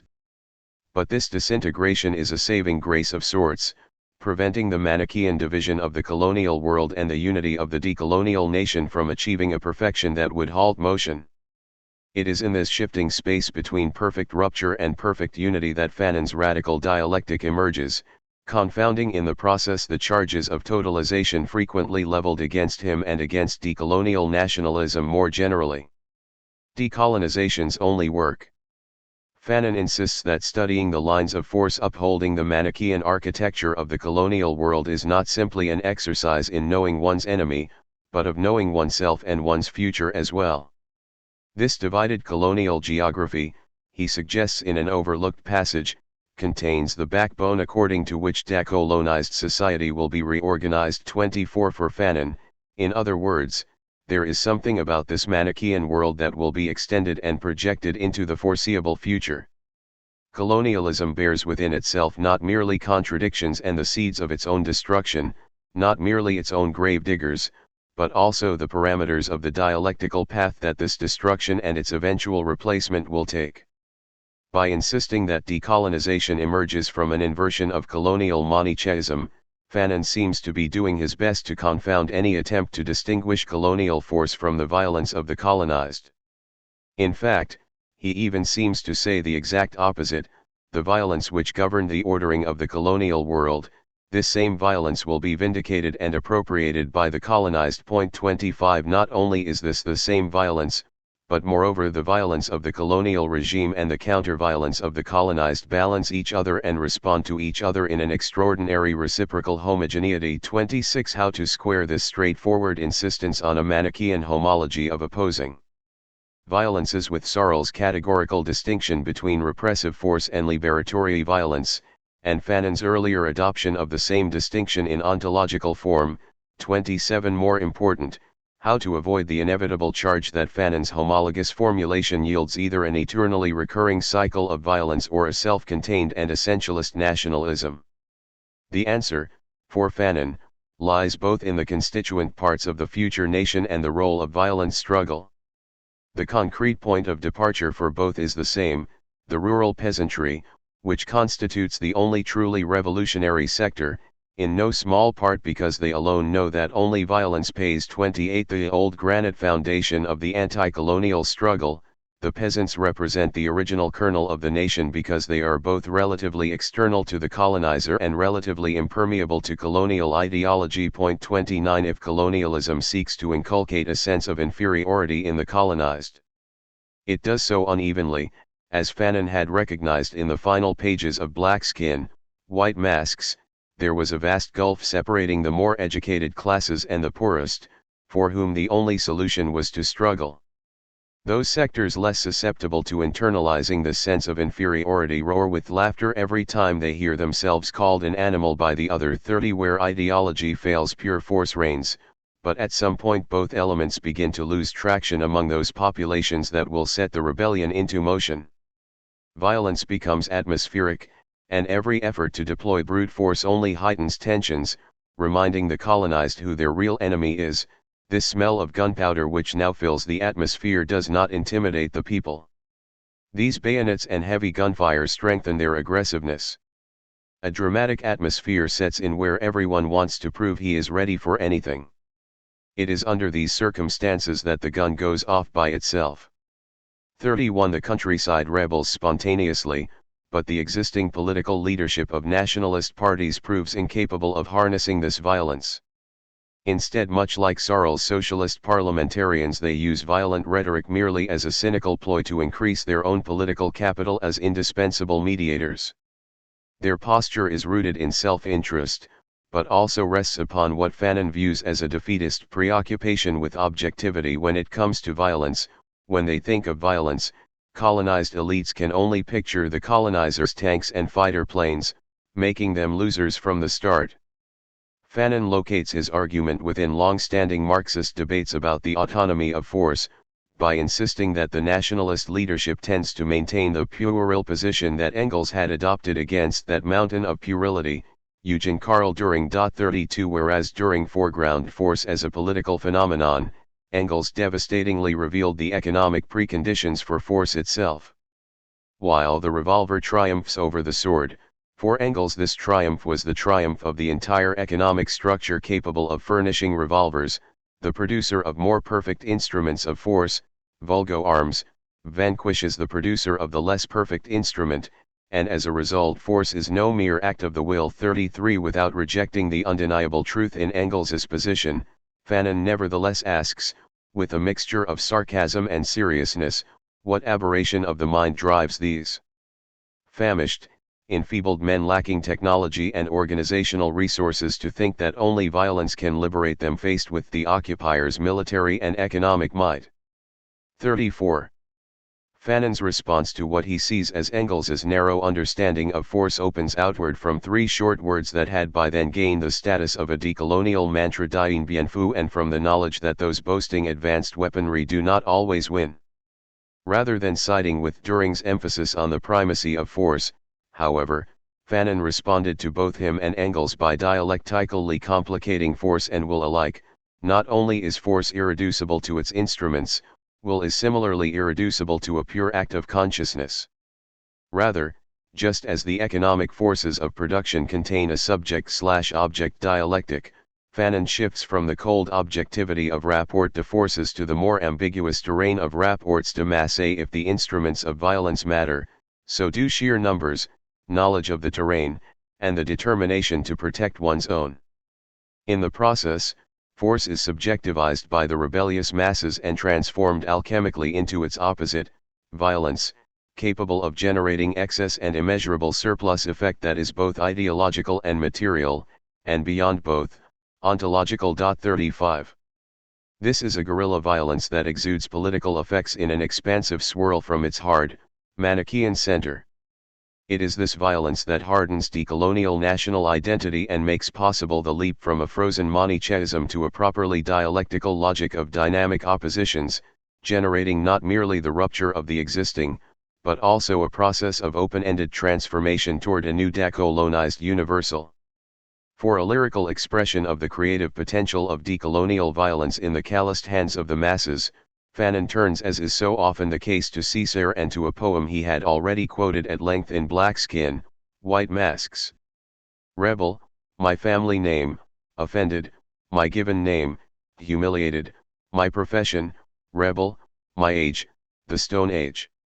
Mother, my race, the human race. My religion, fraternity. Rebel, my race, the fallen race. My religion, but it is not you who will prepare it with your disarmament, it is I with my revolt and my poor clenched fists and my bushy head.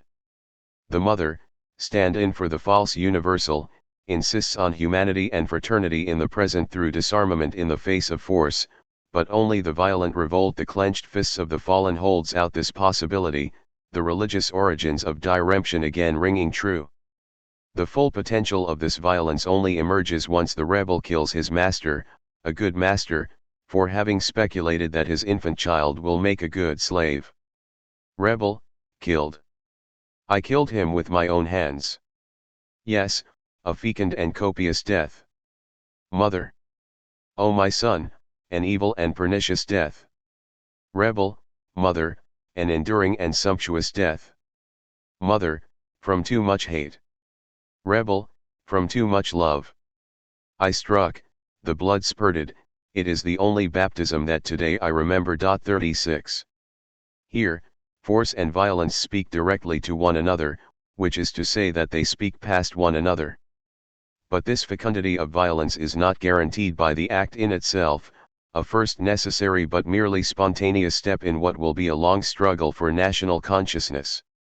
This is why Sartre dramatically oversimplified when he penned his famously provocative words, "Killing a European is killing two birds with one stone, eliminating in one go oppressor and oppressed, leaving one man dead and the other man free," even with the rarely cited supplement, "For the first time the survivor feels a national soil under his feet." 37. Yes, there is hatred, and while this feeling is real, the nation is that but little more, a shared sense, a series of interconnected relay points that only densifies through a long and arduous process extending through an entire chain of identities and intradialectical twists and turns.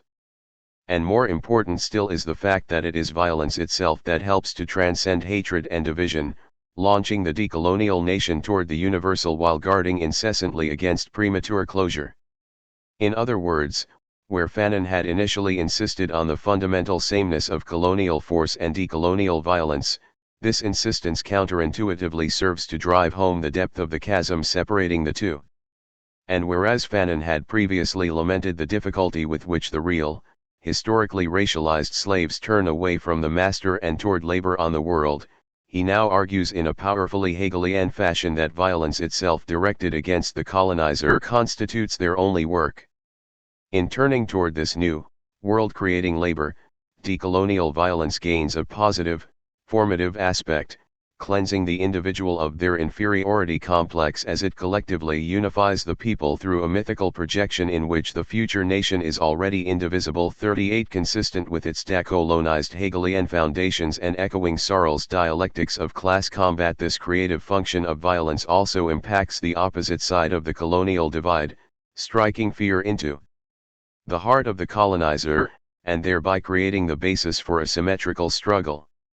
In other words, violence, the essential precondition for national identity, stands at the very center of the dialectic of decolonization as its only source of motion.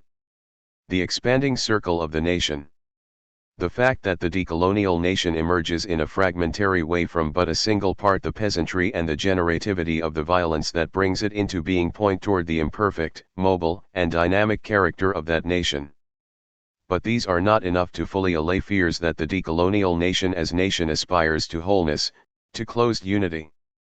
Fanon makes the task even more difficult when he repeatedly describes this violence as totalizing, and even more so when he suggests with a sort of playful brutality that the first task of that violence is to establish a unity of the most troubling sort. If colonization inflicts a dichotomy on the world, the first stage of decolonization not only inverts this division, but furthermore unifies this world by a radical decision to remove its heterogeneity, by unifying it on the grounds of nation and sometimes race. 39. Fanon immediately presses outward with both hands, however, in a surprisingly deft two-sided critique of both vulgar Marxism and the essentialist understanding of race that this simplification might suggest. In the colonies the economic infrastructure is also a superstructure. The cause is effect: you are rich because you are white because you are rich. This is why Marxist analysis should always be slightly stretched when it comes to addressing the colonial issue. 40 Here begins the dialectical spiral that will characterize much of Wretched, if, on the one hand, distinguishing who resides on either side of the Manichaean division couldn't be easier, in another sense it could scarcely be more complex. If Fanon is here insisting that race matters, richness depends on whiteness, he is also simultaneously insisting on an anti-essentialist understanding of race as codetermined by class. Whiteness depends on richness, and further complicated by the global geography of the elsewhere. 41. On the surface of things, decolonization consists of two stages: the national stage characterized by inverted Manichaeism, followed by a subsequent social, or socialist, stage, with the two bound together by the transition from force to violence. This elegant simplicity is visible even in the structure of Wretched of the Earth. From violence and spontaneity, Fanon moves to national culture and national consciousness, opening out toward the universal in his conclusion. But even here we find hints that all is not so simple. Spontaneity has its weakness and national consciousness its pitfalls.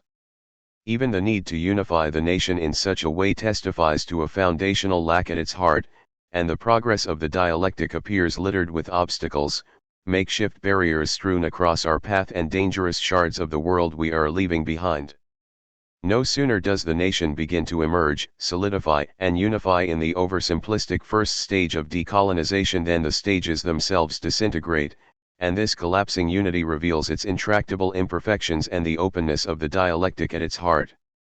The first obstacle to be overcome manifests above all geographically.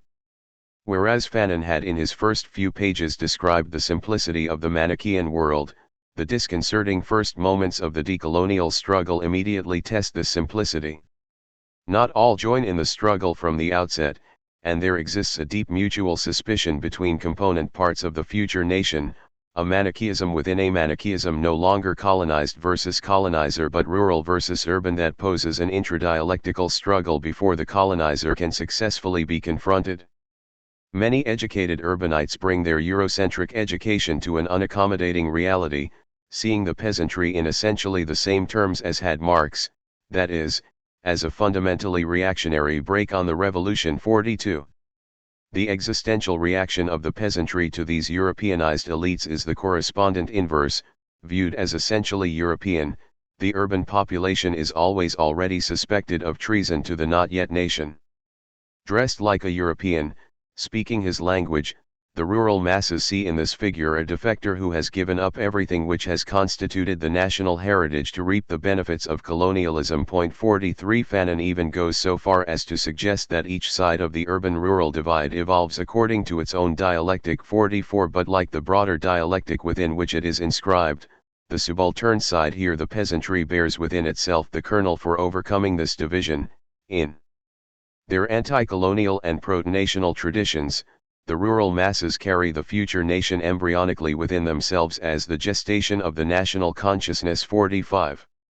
The first stage of decolonization consists in overcoming this apparent division between town and country, but this opposition is not transcended simply through conversion or the suspension of hostilities in the face of a common enemy.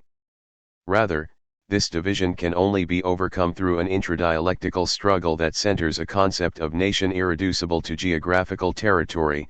The splintering of urban-based nationalist parties by colonial repression drives the more radical and uncompromising militants underground and into the interior. It is there, far from the cities, that these militants retreat deep into the rural masses, whose embrace wraps him in a mantle of unimagined tenderness and vitality.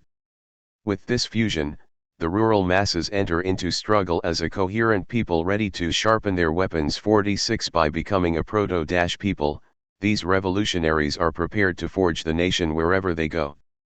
But while the nation is born in the heart of the countryside, it is only the invasion of the cities that completes Kant's acre the dialectic by overcoming the geographical division of, most of, the colonized and expelling the colonizer. 47 In other words, it is not that westernized native elites are convinced to rejoin the nation en masse, but instead they are subjected to a dialectical reconquest of sorts. In Fanon's equally controversial description of the semi-urban lumpen proletariat as the urban spearhead of national liberation. If the unification of the decolonial nation represented the completion of the dialectic tout court, however, this would lead to a very different and strictly nationalist vision, and Wretched of the Earth would come to a close less than 100 pages in. If the imperfection of the embryonic nation disintegrates the simplicity of the Manichaean stage, the component parts of the future nation fragmented and in need of an intradialectical unification in the early stages of the struggle, that struggle then opens immediately onto a similar outward disintegration, toward the universal, which begins to emerge prior to the stage of formal liberation. This disintegration and the radical heterogeneity it entails is most visible in the peculiarly flexible, mobile, and expansive nature that Fanon ascribes to the decolonial nation.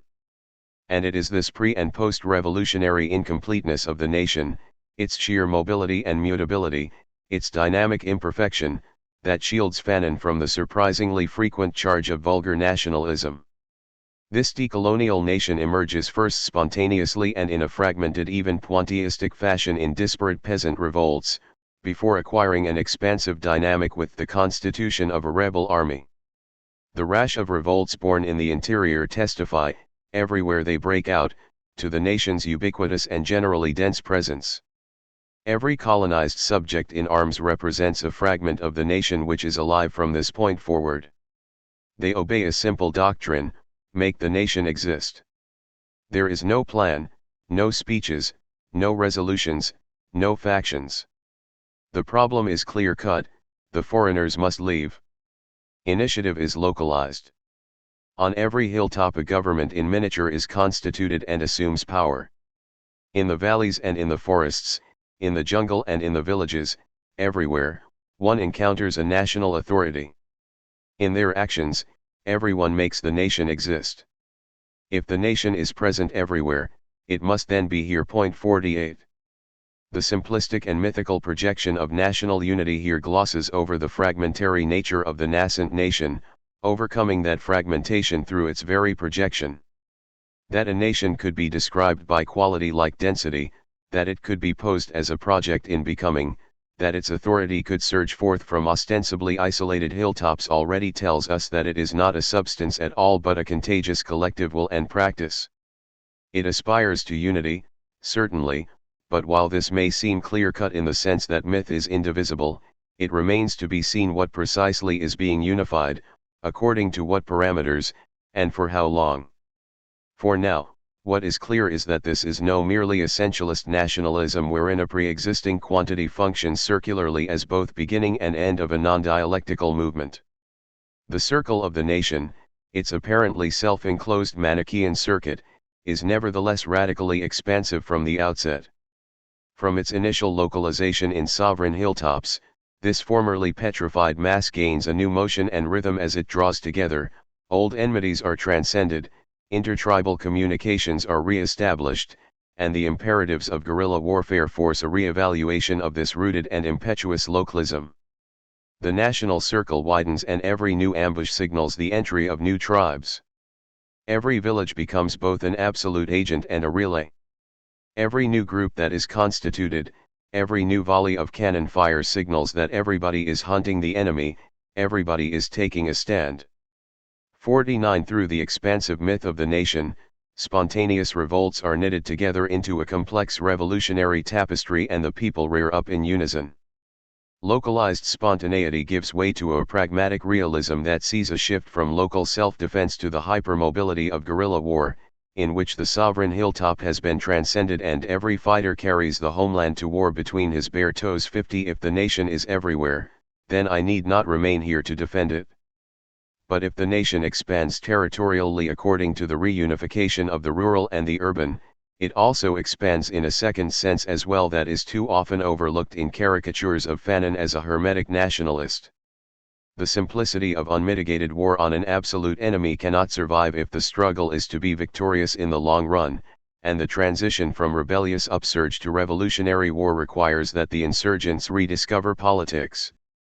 This is no longer politics as a sleep-inducing technique or a means of mystification, but as the sole means for intensifying the struggle and preparing the people to lead the country lucidly. 51 This new politics stands as a way station between the simplistic inverted Manichaeism of the first stage and a deeper process of education and consciousness that is simultaneously a rediscovery of nuance, multiplicity, and complexity. Unreflective simplicity, the absolute opposition to the colonizer that was the sine qua non of the liberation struggle, now becomes a strategic not to mention a human liability. The spectacular voluntarism of the earliest stage of the struggle, which was to bring the colonized people to absolute sovereignty in a single blow, the certainty one had of being able to carry together all the pieces of the nation at the same pace and according to the same perspective, and the strength grounded in this hope, soon becomes a political liability. As long as he believed in the mirage of the immediacy of his muscles, the colonized achieved no real progress along the road of knowledge. His consciousness remained rudimentary. 52 We are at the tipping point between the grandeur and weakness of spontaneity, at which the stages of the revolutionary struggle disintegrate entirely, since the transition beyond simplistic national consciousness both precedes and cuts across the moment of formal liberation that nominally marked its threshold. Before the enemy is expelled and the nation fully consolidated, the inverted Manichaeism at its foundation begins to itself collapse and fall away, inaugurating an outward motion toward a still deferred universal. Violent enlightenment. The dialectic had been pressed into motion, but as Fanon lay dying he saw new dangers looming that threatened to halt that motion and close off the emergence of national consciousness. If formal emancipation and equality had once served to conceal continued white supremacy, with black subjects acted upon as objects by the white world rather than themselves acting, the same threat loomed on the post-colonial horizon. The danger was a dual one, threatening to trap the young nation within the simplistic nationalism that had been its initial motor, while harnessing it globally into the neocolonial continuity of the capitalist world system. The two faces of this threat are embodied in a single figure, as threatening as it was illusory as a class, the national bourgeoisie.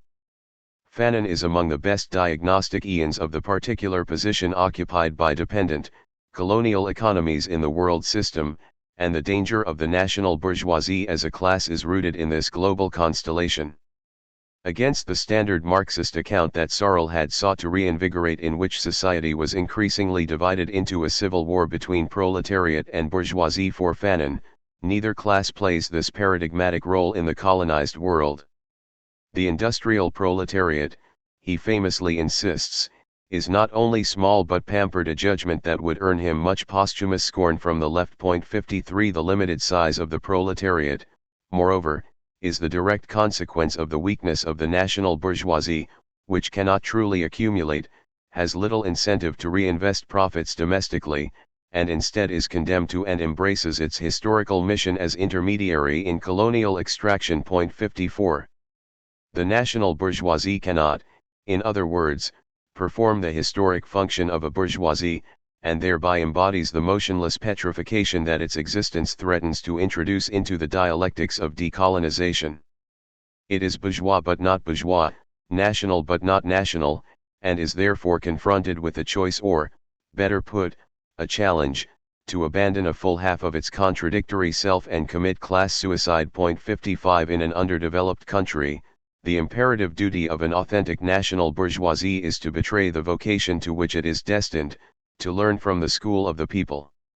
We will see, unfortunately, that the national bourgeoisie often turns away from this heroic and positive path, which is both fertile and just, and unabashedly sinks to the anti-national, and therefore abhorrent, path of a classical bourgeoisie, a bourgeoisie that is dismally, inanely, and cynically bourgeois. 56. Whereas Fanon would famously insist that each generation must discover its mission, fulfill or betray it, the situation of the national bourgeoisie is more complex, since it is precisely its historical mission that must, in fact, be betrayed. 57. And yet the national bourgeoisie is unlikely to walk the path of the people, opting instead for the double determination of a bourgeoisie that is nevertheless an objective impossibility. For Searle, it was possible for a revitalized European bourgeoisie confronted with a combative proletariat to drive history forward through mutual enmity. There is no such possibility in Fanon's account. Bourgeoisie and proletariat can choose to stand on the sidelines of the national struggle or to join it, but in neither case do they constitute leading sectors. Despite Fanon's quasi-Searlean nostalgia for the dynamic, pioneering aspect, the inventive, discoverer of new worlds aspect of a truly bourgeoisie, this desperate gamble would prove futile, because the national bourgeoisie enters the global dialectic at a different stage. It follows the Western bourgeoisie in its negative and decadent aspect without having accomplished the initial stages of exploration and invention. At its outset, the national bourgeoisie of the colonial countries identifies with the last stages of the Western bourgeoisie. Don't believe it is skipping stages. In fact, it starts at the end. It is already senile, having experienced neither the petulance, the intrepidness, nor the voluntarism of youth and adolescence. 58. Apparent echoes of Searle are thus purely hypothetical.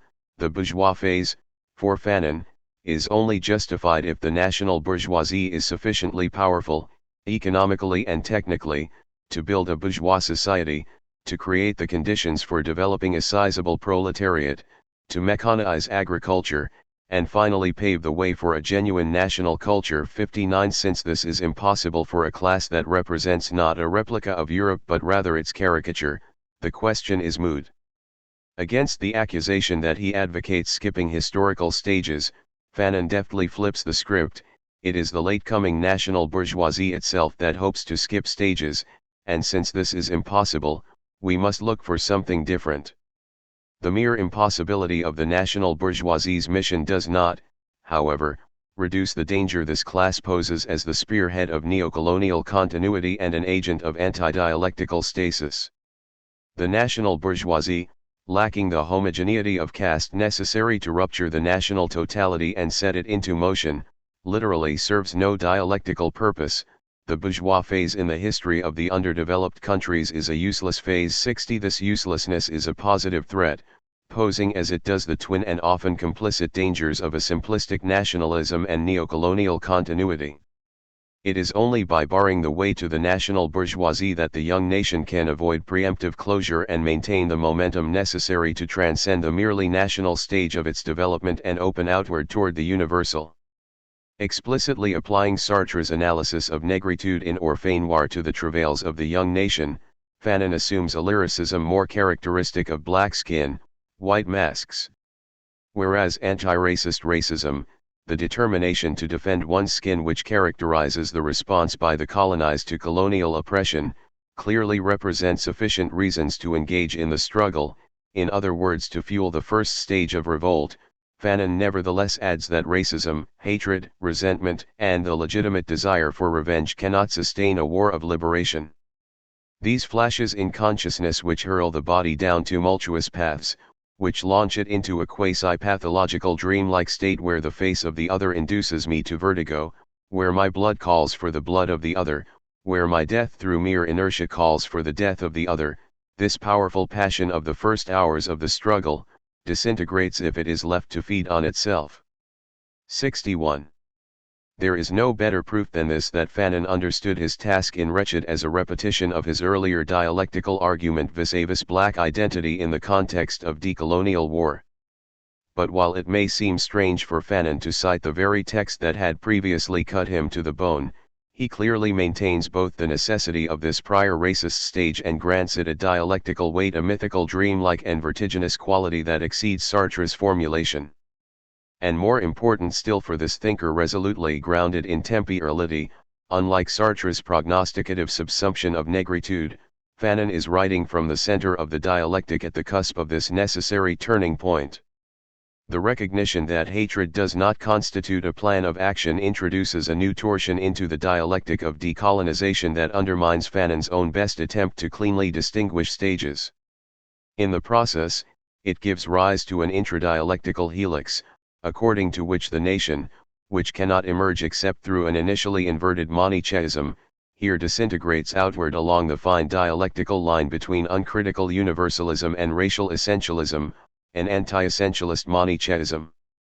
As formal, de jure independence approaches on the heels of the de facto expansion of the nation from the interior toward the towns.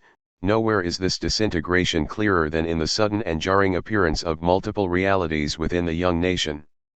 It was once all so simple with the bad on one side and the good on the other. The idyllic, unreal clarity of the early days is replaced by a penumbra that dislocates consciousness. The people discover that the iniquitous phenomenon of exploitation can assume a black or Arab appearance. They cry treason, but need to correct this cry. The treason is not national, it is a social treason, and they need to be taught to cry thief. 62. The species distinction that had constituted the colonial system and structured the early period of resistance to it begins to devour itself. The racial and racist level is transcended on both sides. One no longer grabs a gun or a machete anytime a colonist appears. Consciousness stumbles upon partial, limited, and unstable truths. All this is, one can guess, extremely difficult. 63 blacks can be traitors and whites can be comrades, and the shift from national to social treason marks a transition between stages of the struggle. However imprecise these may be, the people, who had at the outset of the struggle adopted the primitive Manichaeism of the colonizer blacks and whites, Arabs and Rumis, realize en route that some blacks can be whiter than the whites. At this exact moment in the struggle, clarification is crucial as it leads the people to replace a total and undifferentiated nationalism with social and economic consciousness. 64. As if to hammer the dialectical point home, Fanon insists that this transition toward socio-economic consciousness from hermetic nationalism toward universal humanism can come neither too early nor too late. If it arrives prematurely, that is, prior to the national phase, it runs the risk of short-circuiting national identity before it even coalesces, as Sartre had done to blackness. The second phase, i.e., nation-building, Fanon insists, is facilitated by the existence of this mortar kneaded with blood and rage. 65. But the specific threat posed by the national bourgeoisie in power is that social consciousness will arrive late or even not at all, if nationalism is not clarified, enriched, and deepened. If it is not transformed very quickly into social and political consciousness, into humanism, then it leads to a dead end. Bourgeois leadership of underdeveloped countries confines national consciousness to a sterile formalism. 66. If this feels like a traumatic shift in direction, one that requires the overcoming of the centripetal stumbling block posed by identity itself, it nevertheless draws upon and is catapulted forward by both the momentum of the revolutionary struggle and the continuity of collective consciousness in motion. This enlightened and coherent praxis is but another name for decolonial violence extended forth in perpetuity, and which is itself a source of Hegelian self-consciousness, clarity, and lucidity. Violence alone, perpetrated by the people, allows the masses to decipher social reality, only it provides the key. Without this struggle, without this knowledge in praxis, there is nothing but a carnival parade and a lot of hot air. A minimal readaptation, a few reforms at the top, a flag, and down at the bottom the undivided and still medieval mass continues its perpetual movement. 67. Violence, the generative Rosetta Stone of the decolonial struggle, provides the most trustworthy vaccine against both remaining trapped within Manichaeism and the global continuity of neocolonialism.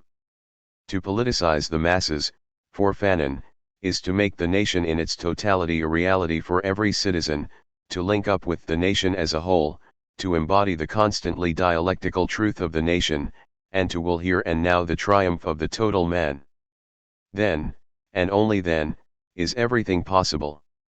68. And in so doing, This praxis opens the decolonial dialectic outward in the long term toward the universal, breaking down what divisions remain among the people while also raising them to the same level as their new leaders, whom they relentlessly interrogate, prying open a generative space to ground an interminably dynamic motion. Enlightened by violence, the consciousness of the people rebels against any pacification. The demagogues, the opportunists, and the magicians now have a difficult task. The praxis which pitched them into a desperate man-to-man struggle has given the masses a ravenous taste for the tangible. Any attempt at mystification becomes, in the long term, virtually impossible. Through the struggle, the people realize that life is an endless combat, and that combat is no more and no less than the motor force of an equally endless dialectics. 69. We have better things to do. This opening of an interminable dialectics within the nation, between mass and leadership, coincides with Fanon's projection of that dialectic outward onto the global plane. After all, the almost inevitable failure of the national bourgeoisie, its opting for sterile formalism rather than filling the eyes of the nation with truly human things, is above all a failure rooted in its own global condition of impossibility. 70 Here Fanon takes up in many ways the radically comparative task that I derive from C.L.R. James. In Black Jacobins, James draws an explicit analogy between the distinct class constellations present in revolutionary France and pre-independence Haiti. White colonists are to the metropolitan aristocracy as mulattoes to the French bourgeoisie and ex-slaves to the poor French masses. The Jacobins, by contrast, were somewhere in between, driven by those masses in an initial phase but caving to their own very bourgeois class tendencies in a later and more conservative phase. Wretched of the Earth takes up this comparative task quite self-consciously. The colonized working class is pampered and even bourgeois, the colonizer stands in as a sort of imposed foreign nobility, and the Eurocentric national bourgeoisie incapable of being a truly bourgeois bourgeoisie floats in the uncomfortable denationalized and classless space between the two, an intermediary class like James's mulattoes, with all of the political instability this implies.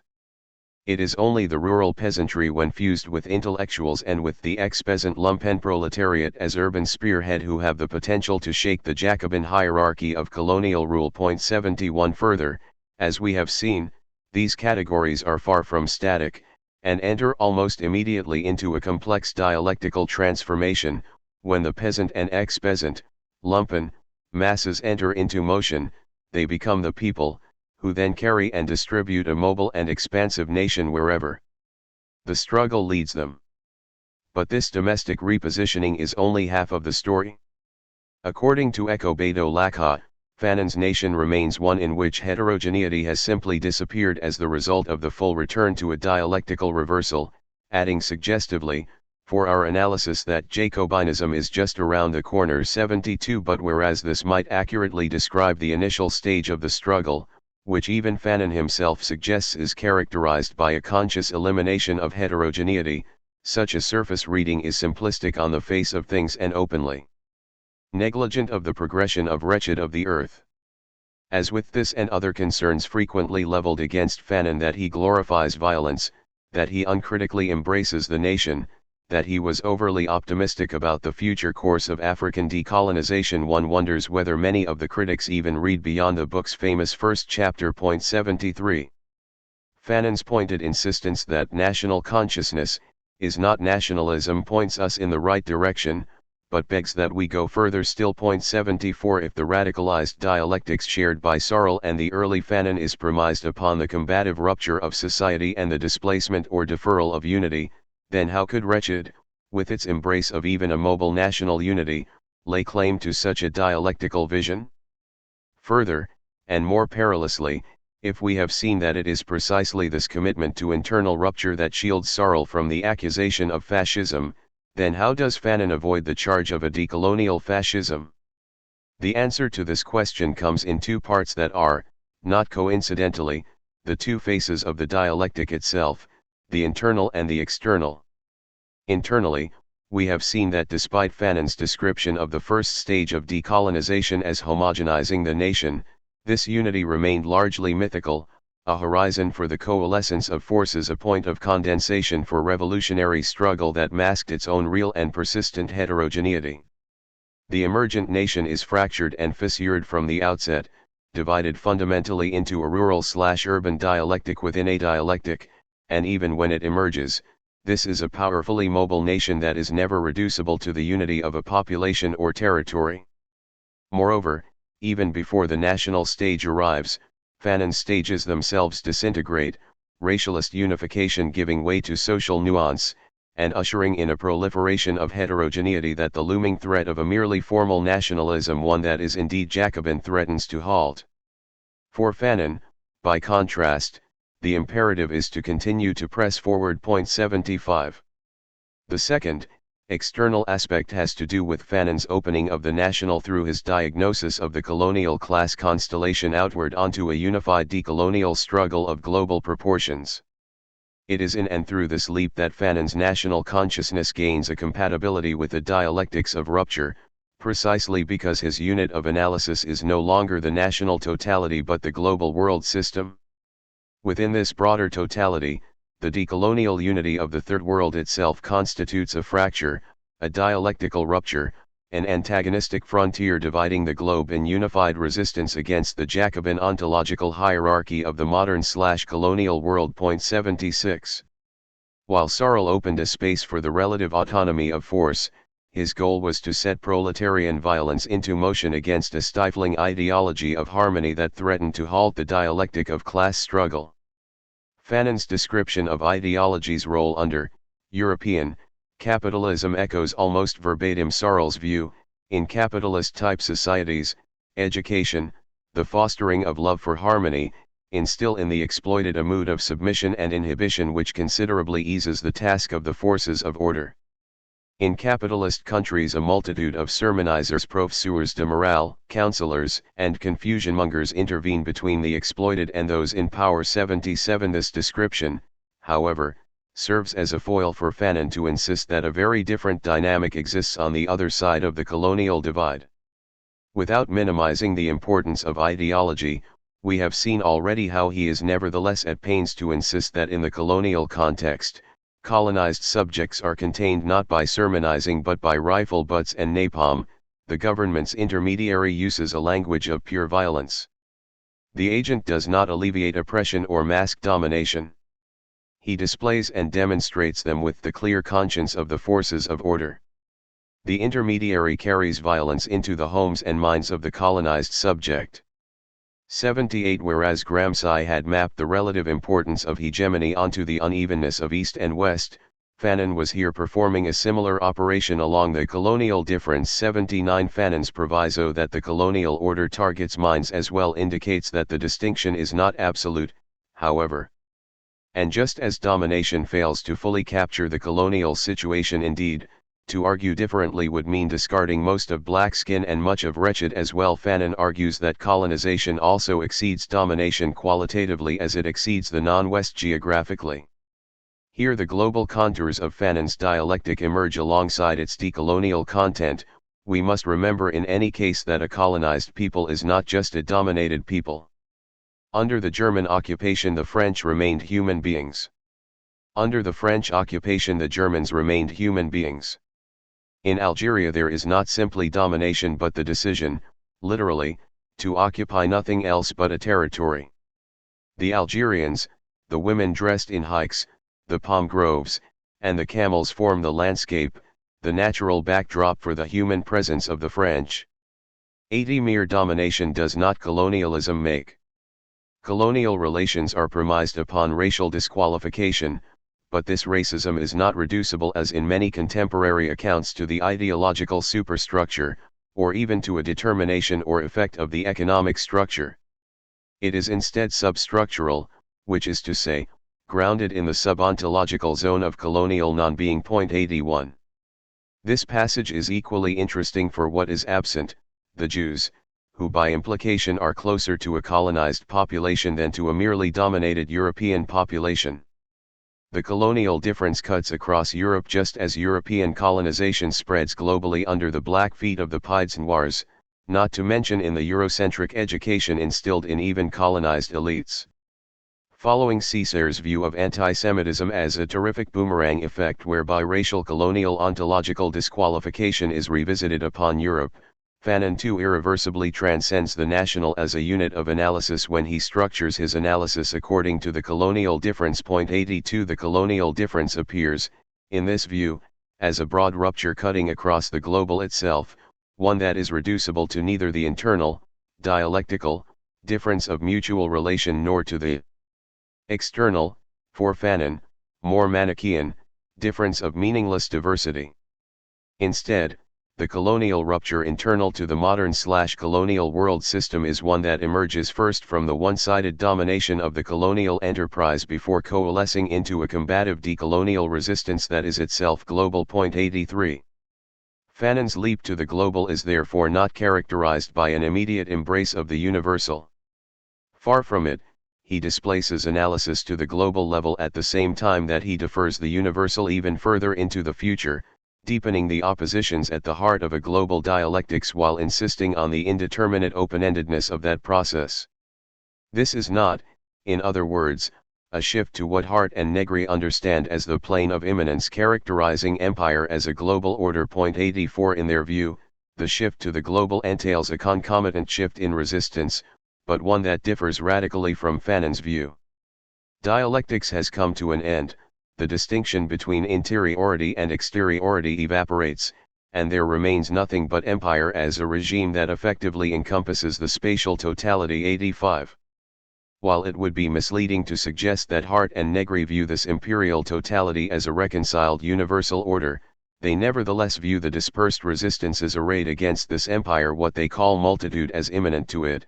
The struggles to contest and subvert empire, as well as those to construct a real alternative, will thus take place on the imperial terrain itself. 86 In Fanon's view, by contrast, the terrain of struggle is not the singularity of empire but the dividedness of a global Manichaeism that must be transformed through inversion into a combative dialectic of global resistance.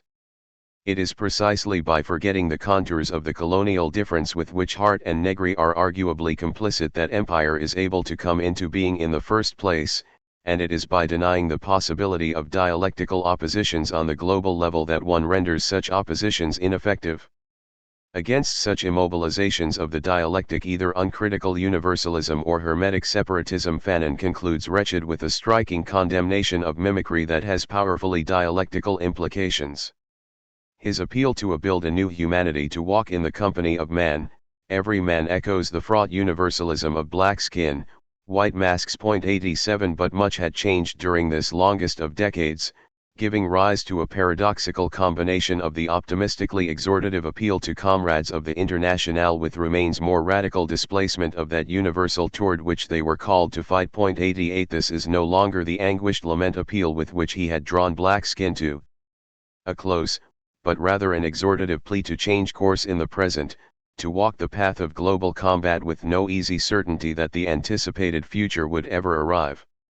This was a call to shake off the old night for the new day, but the preparation for this dawn required a very real ruptures, old friendships to be broken, old beliefs abandoned, and above all, mimicry of past efforts to be rejected. And in fact, these imperatives were all one and the same. The old friendships were old world ties, the old beliefs were Eurocentric articles of faith, and the path refused was the unilinear trajectory to which Europe had condemned the Third World. We have better things to do, Fanon insisted, than follow in that Europe's footsteps. Come, comrades, the European game is finally over, we must find something else. We can do anything today provided we do not ape Europe, provided we are not obsessed with catching up with Europe. When I look for man in the technique and style of Europe, I see a series of denials of man, an avalanche of murders. 89 European thought emerged parched, its withering roots desperately seeking an impossible sustenance in arid spaces where the human is not to be found. Even dialectics, as Searle had shown, lacked traction in this peculiarly barren space. The European proletariat could have smashed the narcissistic dialogue of European thought, but it refused to step forward, instead demanding inclusion in the totalizing Hegelianism of the European spirit.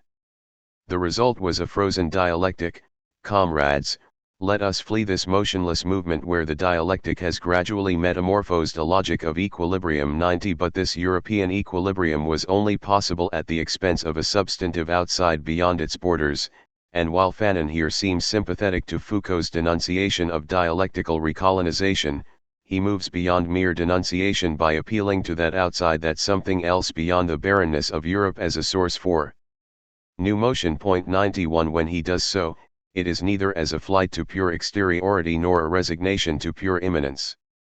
In Fanon's dramatic inversion of global Manichaeism, the new human will spring not from the spiritual desiccation of Europe. Instead, it was the global zone of non-being, that apparently sterile and arid region populated through condemnation, that would provide the sole source for a new dialectical motion, from which a genuine new departure can emerge. 92 No, Fanon insists, we do not want to catch up with anyone. 93 Instead of a global mimicry in which the wretched would turn once again toward the master and away from the world, the revolutionary Third World needs to shake off both its attachment and vengeful opposition to Europe, a sort of decolonial intifada turning away from the master to lose itself in its only true work. 94 This work, this task is to grow a new skin, develop a new way of thinking, and endeavor to set afoot a new man, and the fact that this process is undertaken for Europe, for ourselves, and for humanity is a succinct indication of its dialectical aims, with Europe as antithesis and humanity marking a distant universal horizon. The only path forward is ourselves, the revolutionary assertion of decolonial identity emerging from the zone of non-being to press the dialectic into motion. 95 This is a decolonized global dialectic that walks the fine line between essentialism and the universal, recognizing both European accomplishments and European crimes. The most odious of these crimes being the crumbling of human unity, both in European class divisions and across humanity more generally in ontological hierarchies of racism, colonialism, and slavery. 96 Fanon's leap to the global is thus irreversible, and therefore his formulation of a decolonized dialectic is not simply complementary to the radicalized dialectic of European class struggle we find in Searle. Instead, it displaces the narrow European dialectic by way of a decolonial turn in which the national unit of analysis is no longer sufficient if it ever was, while the decolonial nation assumes an oppositional position within the broader unit of analysis that is the global colonial totality of the world system. 97 But Fanon's transcendence of Searle and decolonization's displacement of the class struggle strictly understood nevertheless reveals a peculiar compatibility between first world class struggle and the third world decolonial nation. Neither is totalizing and unifying, and both instead stand in the middle of the dialectic as combative identities pressing, in their best formulations, toward an open-ended future. When the national constitutes rupture instead of totalizing unity, it cannot be fascist, and if the decolonial nation can thereby be spared the smear of fascism, its appearance at the heart of global antagonism nevertheless points toward a new, global fascism against which we must guard. Césare's and Fanon's insistence on the historical homology of colonialism and fascism acquires here a new relevance in the emergence of a new global colonial order. Searle's dialectic of class struggle therefore becomes compatible with radically dialectical notions of race, people, and even nation, but only does so on the eve of its own obsolescence. And indeed, as waves of migration into Europe anew, post-colonial boomerang effect provoke ever-sharpening existential crises, this obsolescence is undeniable. To paraphrase C.L.R. James's own decolonial détournement of François-René de Chateaubriand's description of the French Revolution, we might even say that the European workers began the revolution, the colonized masses will complete it. 98. Chapter 4. Latin American Dialectics and the Other. Fanon's decolonization of Searle's dialectic of class struggle, while arguably indebted to the syndicalists' concept of violence and revolutionary identity, was nevertheless irreversible. While in a certain sense Fanon did with racial and national identity what Searle had done with class, the national unit of analysis was rendered obsolete in the process, making it impossible to move backward to prioritize any rupture, be it of class or race, contained entirely within the national framework. Not only is Fanon's decolonial nation dynamic and non-totalizing in some, dialectical, but this internal motility opens outward as well, proliferating the broad opposition between a revolutionary Third World and a stagnant Europe stripped of all dynamism. By locating the decolonial nation within the broader framework of the colonial difference, in other words, Fanon renders Searle's class centrism untenable even at the heart of Europe. After all, turn-of-the-century France was and today remains nothing if not colonial through and through. Our progression from class to race to nation, and onward toward the people, is therefore neither a linear nor a contingent one, but one that seeks to approximate with more precision those political identities most relevant to the task of decolonization, a task that concerns us all. If Fanon thus put forth a theory of decolonization as an explicitly dialectical movement, this turn to the language of dialectics nevertheless presents a theoretical challenge once we turn to a different identity, that of the people. In what follows, I approach popular identity in the specifically Latin American context, doing so through the contributions of another giant of decolonial thought, the exiled Argentinian philosopher of liberation, Enrique Dussel. As we will see, Dussel arrives at his concept of the people, el pueblo, by passing through a similarly dialectical conception of the decolonial nation, which he formulates at the intersection of Hegelian dialectics and Emmanuel Levinas's concept of exteriority, that is, at the border separating internal from external differences. As a result, Dussel's pueblo retains much of the conflictive, heterogeneous, and transformative character of Fanon's nation, while also allowing us to stitch together many of the identities discussed so far, class, race, and nation, into a multiplicity of overlapping microdialectics without displacing any of these, reflecting while also complicating Fanon's transnational scope. But the theoretical challenge of thinking a decolonized dialectics jointly through Fanon and Dussel is this: by drawing Levinas into the equation, Dussel formulates popular identity in a way that is, at least on the surface, sharply critical of dialectics, and even explicitly anti-dialectical.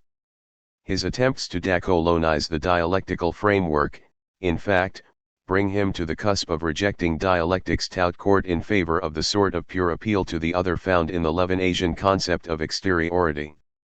And since this appeal to the other is fundamentally ethical, in courting Levinas, Dussel would also seem to court an ethical approach that is arguably incompatible with the ethical impossibility diagnosed by Searle and Fanon. However, I argue that Dussel ultimately pulls back from this anti-dialectical precipice as a direct result of his own process of decolonizing Levinas. Instead, he situates analectics, the turn toward the other, the outside, and the beyond, understood in concrete historical terms rather than ethical terms, as a moment in a broader dialectical progression.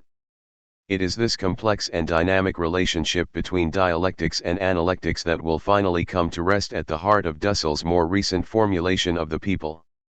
By viewing Fanon and Dussel in a sort of productive parallax, drawing the former's zone of non-being into conversation with the latter's notion of exteriority, I draw out some important resonances between the two that can function heuristically toward the decolonization of political thought broadly and dialectics in particular. It will be this decolonized dialectics at the crossroads of rupture and exteriority that I will then put to the test, in Chapter 5, as an interpretive lens for grasping contemporary identity dynamics in Venezuela. Toward colonial realities. Fanon's impact in Latin America, while often overlooked, has been significant. Point 1. This has been particularly true of Fanon's role as a radicalizing influence on the later waves of dependency theory, where his leap to the global level would prove decisively important.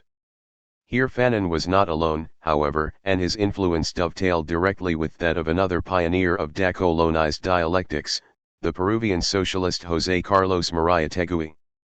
Mariátegui himself, not coincidentally a Searle devotee, could be considered the founder of a properly Latin American Marxism, one that was not imposed unilaterally by the Soviet Comintern, but that instead developed on the basis of a concrete analysis of local conditions and class structures. Point 2. Mariátegui's starting point, like Fanon's, was the specificity of his still colonial reality, and hence the object of study in his 7 interpretive essays was clearly demarcated as Peruvian reality. This foregrounding of reality as the basis for theoretical revision sits at the intersection of two elements that Mariátegui shares with Searle: his methodological skepticism toward sectarian dogma and totalizing theories on the one hand, as well as an openness toward a spiritualized and heroic Marxism grounded in antagonism on the other. As Mariátegui himself put it, I do not think it is possible to imagine the entire panorama of the contemporary world in one theory. We have to explore it and know it, episode by episode, facet by facet. Our view and our imagination will always be delayed in respect to the entirety of the phenomenon. Therefore, the best way to explain and communicate our time is one that is perhaps a little bit journalistic and a bit cinematographic. To this he added, elsewhere, ideas that are perfect, absolute, abstract, indifferent to the facts, to a changing and moving reality do not work. Ideas that are germinal, concrete, dialectical, functional, rich in potential and capable of movement do. 3. In other words, Mariátegui, like Searle, embraced the openness and mobility of dialectics without falling prey to the predetermined and totalizing dialectical illusions that would foreclose even on this mobility itself. Rejecting such illusions and turning instead to an analysis of concrete reality put Mariátegui on a collision course with the Comintern and one of the most pernicious and intransigent elements of the official Marxian dialectic, the suggestion later transformed into a dogma that less developed countries must necessarily pass through capitalism as an unavoidable precondition for a communist future. As a result, Mariátegui, like Searle, would have to fight a war on two fronts against a dialectical bad unity of orthodox Marxists and reformists. For Mariátegui, however, the part of the reformists was played by the anti-imperialist social democracy of Victor Raúl Haya de la Torre, who, while standing ostensibly opposed to Soviet orthodoxy, nevertheless shared the view that capitalism would play a progressive role in modernizing the class structures of so-called underdeveloped countries. Here, Mariátegui prefigured Fanon, who tersely dismissed both the colonized bourgeoisie, as useless, and colonized proletariat, as pampered. When Fanon was consequently accused of attempting to skip necessary historical stages, he quickly turned the tables on his accusers. Unlike Searle's dialectic of European class struggle, in which action by one side, the proletariat, could reinvigorate the other, the bourgeoisie, awakening in them a sense of their historical task, Fanon saw little possibility of recreating the dynamism of the original Marxian binary in the colonized context. The national bourgeoisie is already decadent, incapable of even skipping stages because it starts at the end, and the minuscule proletariat is both too weak and too strategically important to the colonial system and thus bought off to effectively change things. Point 4. However, we should be careful not to miss the point. This was not a question of whether skipping dialectical stages was possible or desirable, but a more radical rejection of the very idea that such stages even existed to begin with in the context of the hierarchical structures of the global capitalist world system.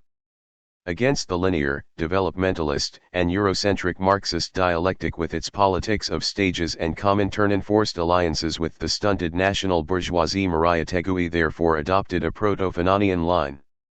For underdeveloped nations, so-called development is essentially impossible, because capitalism doesn't fundamentally operate on the national level at all, but instead as a global system of structured inequality that obstructs rather than facilitates development in exploited zones. As Fanon would later do, Mariátegui immersed himself in the study of the colonial and nominally post-colonial class constellation to discover what developmental deviations had been introduced by colonization and what the political impacts of these deviations might be. Having ruled out as potential revolutionary subjects both the middle classes, privileged by Haya, and the traditional proletariat alone, which he viewed in terms similar to Fanon, Mariátegui instead sought to reinfuse Peruvian socialism with a view of class struggle as not purely economically determined, incorporating the cultural, political, and economic legacy of indigenous communism into what he deemed Indo-American socialism. 5. Thus, if the colonial class structure posed a barrier to Dialectical motion similar to that which Sarl had confronted in France, in which proletariat and bourgeoisie failed to face each other directly in a great social war. Both Mariátegui and Fanon turned to the antagonistic projection of combative identities to jumpstart historical motion, but did so according to dramatically different parameters than had Sarl. The influence of this arguably Sarl-inspired decolonial couplet, Mariátegui and Fanon, on Latin American thought would prove significant. Influenced by both, dependency theorists like André Gunder Frank would come to understand capitalism as a global structure, thereby challenging both existing linear, as in modernization theory, or purportedly dialectical, as in Stalinist orthodoxy, approaches. Point 6. According to Ramon Grisfogel, dependentists consider incorrect the assumption that equates development to passing through the same stages of the so-called advanced societies. Since historical time is not, as the modernization theories presuppose, chronological and unilinear, the experience of the metropolitan societies cannot be repeated. Development and underdevelopment coexist simultaneously in historical time. 7. It would be from this Latin American crucible, whose rebellious heat fused elements of Mariátegui and Fanon with dependency theory, liberation theology, and indigenous Marxism, that Enrique Dussels' philosophy of liberation would emerge as both a challenge to and a contribution to the project of a decolonized dialectics. From totality to exteriority. If references to Fanon in Dussels' sprawling works are few and far between, there can be little question as to the conceptual and political ground shared by these two giants of decolonial thought. In the preface to his first major work, Philosophy of Liberation, Dussel describes his philosophy as surging forth from the oppressed of the earth, the condemned of world history, a clear nod to wretched of the earth, in Spanish, Los Condenados de la Tierra. Point 8. Fanon is mentioned, furthermore, as a pioneer whose work was already a beginning of the sort of substantive, explicit philosophy of decolonization that Dussel himself sought to produce. Point 9. Moving toward the question at hand, Dussel even suggests, as had Fanon, that, under colonial conditions, the Hegelian master-slave dialectic is no longer possible, the slave disappears from the horizon by death. 10. Dussel's intellectual trajectory, however, draws him first toward and then away from a dialectical framework. After first sinking his roots into the unperturbed universal ground of Heideggerian ontology, Dussel soon turned to Hegelian dialectics, not for the universal reciprocity it provided, but for the internal rupture it made possible, cleaving the totality in two and setting it into motion. In the process, Dussel discovers two valuable aspects of the dialectic: it denies the security and obviousness of everyday life, and it opens out on encompassing ontological structures, which are never exhaustively known. 11. He would not remain long within the realm of the purely dialectical, however. Between roughly 1969 and 1972, as though propelled by the energy of dialectical motion itself, Dussel had shifted from Heidegger, through Hegel, and onto Emmanuel Levinas's radical critique of ontology, which finally awakened him from his ontological slumber. 12.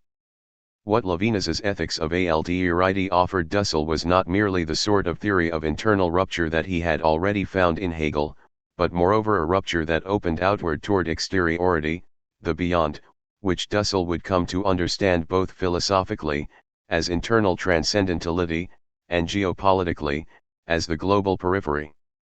While Dussel teeters on the edge of a total rejection of dialectics, however, he goes no further. Instead, the internal parameters of his decolonial approach press dialectics to the limit, the outer border marked by Hegel's difference-diversity distinction, just as the same decolonial sensibility prevents him from abandoning dialectics entirely.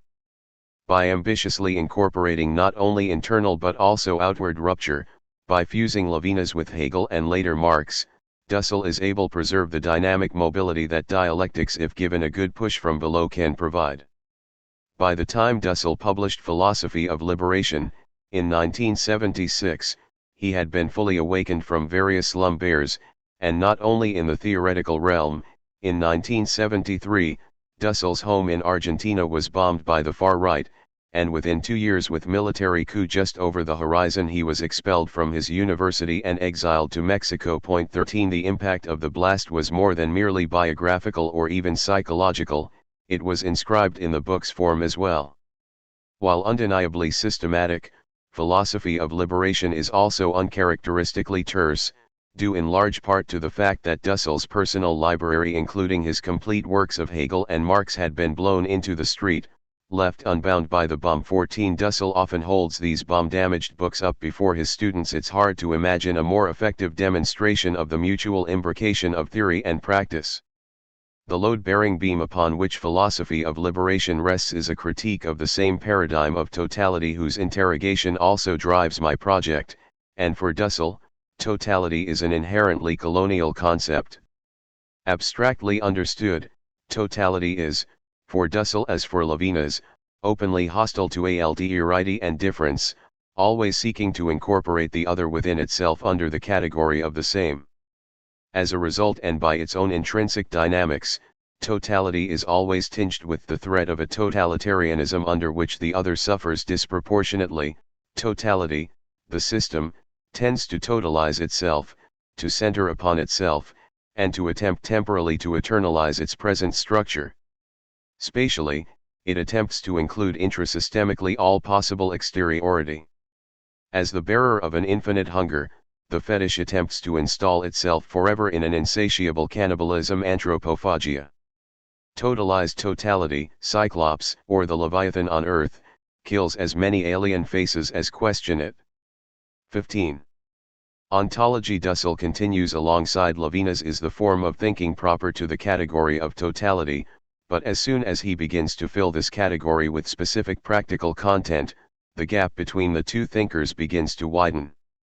For Dussel, the ontology in question, like the totality that grounds it, is fundamentally colonial, the ideology of ideologies, the foundation of the ideologies of empires, of the global core, and in a more self-critical vein, this former Heideggerian adds that classical philosophy of all epochs constitutes the theoretical consummation of the practical oppression of peripheries. 16 Ontology, the study of a universal foundation of being, is by its very definition bound up in the enterprise of colonization.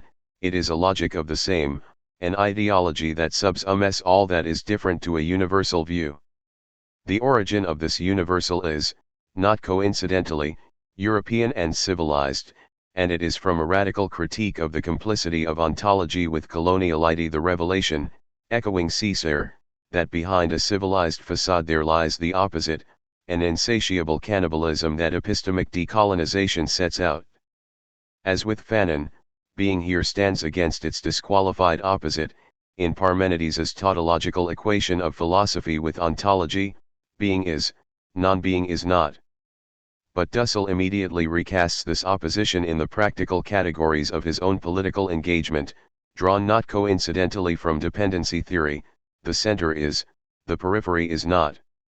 To which he adds, echoing Fanon's distinction between visibility and the violence of appearance, being is, beings are what are seen and controlled. 17 The totality cannot admit the other as other. Rather she is not, and if she speaks, or more radically, questions this quasi-Fanonian appearance of non-being, does violence to the order of things, and cannot be ignored. The alien faces questioning the existing order are themselves guilty of provoking an inevitable massacre, a simultaneously epistemological act that Dussel sarcastically deems heroic. To speak non-being is falsehood. Before the other can continue their task of falsification and demoralization of the system, the hero throws himself upon the enemy, the other, and annihilates them, kills them. 18 Colonization itself is what Dussel describes as a huge dialectico-ontological process of human history that subsumes the other to the same, clothed in noble, warlike, healthy, Nietzschean virtues, white-skinned and blonde-haired like the Aryans. Europe throws itself onto the periphery, onto the geopolitical exteriority. In the name of being, it annihilates the alterity of others, violently expands the frontiers of its world. The conquest of Latin America, the enslavement of Africa and its colonization, as well as that of Asia, constitute the dominating dialectical expansion of the same that murders the other, totalizing it in the same. Tautology takes possession of everything. 19.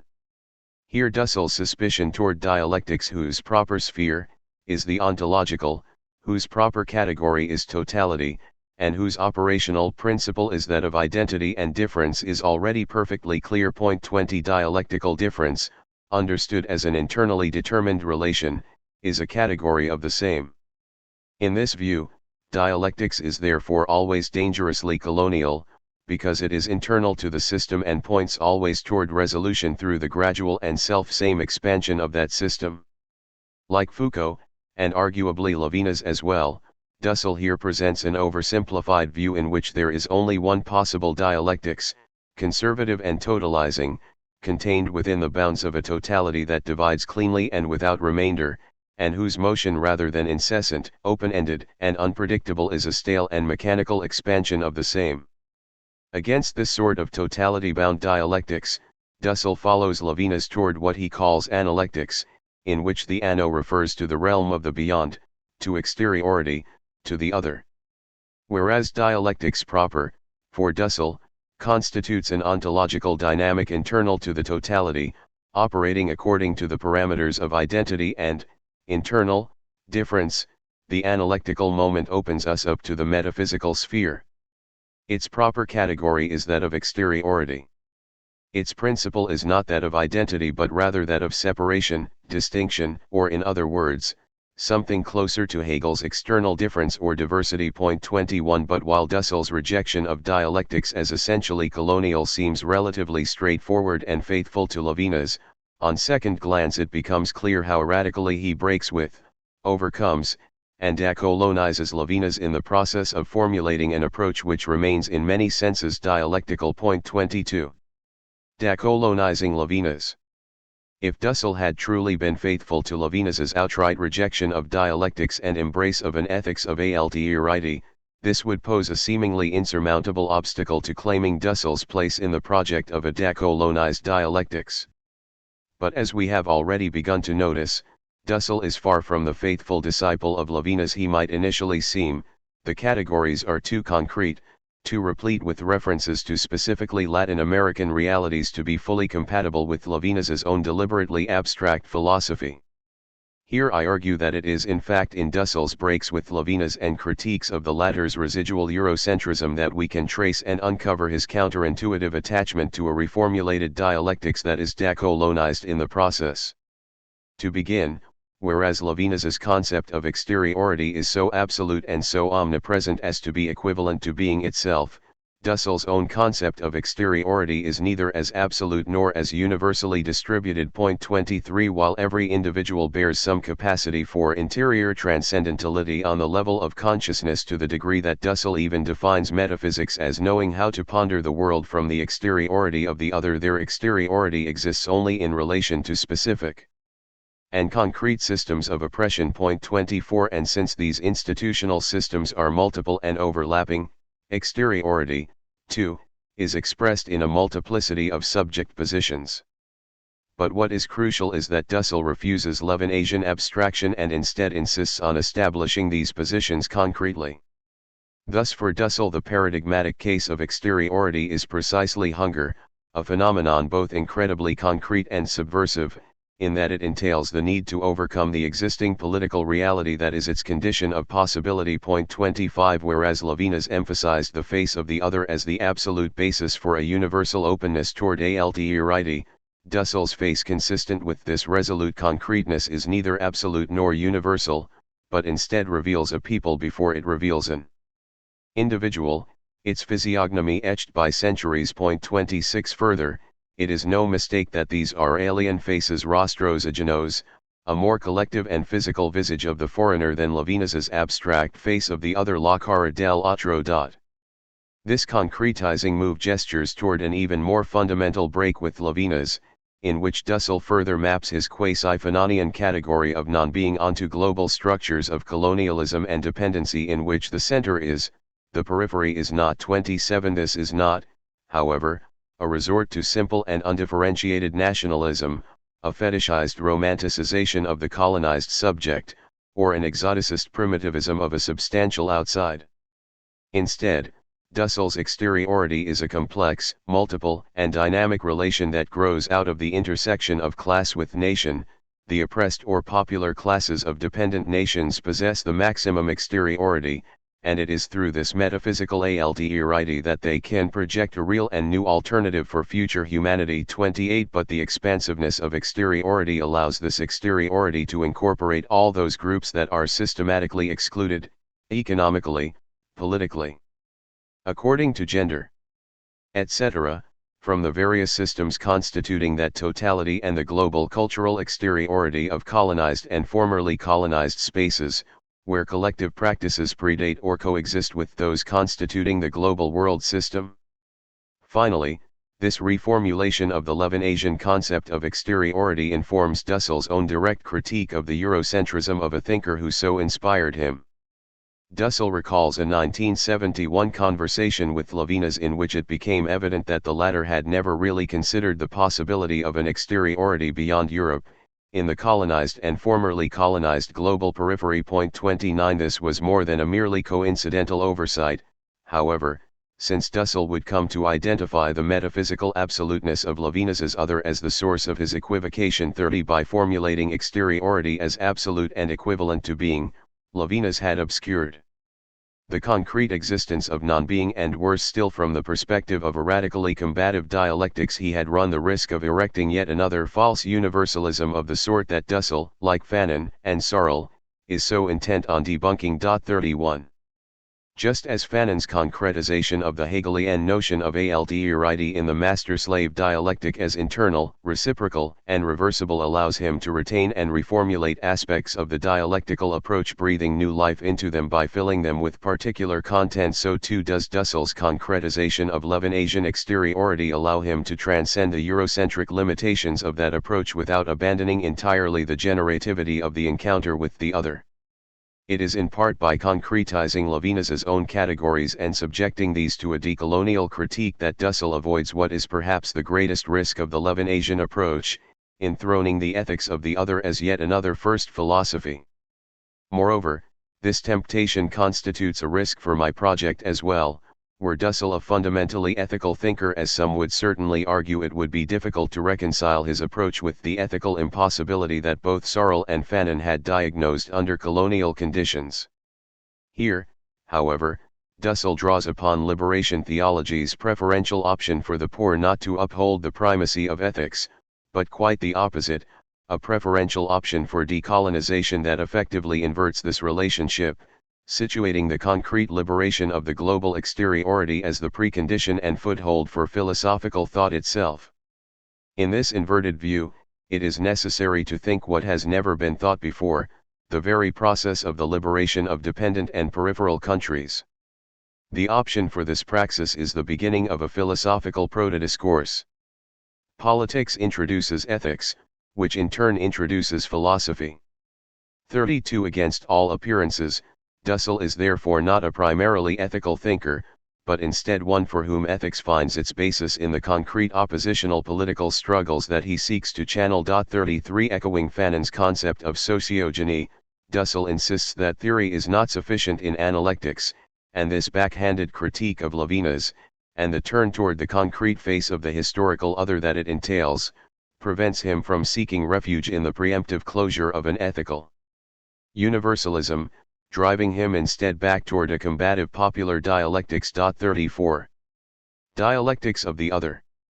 Despite the clear complicity that Dussell tracks between totality, ontology, and dialectics, his commitment to decolonization in theory and in practice leads him not to reject dialectics out of hand.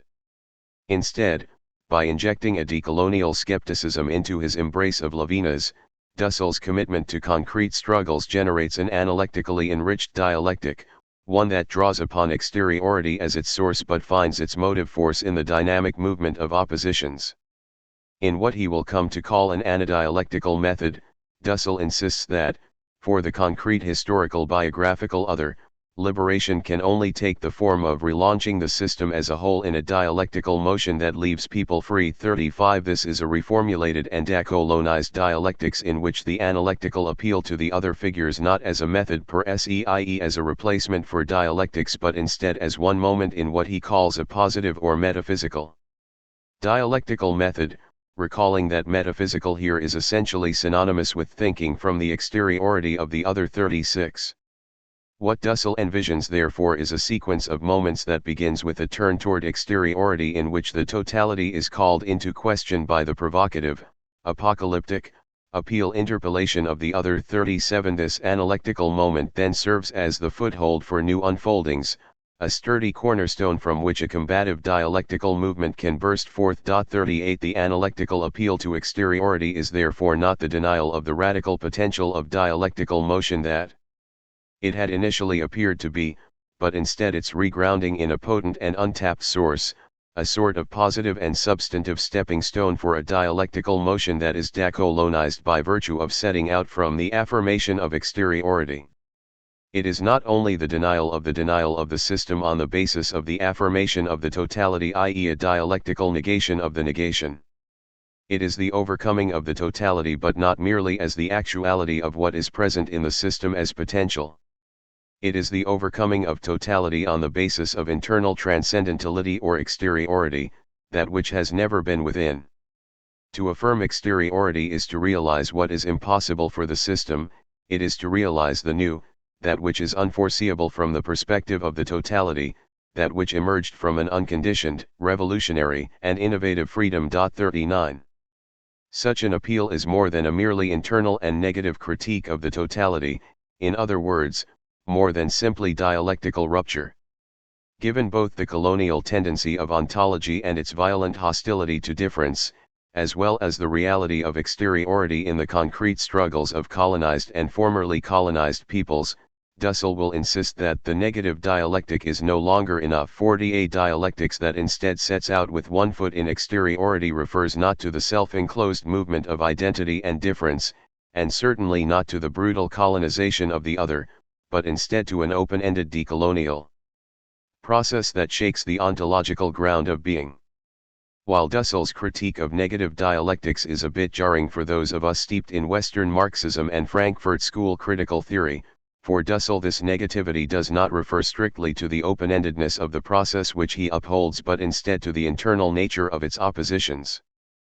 He does in fact suggest that those thinkers often associated with negative dialectics like Marcuse, Adorno, or even Bloch are naive with respect to the positive criticality of the utopia of political exteriority of peripheral peoples, the working class woman, the oppressed youth, and the dependent societies. 41 But as this quote makes clear, Dussel's point is not that, for example, Adorno's critique of Hegelian identity or dialectical determinism is incorrect. In fact, he largely agrees.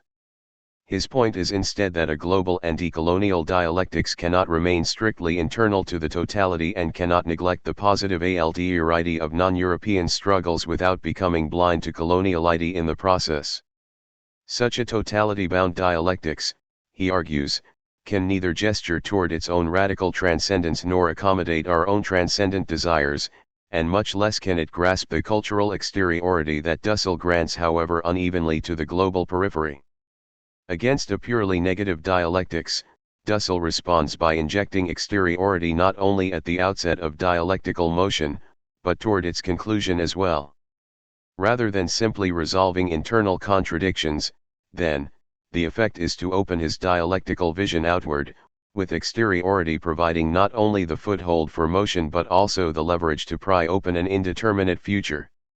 The pure negativity of contradiction is neither the source nor the resolution of dialectics, Dussel insists, and the emergent rebellious classes that establish the dialectical contradiction itself bring with them an unforeclosable exteriority. As such, contradiction cannot be resolved in pure negativity, but instead in the exteriority of internal transcendentality, in the analectical affirmation of the alterity of an emergent class, emerging as distinct. The dialectical process as passage to a new totality cannot support itself only in the negative thrust of negation. It is because of this that the analectical moment of dialectical movement is the origin and resolution of that same dialectics and its negativity. 42. While the practical implications of this analectical turn may not be immediately clear, Dussel's essential point is that the overcoming of various systems of oppression cannot emerge or does not emerge most powerfully from that system's internal parameters, in part because these are systems built on exclusion as much as oppression. The fact that this exclusion reaches even the ontological level only serves to underscore the blind tautology of an internal dialectics that succumbs to the same parameters of being it claims to oppose. As with the tense transition from Sarl to Fanon, we are therefore drawn irreversibly toward decolonization. To overcome capitalism, we must first call into question the imminent perfection of the European proletariat as revolutionary subject, which even in Europe is crosscut and intersected by oppressions and exclusions. Moreover, capitalism as an intra-European phenomenon gives way to a far more complex and global colonial constellation in which the interplay of the internal and external is even more pronounced. While dynamic, quasi-dialectical oppositions remain the driving force of this process, Dussell's goal is to raise our antennae toward the realm of exteriority in an effort to detect the dysfunctional appeals that the oppressed continually launch from the exteriority of the constituted system. 43 If the internal logic of the totality tends toward its reification as a perfect unity, in other words, its fetishization, then the combative response that assaults the reified walls of the totality simultaneously from within and from without is, for Dussel, a process of defetishization that shares as much with Fanon's disalienation as with Marx's critique of the fetish as terrestrial religion. Anti-fetishism, a negative notion that deliberately tries to veil its infinite metaphysical affirmation, is the guarantee of the perennial dialectic of history, of the detotalization that liberation produces in all fossilized systems. Atheism vis-a-vis the present system is a prerequisite for innovative, procreative, liberatory praxis. 44. Dussel has a precise name for this anti-fetishist, anadialectical movement that initiates revolutionary motion according to a logic of outward-oriented difference. He calls it quite simply liberation, which he describes in self-consciously Marxian terms as a specter haunting the global South. To Marx, however, he adds what we might read as subtle echoes of W.E.B. Du Bois in the sort of second sight that peripheral thinkers enjoy. By virtue of having a foot in exteriority, philosophical intelligence is never so truthful, pure, and precise as when it starts from oppression and does not have any privileges to defend, because it has none at all. 45 The philosophy of liberation in a gesture toward its own universal status has nothing to lose but its chains, and a world to gain. For Dussel as for Sarl and Fanon, this is a dialectics that treads the fine line between internal and external opposition, and even more self-consciously so, since in Dussel's formulation, the question is precisely one of breaking down the apartheid wall separating inside from outside. So it is perhaps unsurprising to find that he too inverts the traditional trajectory of human progress to embrace the image of the barbarian, from non-being, nothingness, the other, exteriority, the mystery of nonsense. It is from here that our thought will set out. It is, then, a barbarian philosophy. 46 Anadialectical liberation is barbarian not only in its appeal to the nothingness of what lay beyond the walls to the banished zone of non-being, but also in its transontological movement to abolish those walls themselves. Rather than a vestige of the past, today's barbarians are a vision of the impending and ever more universal future. As a result, Dussel's liberation is literally an archie. It moves beyond the principles governing the present by breaking down the barriers that separate the existing from the beyond. Liberation is the very metaphysical or transontological movement itself by which the horizon of the world is pierced. It is the act that opens the breach, perforates the wall, and penetrates deeply into an unsuspected future and truly new exteriority. 47 This decolonized dialectical motion is itself rupture, it is destruction, detotalizing the system and annihilating repressive frontiers. 48 And, decolonial, liberation is a process whereby the totality is ruptured and the apartheid walls of being, in a powerfully Fanonian fashion, come crashing down. Thus philosophy is death to everydayness, to the secure naivete of the system, that unleashes a radically untethered process of decolonial dialectical transformation. 49. Toward the decolonization of being. But how to square Dussel's peculiar formulation of a rupture that is simultaneously internal and outward oriented with the more explicitly dialectical formulations of Sarl and Fanon? If Searle and Fanon had formulated a combative dialectics of identity premised upon the internal rupture or antagonistic division of the social totality, how could this view in any way be compatible with Dussell's insistence on an outward-oriented rupture of the borders of the system itself? And if both Searle and Fanon explicitly viewed these processes as dialectical, as composed of and driven by conflictive opposition at the heart of that totality, then what are we to make of Dussell's severe critique of dialectics and embrace of an analectics that arguably shuns internal conflict to face the other? Here we again confront a tension I posed at the outset. Is Dussell's turn to exteriority a shift from the difference that matters to the mere diversity that was, for Hegel, a non-relation? While this may seem a more serious challenge for the explicitly decolonial formulations of Fanon and Dussell than for Searle, whose approach is grounded in that most internal of identities, that is, class, the continuities between the three are as important as the breaks. After all, recall that Searle pressed class difference to the very breaking point of utter incommensurability, and while this reassertion of class oppositions was clearly internal to French society, it threatened to dispense with society altogether through an all-out assault on social harmony and duty. The dizzying flexibility of Dussell's category of exteriority, which stretches from internal transcendentality to geopolitical exteriority, raises the stakes of the question further by itself bridging internal and external. As a result, the distance between the two seems less formidable, and like Searle, for whom subjective self-activity stands as precondition for world historical objectivity, Dussell speaks in similarly paradoxical terms. Only one-sided praxis that breaches the borders of the totality can guarantee something so perennial as the dialectic of history. This apparent gap narrows even further when it comes to Fanon's nominally dialectical formulations. Whereas Dussell appears to reject dialectics, Fanon's own embrace of dialectical motion depends on his radical decolonization and reformulation of Hegel's master-slave dialectic, in which the subontological zone of non-being provides the source for subjective action to set history into motion. After all, was not Fanon's description of the Manichaeism of the colonial world and the absolute division between good and evil that it entailed not also a question of exteriority and exclusion, the decision to occupy nothing else but a territory? Both thinkers, in other words, turn to the ontological register as a way of naming and resisting the characteristically colonial disqualification of certain subjects from humanity. Like Fanon, Dussell foregrounds the barriers separating being from its disqualified opposite. Like Fanon, he seeks to set into motion a dynamic that will tear down those barriers, and like Fanon that movement finds its source and unwritten conclusion beyond them. As Fanon made clearer than most, this process of breaching the bounds of the totality is violent by definition from the perspective of those policing the border between being and the less than human barbarian hordes beyond point 50. If Dussell is not nearly as anti-dialectical as he initially lets on, we could in a sort of parallax say the opposite of Fanon. While Fanon couches his descriptions in openly dialectical terms, his diagnosis of a zone of non-being opens up the possibility of an appeal to exteriority and a colonial difference that exceeds an internally dialectical relation. Neither fully external nor fully internal, the division marked by colonialism and underscored by Fanon's turn to Manichaeism is something quite different, a one-sided process of imposition that systematically obstructs the two-sided reciprocity of the master-slave dialectic.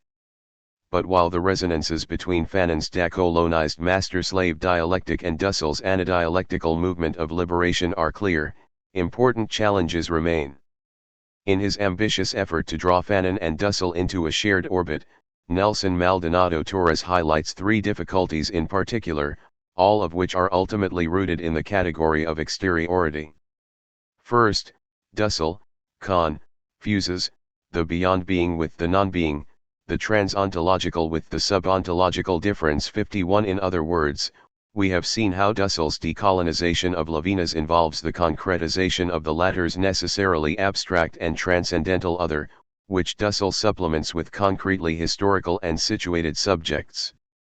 While this gesture is quasi-Fanonian, Dussell is not as ontologically precise as Fanon, who hones in first on racial and then on colonial forms of disqualification, nor does he fully discard the transcendental aspect of exteriority. Taken together, Both elements run the risk of erasing the particularity of exteriority, allowing it to slide easily from the concretely colonized and peripheral subject, to a privileged subject who simply maintains a radically critical perspective vis-a-vis the system.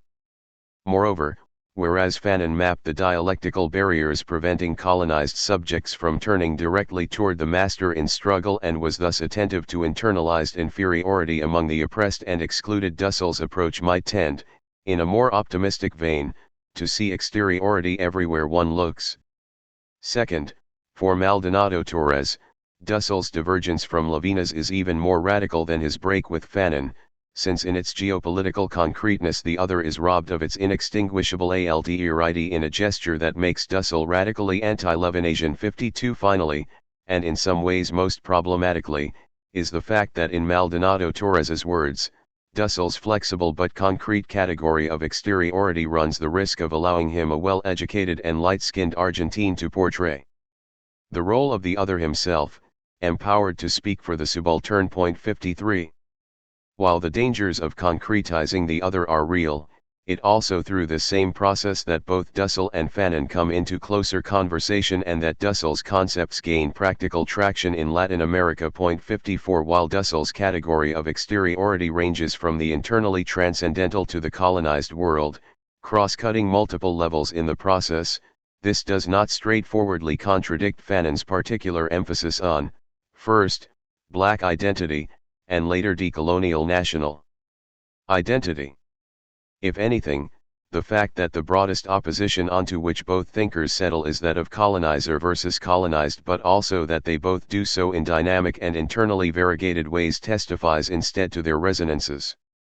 To the claim that the transposition of Levinasian categories onto the global scale, one that closely parallels what we have seen in Fanon, constitutes a dangerous reduction in the alterity that defines the other, Dussell has at least one defense.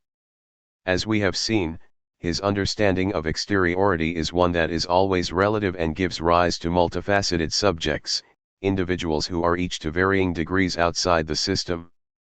Put differently, to be outside is, at least to some degree, to grasp one's exclusion and to orient oneself in an absolute sense against that system of exclusion. The alien faces find themselves annihilated not only for their preordained alterity, but also for their interrogation of the system, their active questioning of the totality. The fact that this concern and this response are in many ways the direct inverse of the previous one, that, in other words, subjects can both easily slip into and easily slide out of exteriority, speaks to an irreducible tension in Dussell's approach, which only gains relevance and traction to the degree that it sacrifices some internal coherence. This is not to deny some considerable and problematic slippage in Dussell's account.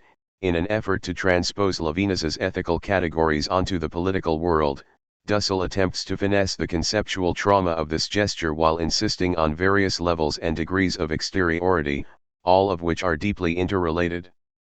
Hence, while it is of course easier to identify the exteriority of pre-colonial societies that had yet to be incorporated into the modern/colonial world system, Dussell does not fetishize this sort of exteriority. 55. Instead, he insists that a lesser degree of exteriority persists both in colonized and nominally post-colonial societies, and even within Euro-American societies, but that this collective and geopolitical relationship inevitably impacts the individual's internal transcendentality, without the latter relying on it. 56. In other words, Dussell only escapes Maldonado Torres's concern to the degree that he installs the slippage between individual, collective, and global at the heart of his conception of exteriority. The confirmation that the slippage is worth the trouble it brings lies not in thought, however, it can only be confirmed in practice. In concrete terms, Dussell's exteriority overlaps with Fanon's third world when transposed into geopolitical terms. In line with Dussell's complex and shifting notion of exteriority, however, this transposition does not lead him to uphold a pure third world subjectivity that is reducible to all members of colonized societies, or to accordingly embrace a simplistic and undialectical third world nationalism. Before turning to his recent reformulation of the category of the people, which we will discuss in the next chapter, Dussell had put forth a theory of the decolonial nation that was as complex and mobile as Fanon's in Wretched of the Earth. This was a nation inflected with multiple variables, class, race, education, culture, etc., that rather than merely existing as a fact must instead be formulated as a political project, to be projected as in the struggle against imperialism and capitalism. The theoretical kernel of this nation, a conceptual bridge to the concept of the people, el pueblo, that Dussel would only fully formulate 3 decades later, emerges in the distinction he marks between two nationalisms, that of Ataturk, Gandhi, Sukarno, Gamal Abdel Nasser, Lázaro Cárdenas, Juan Perón, and, notably, Senghor on the one hand, versus that of Mao, Ho Chi Minh, Patrice Lumumba, Agustín Jonito, Fidel Castro, Augusto César Sandino, Salvador Allende, and, equally notably, Fanon on the other. Much like Sarl and Fanon's distinction between two violences, Dussel's distinction between two nationalisms is a dialectical one that foregrounds the differential content underlying a seemingly shared form. Gesturing toward his later work, Dussel cryptically locates this determining content of the nation in the very idea of the people within the nation. 57 The radical nationalism with which he plainly identifies depends, in other words, precisely on its relationship to the pueblo as the perspective of the oppressed classes, including campesinos as well as the underdeveloped working class and marginal sectors that stand opposed to dominant classes and groups. 58 This framing forespeaks a decolonial nation that is, like Fanon's, a radically dialectical and shifting terrain of oppositions, and in which those oppositions turn as much outward as inward. The Latin American people, Dussel will come to insist, is a radical and dynamic historical subject that only comes into being through self-activity and rupture by the, internally, oppressed alongside the, externally, excluded. While shifting and multiple, this popular subject draws its basic parameters from the conceptual distinction cum alliance between dialectics and analectics, and thus it functions as a non-objective identity that must be projected and constructed, stitched together through the patient political work Dussel will call dialogue and translation. This understanding of the people will draw Dussel into conflict with those thinkers who, through an uncritical Eurocentrism, reject popular identity out of hand. But turning to the dynamics of contemporary Venezuelan political identities confirms in practice not only the powerful heuristic value of Dussel's people, one that reflects rather than imposes on revolutionary movements and the combative transformations they unleash, but also the broader decolonized dialectics of which it is a part. Chapter 5. Venezuela's combative dialectics. Nowhere in our dialectical present screams out for attention quite like contemporary Venezuela, where combat and violence, nationalism and class consciousness, not to mention Manichaeism and radical movement, are all on the table. But it would be misleading to excise Venezuela from its context, as an object to which a decolonized dialectics might be applied. Both this book and our contemporary political moment more generally are indelibly marked by the dialectical return swing against neoliberalism that was arguably inaugurated by Venezuela's 1989 Caracazo, a massive popular rebellion against structural adjustment on the model of the Washington Consensus. More than for this single moment more than a quarter century ago, Venezuela stands out due to the dialectical chain that 1989 unleashed, one which moves through the failed coup by Hugo Chavez in 1992, his subsequent election in 1998, and the development and deepening of a dynamic process that has come to be called 21st century socialism, each of these contributing to a seismic transformation of the region and the world. The process of political change currently underway in Venezuela exploded out of the tense overlap of multiple combative identities in movement: Bolivarian, revolutionary, Chavista, Afro-Venezuelan, indigenous, feminist, each with their own dialectics. But no political identity has been more central than that which draws them together in a combative whole that is nevertheless far from a singularity: the people. To settle on the people is merely to open another can of worms, however, since many view the people like the nation with a deep suspicion.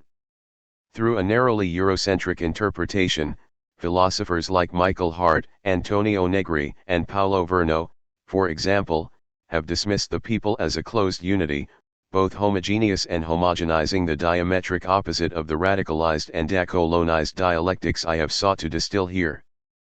But if we reject this narrow interpretation, decolonizing the concept of the people by anchoring it in Latin American realities and revolutionary movements, we instead find a political identity that is far more dynamic and mobile, one which has borne combative fruit in contemporary Venezuela.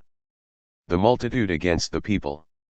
In an attempt to recast the parameters of radical identity today, a series of thinkers have come to champion what they call the multitude, a new historical subject emerging imminently from the contours of the new and decentralized mode of global governance that Hart and Negri famously term empire. 1 With its multiplicity and radical irreducibility, the multitude, we are told, is no less than the revolutionary identity of our moment, marked as it is by the global saturation of information technologies and the dissolution of both the traditional working class and the sovereign nation-state. The multitude is thus constituted not by the dialectical rupture of the global totality, but instead emerges immanently from empire itself. This much is perhaps well known, but less noted is the ground-clearing exercise that makes the multitude singularly important, as not merely one, but the revolutionary political subject for the present. For its proponents, the radical potential of the multitude stands in direct opposition to the idea of the people. 2 As Hart and Negri describe it, the people has traditionally been a unitary conception. The population is characterized by all kinds of differences, but the people reduces that diversity to a unity. The people is one. The multitude, in contrast, is many. 3 Or more strongly, the category of the people reduces all social distinction into an undifferentiated unity, for the people thus understood both substitutes a unitary whole for a differentiated population, and worse still actively unifies, gathering that multiplicity into a substantive unity. The people is a constituted synthesis that is prepared for sovereignty, whereas the multitude characterizes a more dynamic constituent relation. 5. Verno calls this gathering effect of the people its centripetal function, one that furthermore only buys unity at the cost of reinforcing the distinction between self and other, inside and outside. 6 In a quasi-Schmittian fashion, moreover, inside and outside are given a priori, and the unifying function of the people is thereby complicit with equally unified categories of nation and state. Every nation must make the multitude into a people, in the words of Hart and Negri, to which Verno adds that this gathered people is a mere reverberation or even a reflection of the state. If there is a state, then there are people. In the absence of the state, there are no people. Before the state, there were many; after the establishment of the state, there is the one people, endowed with a single will. 7. Here, partisans of the multitude agree with an ostensible enemy, Thomas Hobbes, for whom the dreadful multitude similarly stands opposed to both state and people. Rebellion against the state is by definition the citizens against the city, that is to say, the multitude against the people. 8 Hart, Negri, and Verno draw much of their rhetorical weight from Hobbes's own anxiety toward the multitude, and it is no stretch to think that their opposition to the people is fueled by a desire to invert the Hobbesian equation, to befriend an enemy's enemy.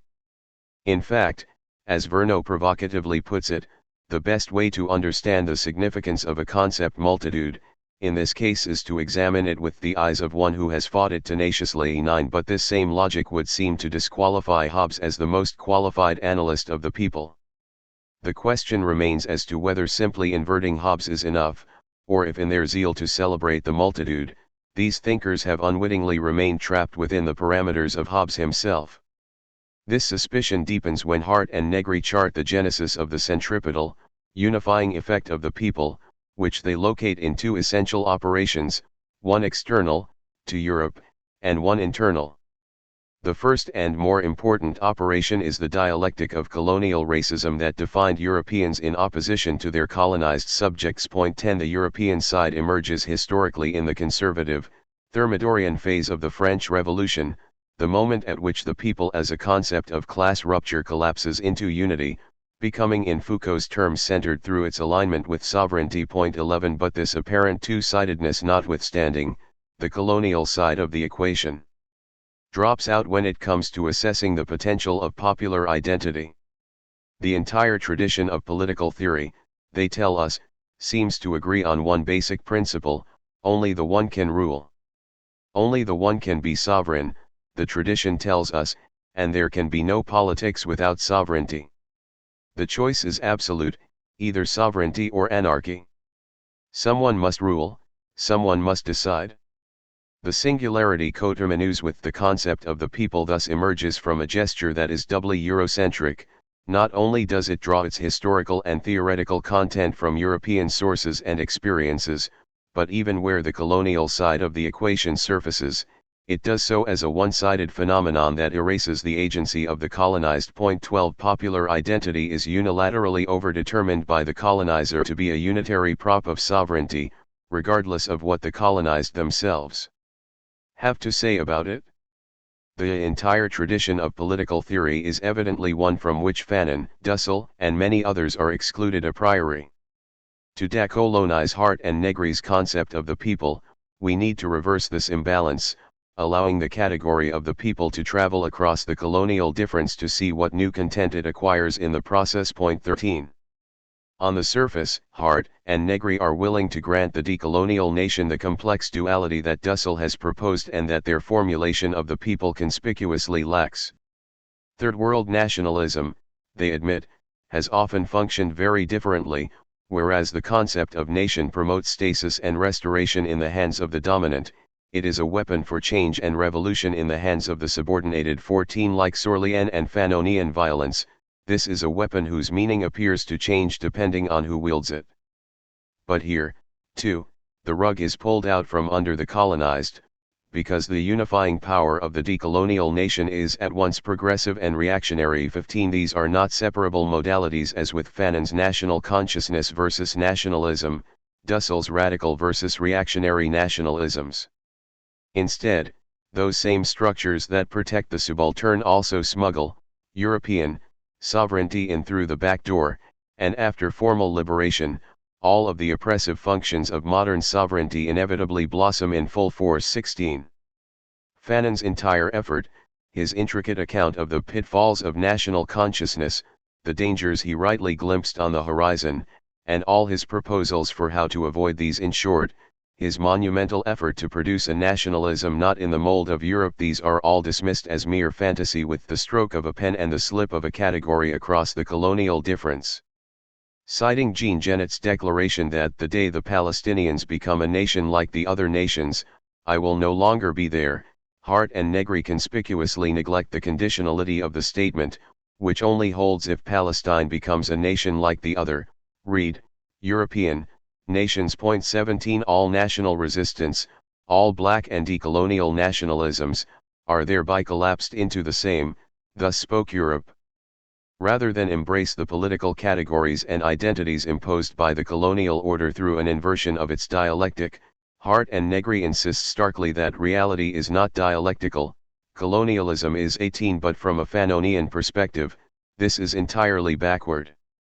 First, for Fanon, colonialism is in fact not dialectical, but instead characterized by a static Manichaean opposition. But second, and arguably more important, it is impossible to distinguish reality from colonialism, which is after all a monstrous generator of not only wealth but also being. Hart and Negri neglect the ontological effects of colonialism, according to which Manichaeism is not simply a political style, but a material division of the world. And, as a result, they neglect the fact that for the colonized, it is not as simple as choosing an ideal political identity like the multitude out of thin air. The colonized are instead condemned to choose among condemnations, selecting from among the very few tools colonialism itself furnishes the one that will best harness mass struggle. The erroneous suggestion that colonialism is itself dialectical points toward a caricatured, straw-man dialectics, which becomes most obvious when Hart and Negri attempt to recruit to the cause of the multitude not only Fanon, but even Malcolm X, apparently oblivious to the radically dialectical character of both. For both Fanon and Malcolm X, however, this negative moment, this violent reciprocity, does not lead to any dialectical synthesis, it is not the upbeat that will be resolved in a future harmony. This open negativity is merely the healthy expression of a real antagonism, a direct relation of force. Because this is not the means to a final synthesis, this negativity is not a politics in itself, rather, it merely poses a separation from colonialist domination and opens the field for politics. The real political process of constitution will have to take place on this open terrain of forces with a positive logic, separate from the dialectics of colonial sovereignty. 19. As we have seen, it is indeed true that, like Searle before him, Fanon displaces any final synthesis in favor of a direct relation of force. It is further true that by pressing division as deeply as possible, Fanon unleashes a positive logic beyond the direct relation with the settler. But Hart and Negri fail to ask the obvious question: why did Fanon appeal so unashamedly to the people, to the decolonial nation, and to dialectics, three categories Hart and Negri cannot tolerate? The answer is that each of these means something fundamentally different from the Eurocentric meaning often imposed upon them. Both the people and the nation can and do engender not cold unity but dynamic combat, and Fanon's displacement of future harmony in favor of this combat is not a rejection of dialectical movement but its condition of possibility. Given Fanon's decolonization of the Hegelian master-slave dialectic, the violently negative inversion of colonial Manichaeism is not apolitical, but instead the most political act of all. Furthermore, while the reference to a positive logic echoes Dussell's critique of a purely negative dialectics, Hart and Negri fail to recognize that this is a specifically decolonial positivity, Fanon's old granite foundation of the rural peasantry, which like Dussell he then ties into a dialectical movement. By evacuating the agency of the colonized, Hart, Negri, and Verneau can only view the people in its Eurocentrically overdetermined form, as a unifying and homogenizing supplement to sovereignty and the state. But if we set aside such Eurocentric proscriptions and instead open a space for the concrete struggles of the colonized to determine the content of their categories, a very different people comes into view. Even the most superficial attention to ongoing struggles in Latin America, not to mention Dussell's own recent work, attests to the fact that the category of the people is a category of rupture at least as often as it is a category of unity, one that instead of simply upholding the state can also establish a radical constituent relation with and against that state, and one that holds out the same openness to exteriority that Dussell had infused into his dialectics. More than simply a combative identity, moreover, popular identity is the combative identity of choice across much of Latin America, in part due to the historical structural heterogeneity that colonialism imposed on the region, in which a complex constellation of class relations and other exclusions coexist, begging the question of how to bring these together in struggle. 20. By contrast, it is not ungenerous to say that the category of the multitude is largely irrelevant to Latin American struggles. Hart and Negri's opposition to dialectics notwithstanding, it is through opposing the concrete structures of the world that we forge identities that are both negations but also more than that. Only the most myopic of idealism imagines that we can fight with anything but those theoretical weapons at hand that, in Marx's famous phrase, have become a material force in the process of gripping and being gripped by the masses. The people as a category of rupture. In what follows, I contribute to liberating and decolonizing the concept of the people through ever closer approximation to concrete political struggles in Latin America, and Venezuela in particular. First, I sketch the contours of combative popular identity in Latin America through Dussell's recent reformulation of the people. I then narrow in on the specifically Venezuelan context, by tracking the mirror images of popular identity provided by, on the one hand, ostensible father of Venezuelan democracy and reactionary critic of the people, Romulo Betancourt, and on the other, revolutionary folk singer Ali Primera, one of the concept's most radical and relevant proponents for the present moment. Finally, I turn to the contemporary crucible of the Bolivarian process to both shed light on the concrete struggles underway, as well as to gauge the utility of the people as a concept and the decolonized dialectics of which it is a part. Nearly 3 decades after Philosophy of Liberation, Dussell published his 20 Theses on Politics, a condensed version of his massive, 3-volume Politics of Liberation. 21 In this concise handbook for engaged political theory and praxis, Dussel argues that the people or pueblo represents not unity but instead the very embodiment of rupture. 22 Even etymology points in this direction.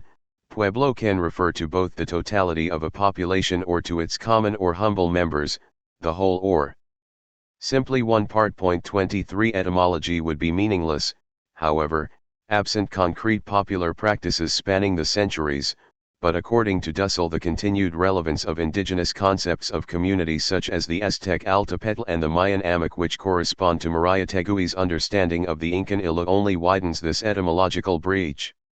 These continued resonances which both preceded and exceed the Eurocentric concept of the people intersect with contemporary practices to reinforce the people as a radical identity that is both dialectical and analectical. As Dussel puts it, the word pueblo means something more profound than merely the people in Romance languages. 24. The radical potential of this decolonial people, moreover, is not simply a question of its current oppositional form or pre-Columbian communal content, but of the interpenetration of the two in dynamic practice. For Dussel, the people is not simply something that exists, but instead a political identity that dynamically comes into being, a collective political actor rather than a substantial and fetishized historical subject. 25 The way that the people comes into being thus militates against its purported unifying function, while staving off any future dialectical closure in the process. Not only does the people come into being, but it comes into being against, when some members of society or groups subject to either oppression or exclusion enter into motion to resist the concrete conditions of their existence. As a result, the category of the people is neither sociological nor economic, but instead, as Dussel describes it, strictly political. 26 This is the people to which Fidel Castro added his now famous qualifier "si de lucha se trata," the people only comes into existence when it is a question of struggle. 27 This against, however, is not external and Schmittian, not the consolidation of popular identity against a foreign other that Verno, Hart, and Negri take to be its essence. Instead, the people, like Sarl's reinvigorated class opposition, marks a rupture internal to the prevailing totality, in which the pueblo establishes an internal frontier or fracture within the political community, standing as it does in opposition to the elites, to the oligarchs, to the ruling classes of a political order. 28 The people is not unity, but division. And while the people establishes a rupture within society, it does not exhaust itself in a merely internal conflict. Instead, El Pueblo embodies Dussel's prior fusion of dialectics with an analectical embrace of exteriority, straddling the bounds of the system by drawing into an alliance those internally oppressed within that system and those excluded from it. But if Levinas had helped Dussel to transcend the merely internal limits of Hegel, here it is Marx's concretization of internal rupture that completes Levinas. Levinas describes this process of the totalitarian totalization of the totality as the exclusion of the other, which Marx completes by adding those oppressed by the system. The people therefore maintains a complex position. On the one hand, they are the social bloc of the oppressed within the system, for example, the working class, but they simultaneously comprise the excluded, for example, the marginalized, the indigenous peoples who survive through self-sufficient production and consumption, etc. 29. The heuristic strength of Dussel's category of the people should be clear for the Latin American context and for post-colonial societies more broadly. By breaking with a purely internal relation of oppression, Dussel's people breaks with a narrowly Marxist focus on economic exploitation and the working class as a revolutionary subject, providing a new conceptual framework to accommodate the analyses of colonial economic conditions found in Mariategui, Fanon, and others. By fusing internal oppression with exclusion, moreover, Dussel seeks to draw together a broad historical bloc that includes not only the poor and the working class, but also women, Afro, Latin Americans, and indigenous communities, each of which is marked by exclusion as much as by oppression and exploitation. The people thus constitutes not only the dialectical rupture internal to the totality and embodied in those oppressed by it, but also the analectical penetration into the exteriority of non-being that the totality excludes. While this people as rupture does not coincide with the totality, it does in fact gather together and unify the oppressed and excluded. But this is a far cry from the centripetal effect Verno attributes to the people, both in its means and its ends. For Dussel, the subcategories of oppressed and excluded also proliferate difference internally in their many overlapping subject positions. For example, women as white can be included ethnically while being oppressed according to strict gender norms, and excluded economically as domestic laborers, which despite its clear centrality to capitalist production nevertheless takes the form of an exclusion, as does unemployment, simple circulation, etc. Productive workers can be included as exploited by capital but simultaneously racially excluded as non-being. The practical and political question is how to articulate and knit together the many different individuals and groups that enter into motion against the structures of exclusion and oppression that blanket and texture the colonized and formerly colonized worlds. For Dussel, such a vast variety of political identities can only come together as a people through a dual process of what he calls dialogue and translation. While the first entails a conversation or negotiation between existing subject positions, the second underlines the radical mutability of those positions themselves, the way particular demands can transform without dissolving into the undifferentiated unity that Hart and Negri fear.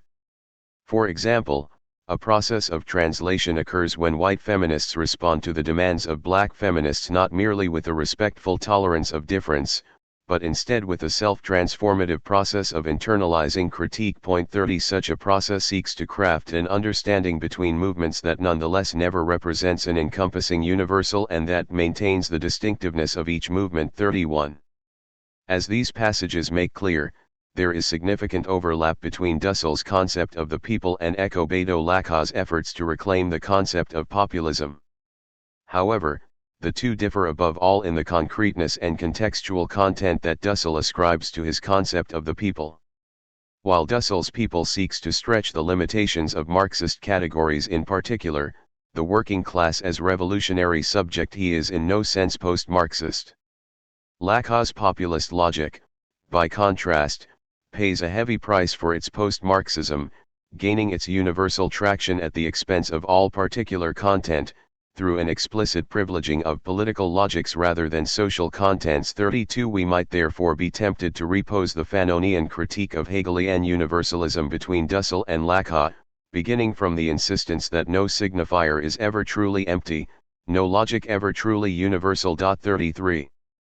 Dussel's concept of the people therefore refers to a dynamic and combative political identity that only enters into being as it enters into motion, antagonistically dividing the prevailing social totality in the process. In the process, the people knits together a heterogeneous unity through dialogue and translation, whose internal multiplicity evocative of Fanon's decolonial nation gestures beyond the existing order and toward a deferred universal whose only parameters are to be glimpsed in the demands of the oppressed and excluded. Much like his barbarian philosophy, Dussel's people is therefore a barbarian force that straddles the borderlands of being itself, besieging those Jacobin apartheid walls that exclude some from the fullness of humanity, and seeking to open a breach toward alterity and the dialectically better future of a transformed and expanded society. 34. One concern remains, however, that the people might serve as a mere prop reinforcing state power. Like Verno, Hart, and Negri, Dussel formulates political power in terms of the distinction between the Latin terms potentia and potestas, between radical constituent potential and constituted state institutions. But whereas Hart and Negri tend toward an absolute opposition between these two powers, Dussel insists that institutions are necessary if constituent power is ever to enter into real existence, and his dialectic plays out in the dynamic relation between the two. 35 For Dussel, potentia, while representing the ultimate foundation of all power, still lacks real, objective, empirical existence and is indeterminate and in itself. 36. This potential power in itself undergoes an originary, ontological, disjunction, moving outside itself into the realm of institutions, and this split with regard to which we agree with Spinoza and Negri, but simultaneously move beyond them is necessary, and it marks the pristine appearance of politics while representing at the same time the supreme danger to politics and the origin of all injustice and domination. 37 In other words, non-institutionalized power as potential could do no harm. But only because it could do nothing at all. So whereas Hart and Negri remain allergic to all institutionalization in theory as in the practice of the multitude, Dussel is able to formulate a more precise understanding of the dialectical relationship between the people and the state, subjecting institutions permanently and ruthlessly to popular pressure from below, to the demands of this tenuous, variegated multiplicity that is the people. While rejecting a polar opposition of constituent and constituted powers, however, Dussel's dialectic does not deny the fundamental antagonism between power from below and from above. As a result, the people often appears most clearly and explosively in those moments of rebellion that upend existing orders and demand alternatives. Such moments reflect what Dussel calls hyperpotentia, the emergence of the people in rebellion, and these moments in his arguably optimistic view, derived in part from the Argentinian rebellions of late 2001, are capable of subverting and resisting even the sovereign state of emergency. 38 The institutional arrangement toward which this concept of constituent power is oriented, however tentatively, is one that Dussel derives in part from the Zapatista practice of mandar obedeciendo, commanding by obeying. This obediential power is not, for Dussel, one in which the people serves as a sort of lifeless substrate or mere reverberation in Verneau's words upholding the state. Instead, it is much the opposite, a relation in which the constituent people demands the obedience of those delegated to occupy positions of constituted power. Unlike the rigid anti-institutionalism of the theorists of multitude, Dussel's people instead seeks the practical embodiment of what he had earlier formulated in philosophical terms as an archie, to transcend the structures governing the present by appealing to what lies beyond the existing institutional order and even the borders of the system. By drawing together a variegated force comprising all those oppressed by and excluded from the prevailing system, Dussel's people tears down the walls of totality and opens a space at the limits of the system through which exteriority bursts into history. 39. But here we find some reason to worry. Whereas Dussel's previous work had distinguished two nationalisms, he tends here toward fixing the meaning of the people rather than accepting its discursive polyvalence, or at least its duality. While he does so not by decontextualizing the concept, but instead by filling it with the contextual meaning given to it by the social movements who claim to represent the people, the risk is the same, to neglect the people as itself a terrain for hegemonic struggle. Ironically, to do so runs the risk of reproducing on the epistemological level the closure he resists on the political level, and thereby of falling into the same error of proponents of the multitude, albeit in inverted form. If we refuse, against the latter, to grant the people a purely negative content, it would be a mistake not to mention historically unsustainable to insist that the people, even in Latin America, is always a progressive or radical identity, always a concept of rupture. Once we turn to the combative interplay of overlapping and opposed identities that constitutes contemporary Venezuelan political reality, we find confirmed both the profound usefulness of Dussel's concept of the people but also this concern.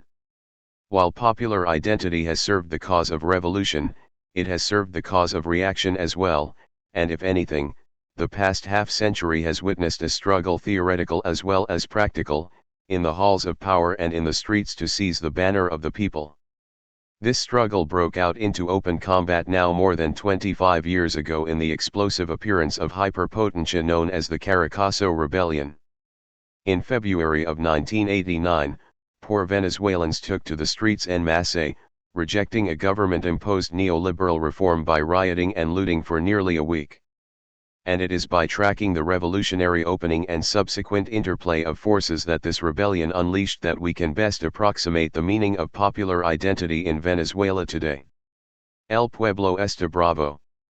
In the early 1960s, Romulo Betancourt, the putative founder of Venezuelan democracy, denounced the concept of the people in the most scathing terms, insisting that the people in the abstract does not exist, but instead only represents an entelechery which professional demagogues use in seeking to upset the social order. 40 Against this dangerous abstraction directly evocative of late 19th century anxieties about crowd psychology, Betancourt offered a corporatist view in which the people is simply the sum of the political parties, unions, organized economic sectors, professional societies, university groups. 41 It was on the basis of this other conception of the people, not centripetal unification and homogenization but instead the corporatist structuring of difference and the channeling of dissent, that Betancourt spearheaded the establishment of a two-party political system that, while renowned abroad for its exceptional stability, was powerfully anti-democratic and exclusionary. Betancourt had every reason to fear the people. He had already confronted them in the heady Venezuelan streets. Shortly after representative democracy was established in 1958, the poor and excluded, the workers, peasants, and students all took advantage of both the radical exuberance of the moment and the new freedoms they had won to press forward, and when they did so, it was more often than not under the banner of the insurgent pueblo. Unwilling to concede, Betancourt increasingly faced what Dussel would term the hyperpotentia of the state of rebellion, and responded with a state of exception that would last much of his presidency. Verneux's methodological cue here rings true. Having tenaciously fought the people in the streets, Betancourt could see even more clearly than Verneux himself the revolutionary threat posed by popular identity. Whereas Sarl and Fanon distinguish between two violences, liberatory versus hierarchical, and Fanon and Dussel distinguish two nationalisms on similar grounds, Betancourt's very fear of the people forces him to mark a similar distinction between opposing forms of the people, one unitary, upholding the social order, the other combative, seeking to upset that order. His anxieties allowed him to grasp the fact that the pueblo was indeed protean and amorphous, as divided in itself as it is divisive of society, in short, radically dangerous to men like himself who sought only to control and channel its energies. And in denouncing the people as entelechic, Betancourt wore on his sleeve an unmistakable dread that this power might become actualized in a combative unification geared above all toward disrupting the status quo and pressing a new dialectics into motion. This duality at the heart of the people was nothing new even in the Venezuelan context, and the war of position for its meaning is visible even in Venezuela's peculiarly combative national anthem Gloria al Bravo Pueblo, which at its most literal means glory to the brave people. Boasting radical phrases such as down with chains, and death to oppression, the anthem is nevertheless open to a multiplicity of contrasting interpretations that have put it historically in the service of both the constituted power of the state and constituent upsurges against that state, invoked in official contexts, such as the state ceremonial occasion and the school salute to the flag.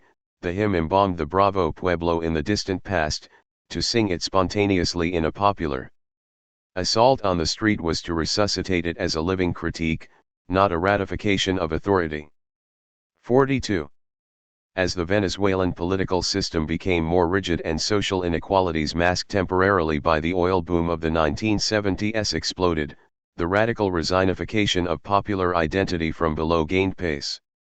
This often began with the anthem itself, and as the virtue and honor it extolled increasingly gave way to the vile selfishness it decried, the peculiar double valence of the pueblo extended as well to that term that most frequently modifies it in Venezuelan discourse, bravo. While literally meaning brave, bravo increasingly took on the radical content of the people itself as a combative identity, instead assuming its colloquial meaning angry, pissed off, or fed up with a state of affairs. Hence, the simple inversion through which Gloria al Bravo Pueblo, glory to the brave people, becomes El Pueblo está Bravo. The people are fed up, a radical reappropriation that appeared not infrequently daubed in graffiti as the Venezuelan crisis of the 1980s deepened. The radical reappropriation of Gloria al Bravo Pueblo, and the combative notion of the people at its heart, would find no better expression than revolutionary folk singer Ali Primera, whose own vocal texts gained a historical weight among disaffected Venezuelans that was arguably second only to the anthem itself. Appropriately nicknamed the People's Singer, Primera used his music to forge a very different understanding of popular identity than that of Betancourt and the representatives of constituted power, and one that in its mythical combativeness and attention to structures of colonization and exclusion shares much with the decolonized dialectics. Despite Primera's own critique of abstraction coupled with exaggerated humility, you'll have to pardon me, sir, I do not know how to philosophize, I am the one who rises up. We cannot ignore the real theorizing that he himself does and the kernel of a people as struggle that this statement already contains. Point 43. In the context of deepening economic and political crisis, Primera turned the national anthem itself into a veritable battle hymn for popular struggles, prefacing his rendition of the anthem to an audience in Barquisimeto with the following words: to purify it among ourselves, to purify it in our hands, in our hearts, in our eyes, in our soul. To purify it for the times they have stained it. Our people's highest song, the song forged in the paths and the battles that gave us the name of Venezuelans, of the homeland. The song of always, the song of the birds, of the children, the song of Venezuelan unity, the song of future combat.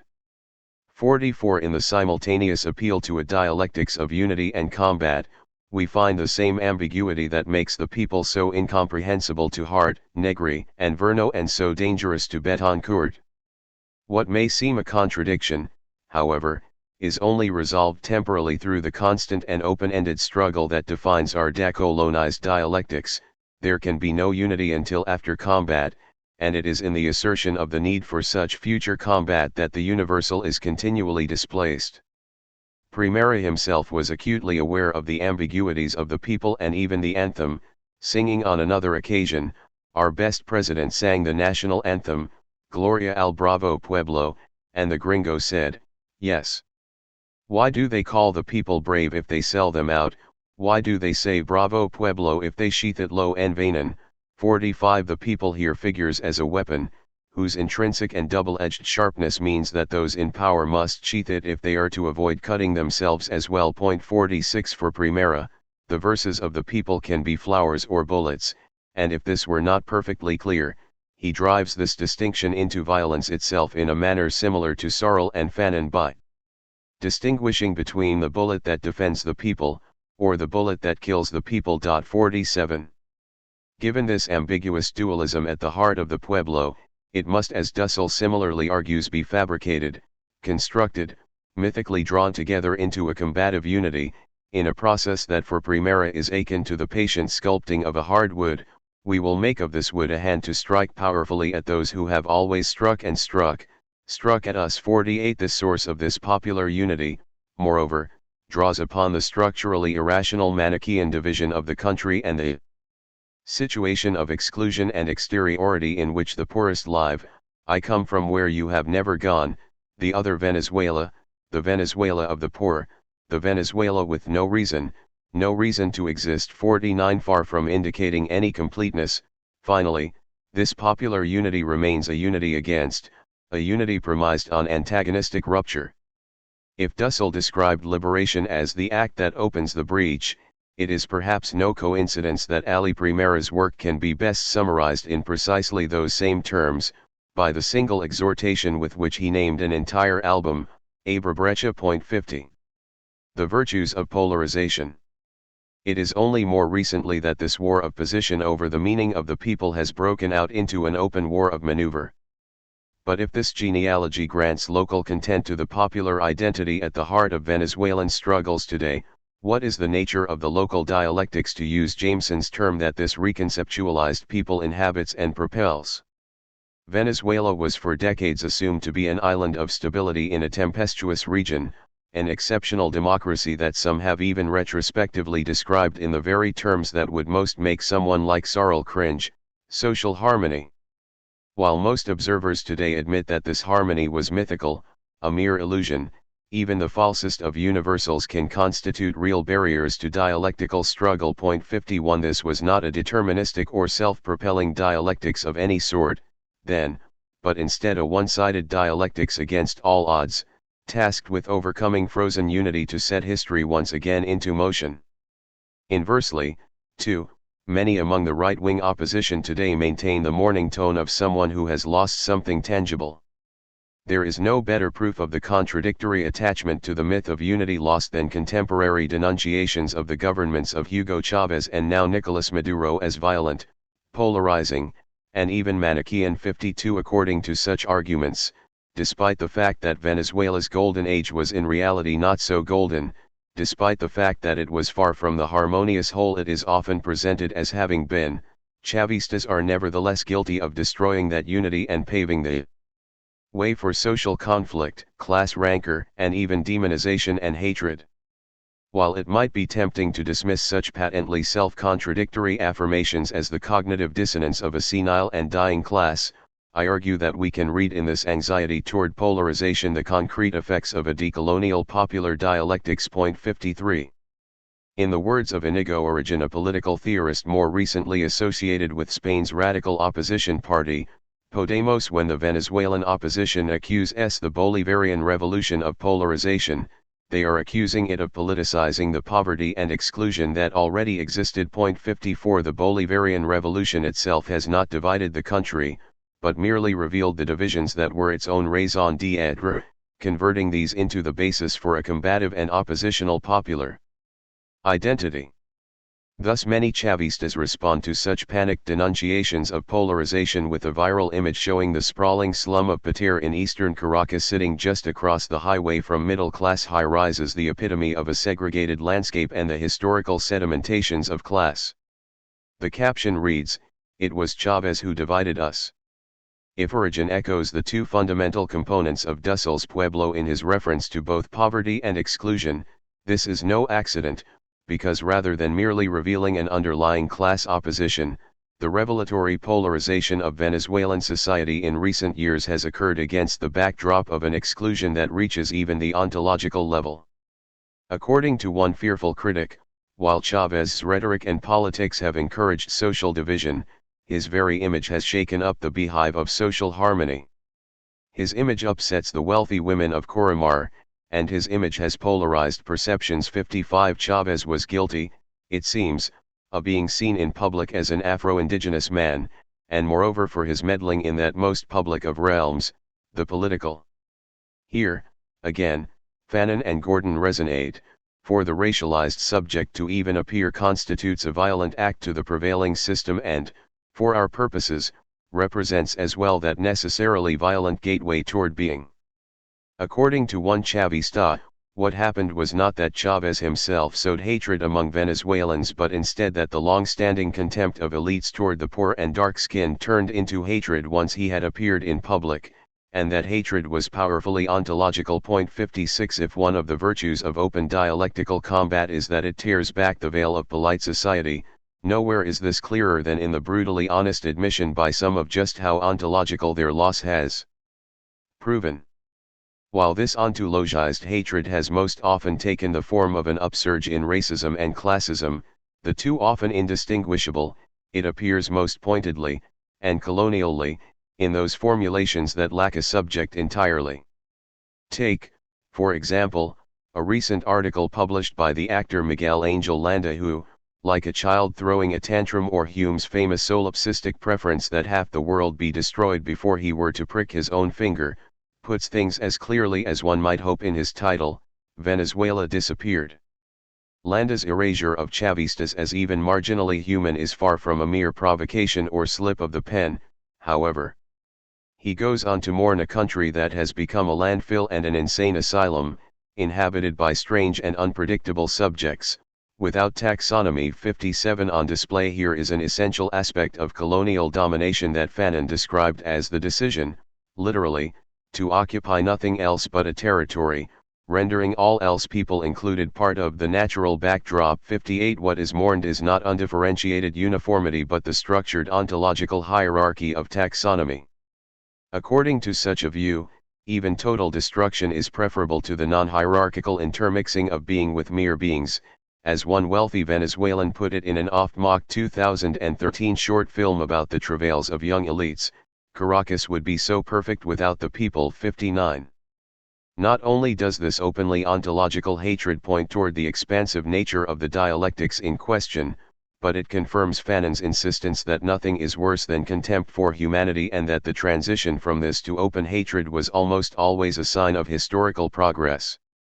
In direct response to Landa's eulogy for a lost Venezuela that was his alone, one organic intellectual of Chavismo replied by agreeing with this total son of a bitch, "Yes, Miguel Angel, you cocksucker, of course you lost your country, that infected thing that you dare to call Venezuela. Now the country belongs to us, the poor, those who previously kissed your feet and who today understand that you're no special being, but only a piece of meat and bone like anyone else. Your privileged country is gone, you piece of shit." 60. It is from the sad laments of such opposition intellectuals that we can perhaps best grasp what is gained when the oppressed shift from being ignored, to being hated, to themselves hating in turn. The balance has been broken and the other appears, transformed into the enemy. Chavez, with increasing belligerency, has identified an other for them, he has given the enemy a face. 61. While many wealthy Venezuelans dismiss the hatred of the poor as mere resentment, Fanon helps us to see how the identification of an enemy indicates that real progress has been made on the ontological level. 62. Combative dialectics. But was the Caracasso and the rupture it marked dialectical or analectical, in the language of Dussel? Did it cleave an internal rupture or one oriented outward, toward the exteriority of non-being? Was the 1989 rebellion in the streets the action of the oppressed or the excluded? The answer, unsurprisingly, is both. Yes, poor Venezuelans were and continue to be the oppressed in Dussel's formulation, but this oppression is not as far from exclusion as we might initially assume, and like Dussel's formulation more generally, the distinction between the two also cuts across individual subjects. Hence an Afro-Venezuelan can be excluded indeed, invisibilized on the basis of race while being included as oppressed as a member of the working class. An informal worker can be included ethnically within the predominant image of Venezuelanness and simultaneously excluded from the above-ground functioning of the economy. A beauty queen of the sort Venezuela is famous for can epitomize beauty standards while being condemned to the occluded sphere of reproductive labor in the home, and anyone not simultaneously white, wealthy, and in possession of cultural capital would likely find herself excluded from the twin pillars, the media and the political system that upheld the old political system. Not only were poor, indigenous, and Afro-Venezuelans almost entirely absent from the media, beyond heavily stereotyped roles, but barriers to acquiring the identification cards necessary to even vote meant that many poor Venezuelans simply did not exist in the public life of the nation. As late as Chavez's election of 1998, the electoral registry contained a mere 47% of the population, a number which by 2012 had reached nearly 65%. 63. The political subjects enacting this inverted hatred in the streets were thus not simply those oppressed by a prior political system that was cynically dressed up in the language of social harmony. Rather, the prevailing sense of social harmony was in fact constituted by their absence, their invisibility, their exclusion, and their banishment to the realm of exteriority in one or more aspects of life. But beginning above all with the explosive hyperpotentia of the Caracasso, their existence could no longer be denied. The poor and dark-skinned, the politically, economically, and mediatically excluded members of Venezuelan society came down from the hills and took over the cities in a gesture that could only be interpreted as an invasion, the entrance of the barbarian hordes into the realm of being. If the Caracasso undeniably constituted a moment of radical rupture internal to the social totality carried out mostly by Venezuelan citizens, it nevertheless appeared to those elites who felt most threatened by it as a rupture at the furthest reaches of being, a wound through which previously non-existent poor and racialized subjects poured into the social body, infecting it. This expanding and combative people had come into being in the very moment that they shook the frontiers of being, shattering the mythical facade of Venezuelan harmony and rushing forward relentlessly, with little attention paid to the sometimes dangerous shards that remained. The fact that their appearance has been decried as polarization, as division rather than invisibility, simply proves that it has worked. In their anxiety toward polarization, therefore, Venezuela's traditional intellectuals, and I use the term as pejoratively as possible, actually help us to see that the motion underway in Venezuela today is indeed dialectical, and in their mourning of the ontological exclusions of lost, false, universals and their desperate, visceral fear of the newly empowered masses, they reveal that this is a truly decolonized dialectics as well. What has come since has only confirmed that a combative and oppositional understanding of popular identity is far more illuminating of the trajectory unleashed by the Caracaso than anti-dialectical theories of the multitude. If the direct and unmediated explosion of the Caracaso might seem initially compatible with the multitude, this view is misleading even for grasping the 1989 rebellion itself, much less the chain reaction that has come since. 64 Even amid the rebellion, dialectical fibers stretched backward in those organized elements of the post-guerrilla struggle who threw themselves into the upsurge, and forward in those who were already conspiring both inside the military and outside to overthrow the existing order. Against romantic celebration of the multitude, in other words, this was a rebellion that contained important organized elements and that moreover couched its demands explicitly in a radical conception of the Bravo Pueblo. And if exteriority burst into history during the Caracaso, then that same exteriority burst into Venezuelan political life in 1992, when Hugo Chavez, responding to the Caracaso itself, led a failed coup that laid the symbolic groundwork for his winning the presidency 6 years later. 65 The coalition that propelled Chavez to power was in many ways an expression of the same social subject that had taken violently to the streets in 1989, and while the trajectory since has not been without its complexities, it embodies in many ways Dussell's dialectic of constituent and constituted powers, which has in the process allowed the deepening of the constituent elements of popular identity. This is a process that has never shied away from walking the fine line between potentia and potestas, a radically dialectical engagement with state power, with political leadership and the party form, and with the difficult process of constructing what has come to be known as 21st century socialism in the dynamic interplay of power from below and from above. Moreover, alongside the state movement dialectic, recent years have demonstrated nothing so clearly as the thesis often attributed to Marx of the whip of the counter-revolution, in which the antagonism of anti-Chavista forces, especially during moments of heightened conflict, has often sparked a radicalization of the process itself. This was nowhere as clear as with the brief coup of 2002 that removed Chavez from power for less than 2 days. In the process of mobilizing to reverse the coup through a massive display of constituent power in the streets, the Bolivarian process gained an unprecedented momentum that allowed, indeed, forced a radicalization. In the words of Roland Dennis, a radical intellectual on the leftist fringe of Chavismo, the Bolivarian process has had the virtue of moving from event to event, that is, from 1989 to 2002, and the energy gleaned from resisting this second event helped to fuel the expansion first of directly democratic communal councils, and more recently, a national network of communes. 66.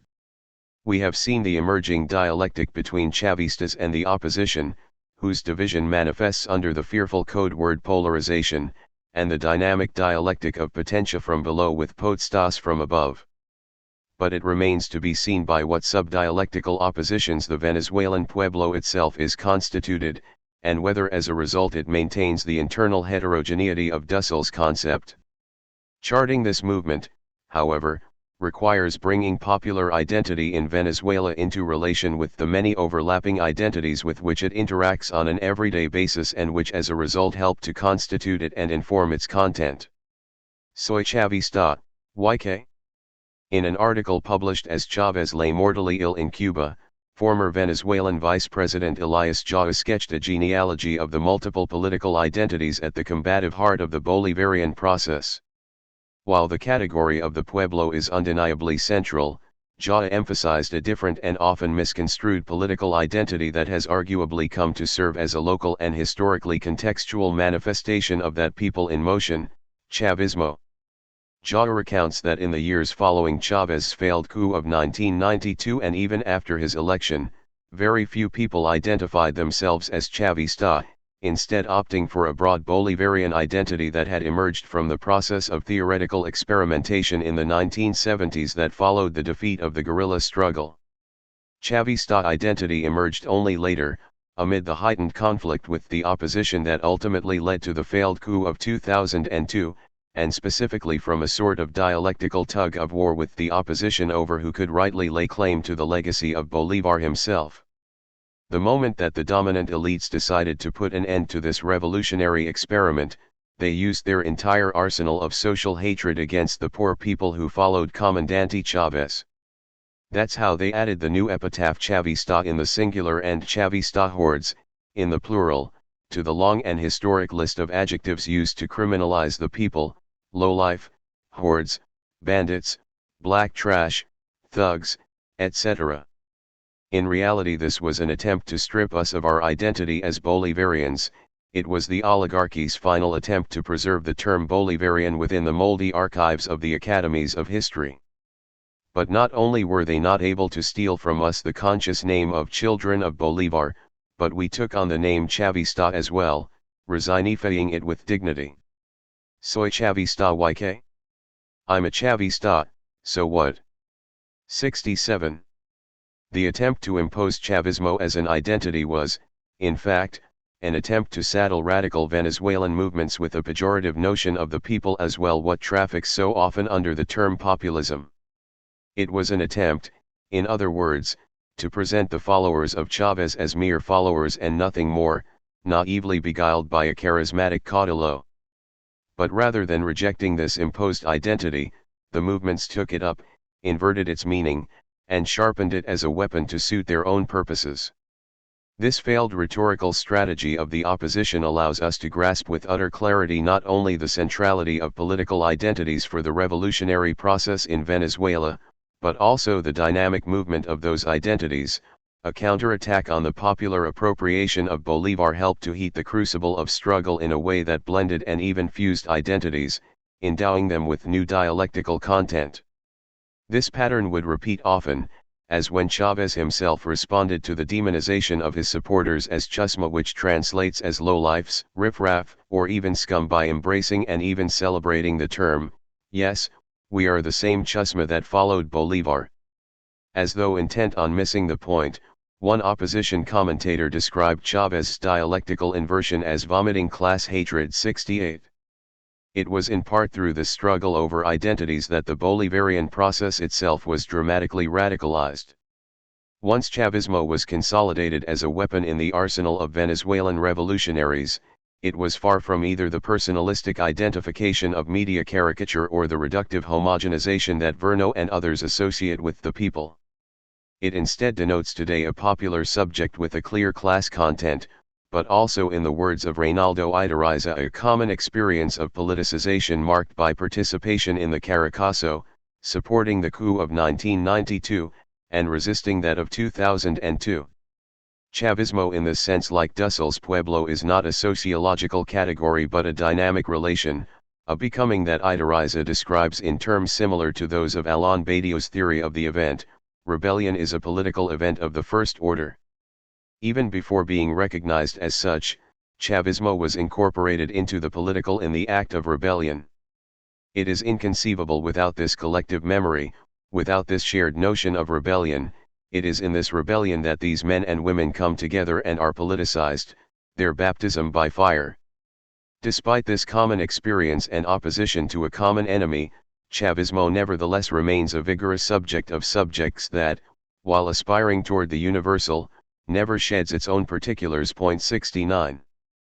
With his failed coup in 1992 and his televised surrender, during which he promised that the rebels had only failed por ahora, for now, Chávez invaded the life of Venezuelans as pure conflict, a head-on and public contestation of the existing order. 70. In the words of one founder of the Venezuelan two-party system, Rafael Caldera, Venezuela was like a showcase window for Latin American democracy. The inhabitants of the Caracas Hills smashed that window when they descended, enraged, in February 1989. Today it has again been broken by the rifle butts and the weapons in the hands of the revolting soldiers. 71. The Chávez myth functioned much like Sarl's revolutionary myth, establishing an antagonistic frontier that both deepened the rupture of social harmony inaugurated in 1989 and provided a combative border along which a popular identity could be stitched together. Chávez's failed coup provided, in the words of Origin, a symbol around which the unsatisfied demands of different social sectors were able to link with one another, which with Chávez as a catalyst passed from fragments to components of a people in gestation. His radical boundary position vis-a-vis the Venezuelan political scene allowed Chávez to be a name and an inscription surface for a heterogeneous totality of social positions and aspirations, which were not reducible to any of the previously existing ideological frameworks. This popular field is held together by dates and symbols, emotions, shared descriptions of reality, values, and a common horizon for the country, which allow us to speak of a political identity that, as we have maintained, is not only the majority but also relatively hegemonic, Chavismo.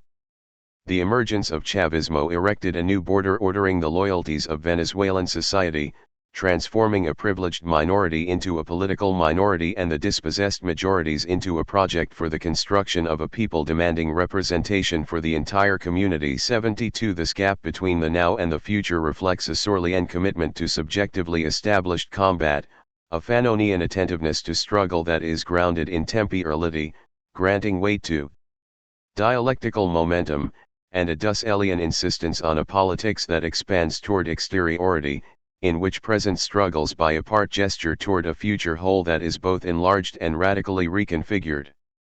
Osile Ali López similarly describes the emergence of this popular subject from the 1992 coup as an intellectual sacudon, a term that translates as a shock or shake-up, but which also refers obliquely to the Caracazo itself. 73 Echoing Dussel's rebellious hyperpotentia, López describes Chavismo as a hyperactive subject that establishes a historical rupture. 74 Moreover, echoing Sarl, this is a subject capable of acting upon both sides of the dialectical opposition, by confronting what he calls cifrinage, the snobbish cultural identity of historical elites and their attempts to pathologize the poor.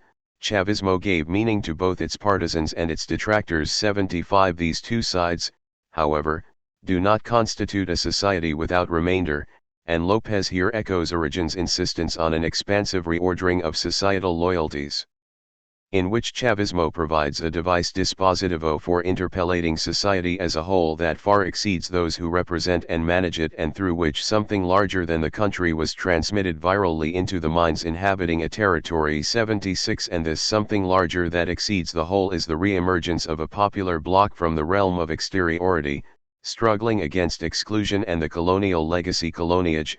Chavismo breaks with Western modernity, driving forth a decolonized dialectic. 77 The dynamic and overlapping movement of these multiple identities in Venezuela today preserves the heterogeneity of the popular bloc, the part that aspires ultimately to recreate the whole.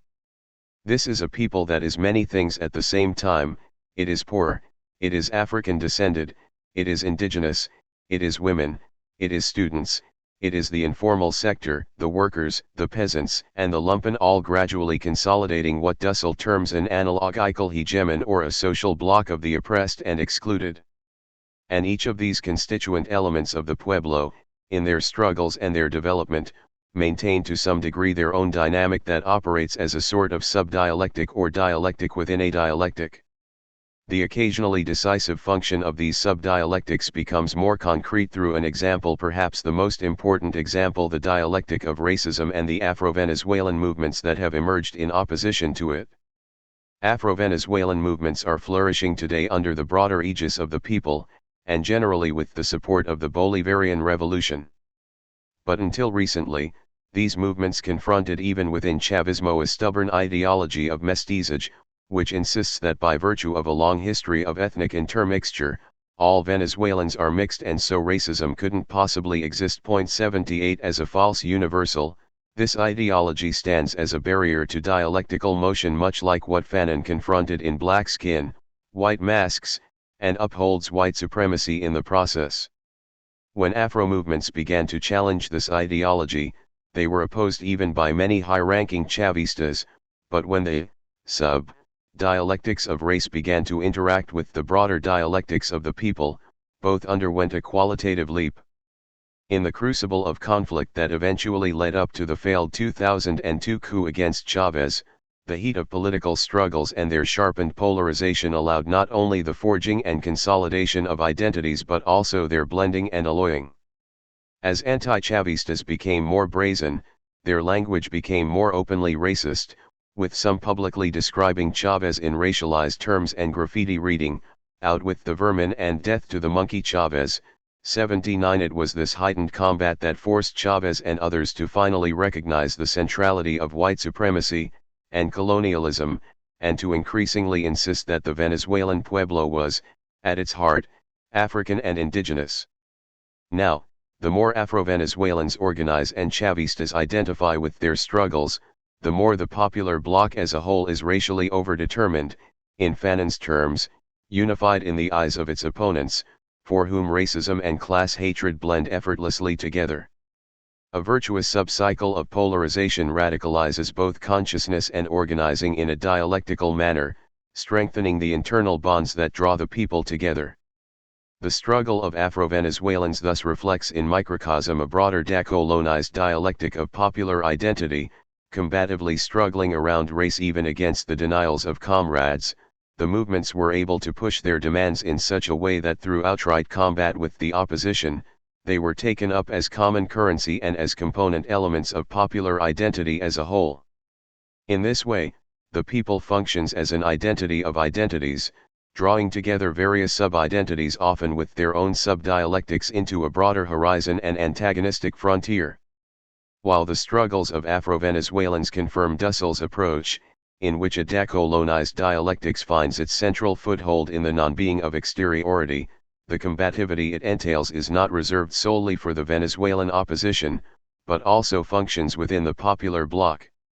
The sub-dialectics of race thus appear to share more with Fanonian explosiveness than Dussell's cheery description of dialogue and translation. As the founder of the Afro-Venezuelan network, Jesus Chucho Garcia once told me, even professed revolutionaries did not always voluntarily embrace struggles over race. It was only as a result of us fighting them and all of the conazos, the blows that we gave them, that some openness developed. Combativeness even within popular identity, an expression of its persistent heterogeneity, was thus central to its radicalization. It would be a mistake, however, to raise this radicalized and decolonized concept of the people to the status of a new universal, declaring popular identity the relevant category for all struggles, and this would moreover violate the internal multiplicity and heterogeneity of the people itself. However, it must be observed that popular identity seems peculiarly well suited to what any Bolquijano, following Mariah Tegui, terms the historical structural heterogeneity of coloniality, the overlapping multiplicity of relations of production that texture the still colonial world. 81 As a result, we could say that Jameson's general imperative toward a multiplicity of local dialectics, while not strictly decolonial, nevertheless opens in a decolonial direction. 82 With the proliferation of multiple dialectics and the mobility of the identities involved, the broader movement becomes more contingent and open-ended, less predictable, any particular outcome less certain. With so many factors, identities, and movements crashing and banging around, there can be no cateris paribus, no scientific holding of constants. What remains is a modified war of position in which determinism dissipates and even small minorities can force broader dynamics into motion. This is especially true of those emergences that leap forth unpredictably from exteriority, violent shocks to the symbolic order through which external diversity becomes internal difference as the totality itself is radically transformed.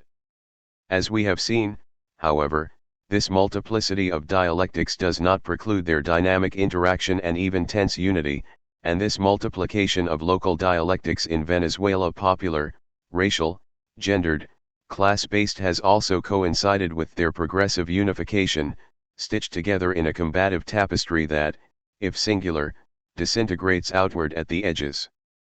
In this increasingly unified heterogeneity, in the recognition by popular movements that no path is laid out before them and no victory guaranteed except through their own sacrifice, and in the real progress that has already been made in revealing the non-being of exclusion and tearing down the apartheid walls upholding it, we can see that we are in the presence of a powerfully decolonized dialectics of pigs and she-gyres.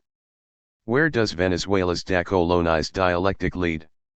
If we have learned anything, it is that any decisive answer would be hubristic and would risk short-circuiting the very dynamics that have allowed it to emerge. What is clear is that it orients toward that dialectical placeholder that has come to be called 21st century socialism, which both in its content and its self-constitution is an open-ended construction with decolonial inspirations. It was above all that decolonial thinker par excellence Maria Tegui who broke with the imposed dogma of official socialism earlier and more firmly than most, all in an effort not to impose another model but to think socialism again, differently. And it is in this same spirit that the Bolivarian process moves forward along the path that Maria Tegui had indicated but not trodden, doing so under the sign of another, more local imperative that nevertheless retains the same openness of spirit, that of Bolivar's own teacher Simon Rodriguez, today upheld as one of the three roots of Bolivarian ideology, who famously insisted, "O inventamos o iremos, either we invent, or we err." 83. This future is not guaranteed, of course, although we should not mistake the open-endedness of its dialectics for a weakness, even though a surer design might avoid perilous detours along the way. The greatest weakness of all would be to insist on a singular or preordained path, for the many dialectics that tensely unified have allowed the Bolivarian process to move forward, sometimes decisively, sometimes hesitantly. Our orientation toward this process cannot therefore be to attempt to leap forward, predicting the parameters of its ultimate reconciliation, but instead to inhabit the center of the dialectic, pressing outward to maintain a space for revolutionary combat to play its unpredictable historic role. Once we assume this position, however, other dangers emerge more clearly, particularly those that threaten to halt the struggle, to preemptively declare its conclusion, and to contain popular demands within a newly established false universal. Not even the figure of Chavez himself is immune to this threat, especially after his death in early 2013. Just as previous generations of Venezuelan leaders had, in Chávez's words, sanctified Bolívar in order to depoliticize him, so too could we say that in pointing to the sanctification, Chávez was foretelling his own future. According to Origin, those who were unable to defeat Chávez in life have taken a different tack after his death. They who once yoked their poor enemies with the name of Chávez only to have this strategy backfire are now intent on depoliticizing Chávez and dispersing Chavismo, in part because they themselves must slip the yoke of being simply anti-Chavistas. Where Chávez in life stood for pure conflict and succeeded by sharpening polarization and rupturing society in a way that revealed underlying oppressions and exclusions, many in the opposition now aim to erase that border by transforming Chávez into a beautiful historic memento and Chavismo into the non-political act of mourning an individual. The goal is to make of Chávez not a boundary figure, but an ideological transversal, a central point of reference in Venezuelan political culture that no longer provokes conflicts, a figure of consensus. 84. In other words, they seek to transform this dialectically potent figure into an empty symbol for all Venezuelans, a marker of premature reconciliation. If this practice of emptying Chávez of political content begins with the erasure of that antagonistic frontier he helped to inaugurate, then the task before radical Chavistas is, according to Origin, much like that faced by Sarl, Fanon, and Dussel in turn, to re-establish and discursively manage this combative frontier. Chavismo is tendentially for, almost, everyone, but it is not just anything, and nor does just any content fit within it. As a result, it is fundamental to construct its outside carefully and manage the inclusion-exclusion game with flexibility, seducing immediately while at the same time deploying political pedagogy that will cultivate positions of the future. 85. This carefulness and this flexibility reflect the simultaneous task of maintaining the dialectical opposition that Chavismo marks while also pointing beyond it, in an openness toward the exteriority that Chavismo helped to gather. The danger of Chavismo becoming its opposite would seem a characteristically dialectical one, but the stakes are all the higher for a decolonized dialectics that guarantees no progress, only the combatively one-sided imposition of a new reality. This is a task that, concretely, requires both unity and difference, within the people as well as between those people and the institutionalized power of the state. During the last months of his life, Chavez insisted on both, demanding unity, and more unity, within the movement while making clear that this was not a centripetal unity, and much less the totalizing unity of Venezuelans as a whole. It was instead a tense dialectical unity in combat that his most radical disciples have since used as a foothold to press radically forward with the expansively dialectical task of building a truly inclusive revolutionary society that abolishes oppression as it overcomes exclusion. It would be no surprise, then, that while insisting on unity in his now famous Golpe de Timon speech, whose title indicates a sharp change in course, and which has come to represent his last political will and testament, Chavez also insisted on the expansion of the dream of the communal state. This ambitious multiplication of spaces for popular participation, from communal councils to larger and more ambitious self-governed units such as communes and communal cities, in its own way seeks to encompass dialectical opposition while expanding toward exteriority. According to Idariza, the communal councils were created not to domesticate Chavismo, to mold it in the image and similarity of the same. Instead, these local institutions of direct self-governance, established above all in the sprawling slums that were both systematically excluded by previous governments and represent the bedrock of support for Chavismo, grew out of the fact that residents of those barrios are recognized as other, as something different, as a subject that points toward the construction of an other politics. Such councils thus overcome both the anti-institutionalism of the multitude and the blindness of its theorists toward the dynamically expansive potential of the people as a political subject, incorporating those from below, guaranteeing them a place from which to keep fighting. 86. In his Golpe de Timon speech, delivered just months before his death, Chavez recounted a well-known joke about an indigenous community and a Catholic priest. It was Holy Week, and the priest, seeing a fattened pig nearby, reminded the community that they were not allowed to eat pork that week, only fish, or the large amphibious rodent known as chigire, or capybara. The priest then took several community members to the river to be baptized with Christian names. When the priest returned later that day to find the community dancing and roasting the recently slaughtered pig, he was appalled. Their response, which Chavez playfully recounted to highlight the danger of merely calling things socialist while capitalism remains intact, stands also as a testament to both subaltern cunning and a subversively decolonial dialectic. No, we solved the problem. We baptized this pig and named it Chigire. 87. Spirals. Lest the underlying chronological architectonics of this book be seen as reinscribing the very same linear, deterministic, and progressive teleology that the thinkers in question contest, I conclude without concluding, and prior to where I began. The decolonized dialectics of Frantz Fanon and Enrique Dussel exist independently of George Sorel's dialectics of class struggle.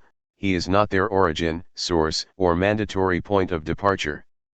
While global capitalism and coloniality emerged so jointly as to be nearly synonymous, and while many decolonial revolutionaries have turned to Marxism as a weapon, decolonization itself is not an outgrowth of, and much less does it find its parentage in, the class struggle. 1 More importantly still, a decolonized, and decolonizing, dialectics understood as a radical practice and orientation towards struggle predates, exceeds, and exists independently of even Hegel's own formulations, in the combative self-assertion, the making known, of colonized and enslaved peoples. Without ever having read a word of Hegel, the slave-turned-abolitionist orator Frederick Douglass would not only enact and delineate the fundamental contours of the Hegelian master-slave dialectic with an astonishing degree of clarity on the basis of nothing but his own lived experience, but he would also preemptively radicalize that dialectic in a way that foreshadowed the thinkers considered here. Douglass was to be broken by the infamous slave breaker Edward Covey, a fate that he initially accepted as his destiny, his ontological reduction, what he calls his brutification, to a level scarcely above the ox that he himself was tasked with breaking, Break and be broken, such is life to a rationalist like Fanon, but a Christian. Moreover, Douglas first took refuge in these falsest of universals, only to find both shaken, and his eventual fight with Covey is only fully grasped in light of the scenes that precede it. Douglas first beseeched his owner to protect him, if only as property worth preserving, but despite being his brother in the church, Douglas was unable to transcend the innate guilt of the slave, or what Fanon would come to call the racial allocation of guilt. 3. He concluded painfully that I had no friend on earth, and doubting if I had one in heaven, but this diremptive rupture of human and celestial solidarity, Douglas's condemnation to a fallen state, was also nevertheless a form of liberation. My hands were no longer tied by my religion, for where religion failed, so too did reason and education fail when confronted with the institutionalized unreason of white supremacist violence. My book learning had not kept Covey off me. 5. The cunning of reason would not provide history with an internal motor pressing toward reconciliation. Even when he later dedicated himself to arguing for abolition as a physical embodiment of the untruth of slavery's reason, it was evident to Douglas, as it would later be to Fanon, that systems built upon the ontological disqualification of certain subjects are not only themselves irrational, but also impermeable to reason. Opposing them therefore requires a rational resort to unreason, the sort of mythical response that Douglas would later counterpose to reason in no uncertain terms: scorching irony, not convincing argument, a fiery stream of biting ridicule, blasting reproach, withering sarcasm, and stern rebuke. For it is not light that is needed, but fire; it is not the gentle shower, but thunder. We need the storm, the whirlwind, and the earthquake. 6. What ensued between Douglas and Covey was indeed a life-or-death struggle like that described by Hegel, but one that did not take place between two ahistorical subjectivities. Instead, it exuded historicity. Covey was an agent of inborn masters, Douglas of inborn slaves. The confrontation was overcoated with ontological inequality from the outset as, in Fanon's words, a struggle in which the white man is not only the other, but also the master. 7. Against this ontological disqualification that undercut any basis for reciprocity, Douglas pledged to stand up in my own defense and resolved to fight, his one-sided activity creating the basis for a brawl between equals. Strong fingers firmly attached to the throat of my cowardly tormentor, Douglas forcibly created reciprocity of a sort, as though we stood as equals before the law. The very color of the man was forgotten. He held me, and I held him. 8. Were the stark distinction between liberatory violence and reactionary force not perfectly clear, Douglas's largely defensive posture makes it even more so, and when Covey attempts to recruit his cousin, Douglas responds violently only to restore the purity of the opposition. Moreover, when Covey seeks to enlist his own slaves, they refuse at great personal risk to themselves, feigning ignorance and turning away from the master and toward the object of their work. Notwithstanding Covey's quasi-Hegelian imperative, "This is your work." 9. While the physical struggle between Covey and Douglas may have ended in a draw, the victory was Douglas's alone. The two-sided effects of his decolonial violence had, externally, transformed not only his relation with Covey, who never again laid on me the weight of his finger in anger, but more importantly had, internally, radicalized his own self-consciousness as a being worthy of dignity.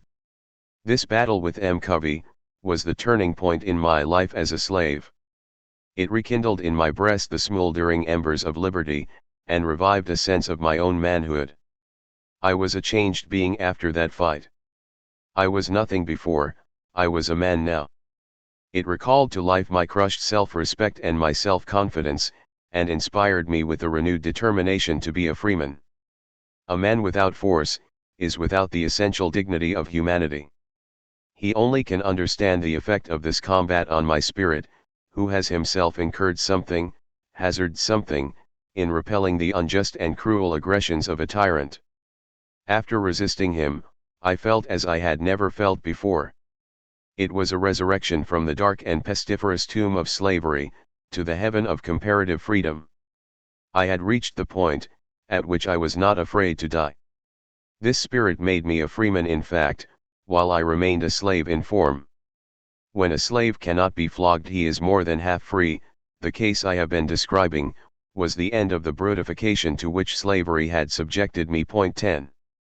While the similarities to the Hegelian account in this passage are remarkable, so too are the evident tensions with Hegel's dialectic. Point 11 specifically, is the insistence that one must be willing to die more than merely risk life, a break with Hegel's conception, which is as much driven by the avoidance of death and the submission to slavery as a result. 12. Or is such willingness a necessary step in the collectivization of any such dialectic, in which some struggle and die whereas others submit and live? 13.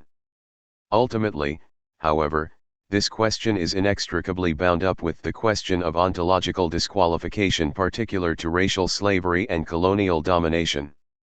For those innately condemned to servitude, the promise that there was no escaping such a condition would drive Douglas and so many others to a situation inconceivable for Hegel, preferring death to continued slavery. Point 14. Douglas's account of one-sided dialectical struggle and existential freedom from concrete, historical slavery culminates with a quotation from Lord Byron's Childe Harold's Pilgrimage, penned only a few years after Hegel's Phenomenology, but whose implications are arguably more radical, and peculiarly suited to a decolonized dialectics.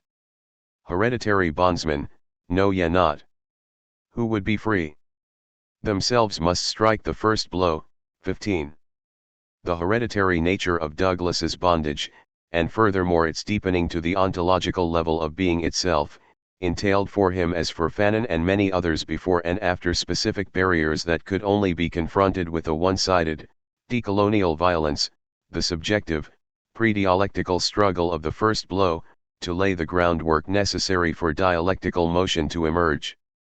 Douglas would not be the last black American to approvingly cite Byron's epic as the expression of a one-sided dialectic of liberation. None other than W.E.B. Du Bois, who certainly had read Hegel, also turned to Byron in The Souls of Black Folk to frame his opposition to those black leaders whom he perceived as minimizing the emasculating effects of caste distinctions. But Du Bois notably included an earlier verse, as though to drive home the dialectical importance of grasping the condition of those disqualified from full humanity, from birth till death enslaved, in word, in deed, unmanned. 16. The hopelessness of this passage notwithstanding, the Du Bois of Souls nevertheless insisted optimistically and under a more clearly Hegelian imprimatur that the mountain path to Canaan was steep and rugged, but straight, only to see such optimism disintegrate. During the course of his own book, under the crushing weight of essays like Of the Coming of John 17. Despite the ambivalence of Du Bois' dialectic in Souls, which still retained a Hegel-inspired faith in progress and a palpable ambiguity toward the terrible Maroons, John Brown, Nat Turner, and Toussaint L'Ouverture, he nevertheless went on to rediscover, in Black Reconstruction, revolutionary black agency where it was invisible to master dialecticians, through a transposition of slaves with workers and slavery with capitalism as a global system. And he also rediscovered something else in the process, a tragic dialectic of reversals, defeats, and missed opportunities, not a long but heroic march toward a brilliant future but a brief moment in the sun before retreating, under the weight of white supremacist terror, back again toward slavery, the ostensible built-in progress of the dialectic of history folded back onto itself, beaten and bloodied. Point 18. Nowhere is this tragedy of history as visible as in the history from which we began, C.L.R. James's Black Jacobins. After all, what was the Haitian Revolution if not a dialectical eruption in the last place master dialecticians would have chosen to look? What explains its systematic erasure and disavowal if not the fundamental unthinkability of its content? 19. And what was this content if not the self-activity of slaves as revolutionary subjects capable of generating their own history outside and against overarching logics of history? The fact that this same disavowed history would through a feedback loop come to provide the unrecognized content for what would come to pass as the dialectic, in the work of Hegel, only drives home the world historical nature of the rebellion, as well as the ill-fitting straitjacket of Hegel's progressive teleology. Point 20. We can find echoes of this decolonized dialectical practice throughout the entire trajectory of black struggles against slavery, in figures like Malcolm X, who insisted on reciprocity if only in death let your dying be reciprocal. This is what is meant by equality. What's good for the goose is good for the gander, only to find his own dialectics of black identity cut down by twin shotgun blasts. 21 The basic contours of a decolonized dialectics, moreover, are not limited to chattel slavery, but are present throughout the history of decolonial struggles more broadly understood. In Latin America, for example, traditional dialectics of Hegelian reason or orthodox Marxism have long proved ill-fitting to local realities, prompting instead the heretical eruption of counter-discourses to dialectical counter-discourses, radical breaks with orthodoxy, the spiritualization of a dialectics of subjective struggle a la Maria Tegui, and a resistance to developmental stages visible as well in the turn to Cuban-inspired guerrilla warfare in the 1960s. In other words, the conditions of possibility for and resonances of this decolonized dialectics precede, exceed, and will long outlast the individual thinkers considered here. Diagnosing colonial difference. But what are the parameters of such a dialectics? From the parallax movement between the thinkers considered here, and in particular Fanon and Dussel, we can sketch out some initial contours. In a negative gesture, we can find good reasons, theoretical as well as political, for the colonized and enslaved to be skeptical of many elements of traditional dialectics, especially where posed as the dialectic, the optimistic determinism of a self-starting and automatic movement in the present, the teleological progressivism that leads incessantly along the predetermined path of this motion, and the fully reconciled end of history with which such a dialectic inevitably concludes. For those confronting not motion but stasis, the stubborn resistance of the present, and for whom historical motion has been uncertain at best, small victories, major setbacks, all permeated with ontological force, such dialectical illusions are little more than comfort in suffering. And for those pressing forth struggles on the basis of particularly colonial conditions, to be told that they are doing it all wrong has not added to the allure of the dialectical approach. Most fundamentally, however, the gap, indeed, chasm between the dialectic and a decolonized dialectics emerges from the diagnosis of the systematic ontological disqualification of certain subjects, their relegation to what Fanon calls the zone of non-being, and the slightly different space that Dussel formulates as exteriority. The productive if imperfect overlap of these concepts, I argue, constitutes a potent fulcrum for theoretical decolonization. It is this ontological difference between full being and subjected non-beings, between that which is visible and legible as humanity and that which is relegated to the status of less than being, that intervenes to block dialectical movement in the present, and it is in the one-sided overcoming of such ontological apartheid that much of history's combative progress can be mapped. It is in the play between inside and outside, moreover, between above ground and subterranean, that any and all determinism is lost, that the dialectic collapses into many combative moments that nevertheless coalesce into broad oppositions, and that the reconciled horizon of the future remains that and nothing more, a horizon toward which to aim but never reach. But this zone of non-being and exteriority poses a distinct challenge from within dialectical thought that some might deem fatal to the project of decolonizing dialectics as a whole. From a strict Hegelian perspective, to reject the symmetry of oppositions is also to reject the internal ties that bind them together in a dialectical relationship to begin with, rendering the parts mere diversity rather than difference, an external rather than an internal relation. Even in Searle we saw an effort to deepen the class opposition to the point of utter incommensurability, and a rejection of social duty and ethics that profoundly divided the social totality. Fanon's rejection of the symmetry of the master-slave dialectic, and his insistence that the two sides look past one another in a sort of missed encounter grounded in ontological difference, would seem to be in this sense anti-dialectical, as would his later resort to Manichaeism. Dussel's more explicit turn to exteriority, which brought him to the brink of rejecting dialectics entirely, only serves to underline this chasm between internal and external. But were this objection to hold, we would be left in a strange impasse. Hegel and arguably the entire dialectical tradition would be left simply incapable of accommodating such central world historical processes as colonization and chattel slavery, themselves inseparable from modern colonial capitalism. In other words, a restrictive understanding of internal difference already carries within it all the pretensions of symmetrical being that so characterize the limitations of the Hegelian system, and which Fanon straightforwardly rejected. In this sense, the frequent resort to theories of multiplicity and the multitude stand as a sort of inverted Hegelianism that can only take the latter on its own unquestioned terms. If we refuse to condemn dialectics as a whole to such pretensions, if we refuse to choose between dialectics and decolonization, we need to loosen and recast this internal-external relation by walking the fine line between the two, inhabiting the borderlands of non-being and exteriority. In this way, we might be able to reformulate and give a new dialectical meaning to what Walter Mignolo and others have called the colonial difference.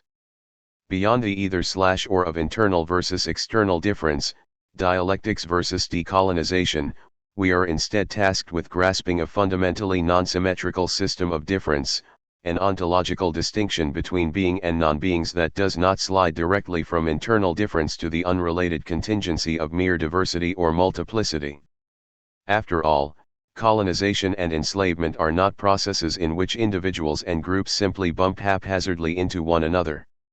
Rather, they denote the sort of specifically one-sided operations to which Hegel was characteristically blind, the utterly non-reciprocal oppression of those deemed not even worthy of recognition, those unnecessary for the development of self-consciousness and from whom only work, land, or simply death is desired as a result. Instead of simply loosening the bond of dialectical opposition to the point of multiplicity, then, colonial difference indicates a more concrete and precise way of grasping those oppositions not visible to a traditional dialectics but whose appearance does not mark the impossibility of dialectics entirely. If the colonial difference is paradigmatic of such one-sidedness, however, the relevance of a dialectics of exteriority is not limited to the realm of coloniality strictly speaking. Instead, such an orientation provides an entry point into grasping a much broader illegibility that further underlines the global and historical complicity of race and class. In the words of the Chilean novelist Roberto Bolaño, in the 17th century, for example, at least 20% of the merchandise on every slave ship died. By that I mean the dark-skinned people who were being transported for sale, to Virginia, say. And that didn't get anyone upset or make headlines in the Virginia papers or make anyone go out and call for the ship captain to be hanged. But if a plantation owner went crazy and killed his neighbor and then went galloping back home, dismounted, and promptly killed his wife, 2 deaths in total, Virginia society spent the next 6 months in fear. Or look at the French. During the Paris Commune of 1871, thousands of people were killed and no one batted an eye. Around the same time a knife sharpener killed his wife and his elderly mother and then he was shot and killed by the police. The story didn't just make all the French newspapers, it was written up in papers across Europe. How come? The ones killed in the Commune weren't part of society, the dark-skinned people who died on the ship weren't part of society, whereas the woman killed in a French provincial capital and the murderer on horseback in Virginia were. What happened to them could be written, you might say, it was legible. Point 22. Until such deaths and lives count, until the captains of today's slave ships are all hanged, a dialectics grounded in the illegibility of exteriority and non-being will be an indispensable weapon. The labor of the positive. Latent within this first challenge is a second one, visible in all 3 thinkers considered here, but which I have avoided until this point. Searle, Fanon, and Dussel are peculiar, albeit not contingently so, for their embrace of what we could call, reversing Hegel, the labor of the positive. In his negative dialectics, for example, Adorno insists on the need to free dialectics from its affirmative traits, to which Marcuse adds that, dialectical theory, cannot offer the remedy. It cannot be positive. To be sure, the dialectical concept, in comprehending the given facts, transcends the given facts. This is the very token of its truth. It defines the historical possibilities, even necessities, but their realization can only be in the practice which responds to the theory, and, at present, the practice gives no such response. 23. By apparent contrast, Fanon and Dussel each embrace some notion of the positive, with the latter, as we have seen, even insisting on the naivete of the Frankfurt School theorists with respect to the positive criticality of the utopia of political exteriority. 24 Similarly, Fanon insisted in his lyrical bookends to Black Skin, White Masks that humans are not only a no but also a yes, resonating from cosmic harmonies, yes to life, yes to love, yes to generosity, an insistence that humans more actional than reactional affirm as much as they negate. 25 An actional orientation that opens radically onto a future of endless self-creation, for Fanon, that unleashes what is most human, passes necessarily through the embrace of the other and the effort to build the world of U26. While the brutally negative force of the Fanonian dialectic is undeniable, so too this positive source, which later finds its basis in the reservoir of relative exteriority, to use Dussel's terms, of the Algerian peasantry. Even a thinker so resolutely negative as Sarl, who like Fanon rejected any overarching system of ethics binding workers to bosses, placed a surprising weight on the one-sided ethics emerging from the underside of this rupture. Not only is there an ethics of violence that governs the workers' dialectical attack, but also a quasi-analectical ethics of the producers that emerges independently from within the production process, according to which the proletariat organizes itself in obscurity, without the aid of bourgeois thinkers. 27 Such an ethic is unmoored from all calculation, and the free worker wants to surpass everything that has been done before him, thereby generating an indefinite progress that is more artistic than material, grounded in the infinite nature of his will. 28 But in framing his approach as a critique of a purely negative dialectics, Dussel is not suggesting that the outcome of dialectical motion is affirmative or laudable, and much less predetermined. After all, here was a thinker forced into exile by the dialectical blowback of a fascist bombing. Rather, he means something very specific when he calls the Frankfurt School naive, that due to the movement of critique, a given discourse can be both critical toward prior discourses and naive toward those future discourses that will surpass them. While this may be putting it too strongly, since Marcuse points toward a future liberatory practice without claiming to know it, Dussel's point is that such practices do indeed exist in the present, in the concrete praxis of the colonized, itself more than simply a negation of the negation, but a positive program for the abolition of ontological barriers between being and its opposite. 29 The tension between negativity and positivity is often seen as marking a separation between the struggles of former slaves on the one hand and colonized indigenous peoples on the other.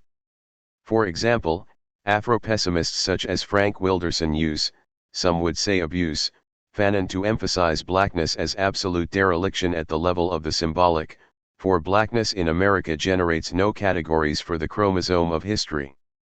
It is an experience without analog, a past without a heritage. 30 From such a pure negativity, Wilderson argues, only the negative dialectic of Fanon's complete disorder can spring forth. For others like Lewis Gordon, however, this is to collapse Fanon's understanding of an anti-black world understood as an always incomplete project with the world that we inhabit, in which the persistent gap between the two is precisely the space of resistance. Similarly, Cedric Robinson insists that the European project of reducing the African to the Negro, or in other words, reducing slaves to pure negativity, is never a fully accomplished fact. Instead, Robinson supplements the negativity of slavery with its persistently positive remainder, which is again the basis for resistance. Black radicalism is a negation of Western civilization, but not in the direct sense of a simple dialectical negation. It is certain that the evolving tradition of black radicalism owes its peculiar moment to the historical interdiction of African life by European agents. This experience, though, was merely the condition for black radicalism, its immediate reason for an object of being, but not the foundation for its nature or character. It is not a variant of Western radicalism whose proponents happen to be black.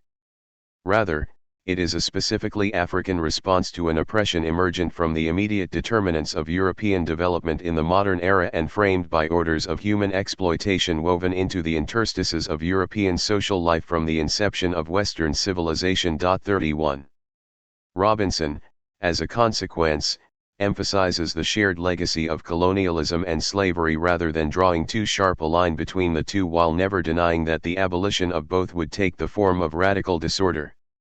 We cannot fully address the question of the positive and those concrete, decolonial subjects whose self-activity evades a purely negative dialectics, providing a positive wellspring for dialectical motium without directly addressing the fraught question of tradition. Some might respond to the decolonized dialectics of Fanon and Dussel by insisting that much of the content these thinkers ascribe to the intersection of non-being and exteriority remains internal, defined more by dialectical resistance to oppression than by properly analectical separation and autonomy. 32 Whereas Dussel is able to slip out of this difficulty by virtue of the inescapable and occasionally frustrating flexibility of his concept of exteriority, which ranges from an individual's internal transcendentality to the continued relevance of pre-colonial communism. Fanon's is a more difficult case, since he is often understood, on the basis of his analysis of Algeria, to be a thinker who was deeply and fundamentally hostile to tradition. The case is more complex than this, however, since what Fanon assails most are those traditions that he does not truly understand to be traditions at all, that is, those tribal distinctions he interprets rightly or wrongly as having been reactivated by a defensive colonizer. 33 By contrast, he celebrates not only those dialectical, anti-colonial traditions of the Algerian peasantry that make it a historical subject and reservoir of resistance, the Sorlean-sounding, old warrior traditions that resurface when the struggle erupts, but also those analectical traditions whose value is undeniable, indigenous organs of popular democracy, communal anti-individualism, and practices of self-criticism. 34 The Jma and Palaver are thus to Fanon what the Incan Ilu is to Mariategui and the Mayan Amik and Aztec Altepetl are to Dussel, not remnants of the past but living practices in the present. 35 This duality of tradition should be evident, moreover, from the fact that the nation itself emerges both on the basis of traditional units and through the transcendence of old rivalries that had divided them, and that disciplined altruism of the peasantry is rooted precisely in their static society that clings to a rigid context. 36 Between bad tradition and good there lies the powerful revolutionary process, the dialectic within a dialectic, the armed or even political struggle against a merciless colonialism through which tradition changes meaning. 37 In fact, Fanon is most severe with those abstractly Jacobin urban intellectuals who can see nothing but obscurantist traditions in the countryside and who as a result clash with the old granite foundation that is the national heritage. 38 For all these thinkers, traditions must be understood critically, met not with outright rejection or wholehearted embrace. They must be filtered and divided into good versus bad traditions, those that serve man's needs versus those inhuman relics to be replaced. 39 Furthermore, this distinction cannot itself be a static one, but must be contextual and even momentary, according to the needs of the decolonial struggle and the strategic and tactical orientation of the enemy. While this may seem to simply punt the question from tradition to the question of who decides, it nevertheless marks an essential if difficult middle ground that a dialectical approach to decolonization must walk. Dialectics of distance. The liminal position of the Algerian peasantry in Fanon's account, existing as they do on the outskirts of the colonial order, at the border where the dialectical slides into the analectical, tacitly introduces an important dialectics of distance into his account.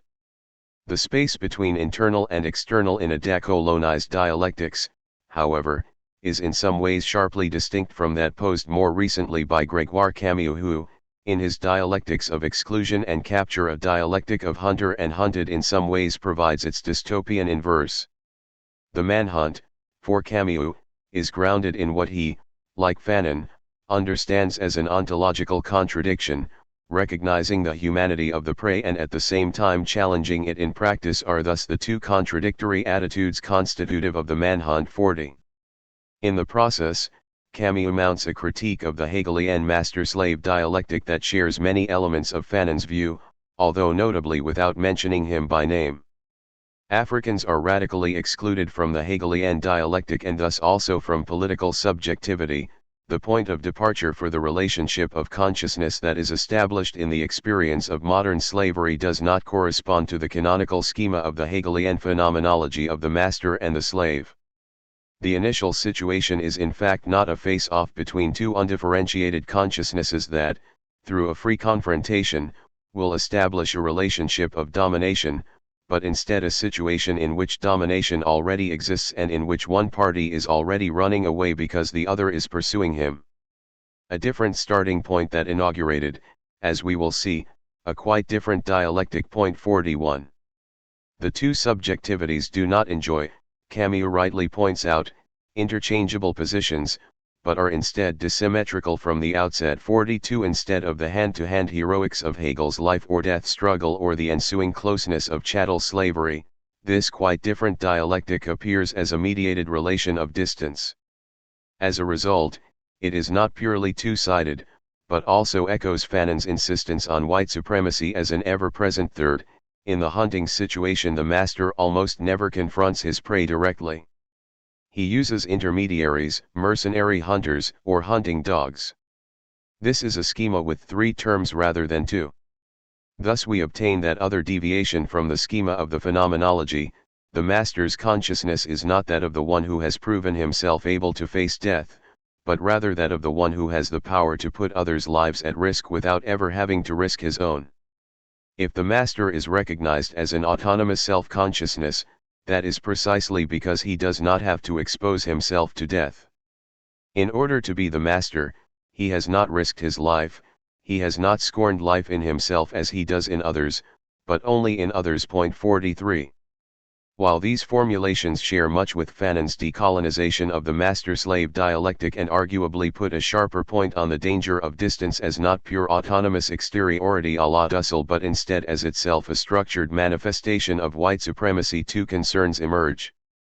First, Camus prevaricates with regard to the weight of ontology itself, beginning with the ostensible contradiction at the heart of the manhunt, that the prey remains human on some fundamental level.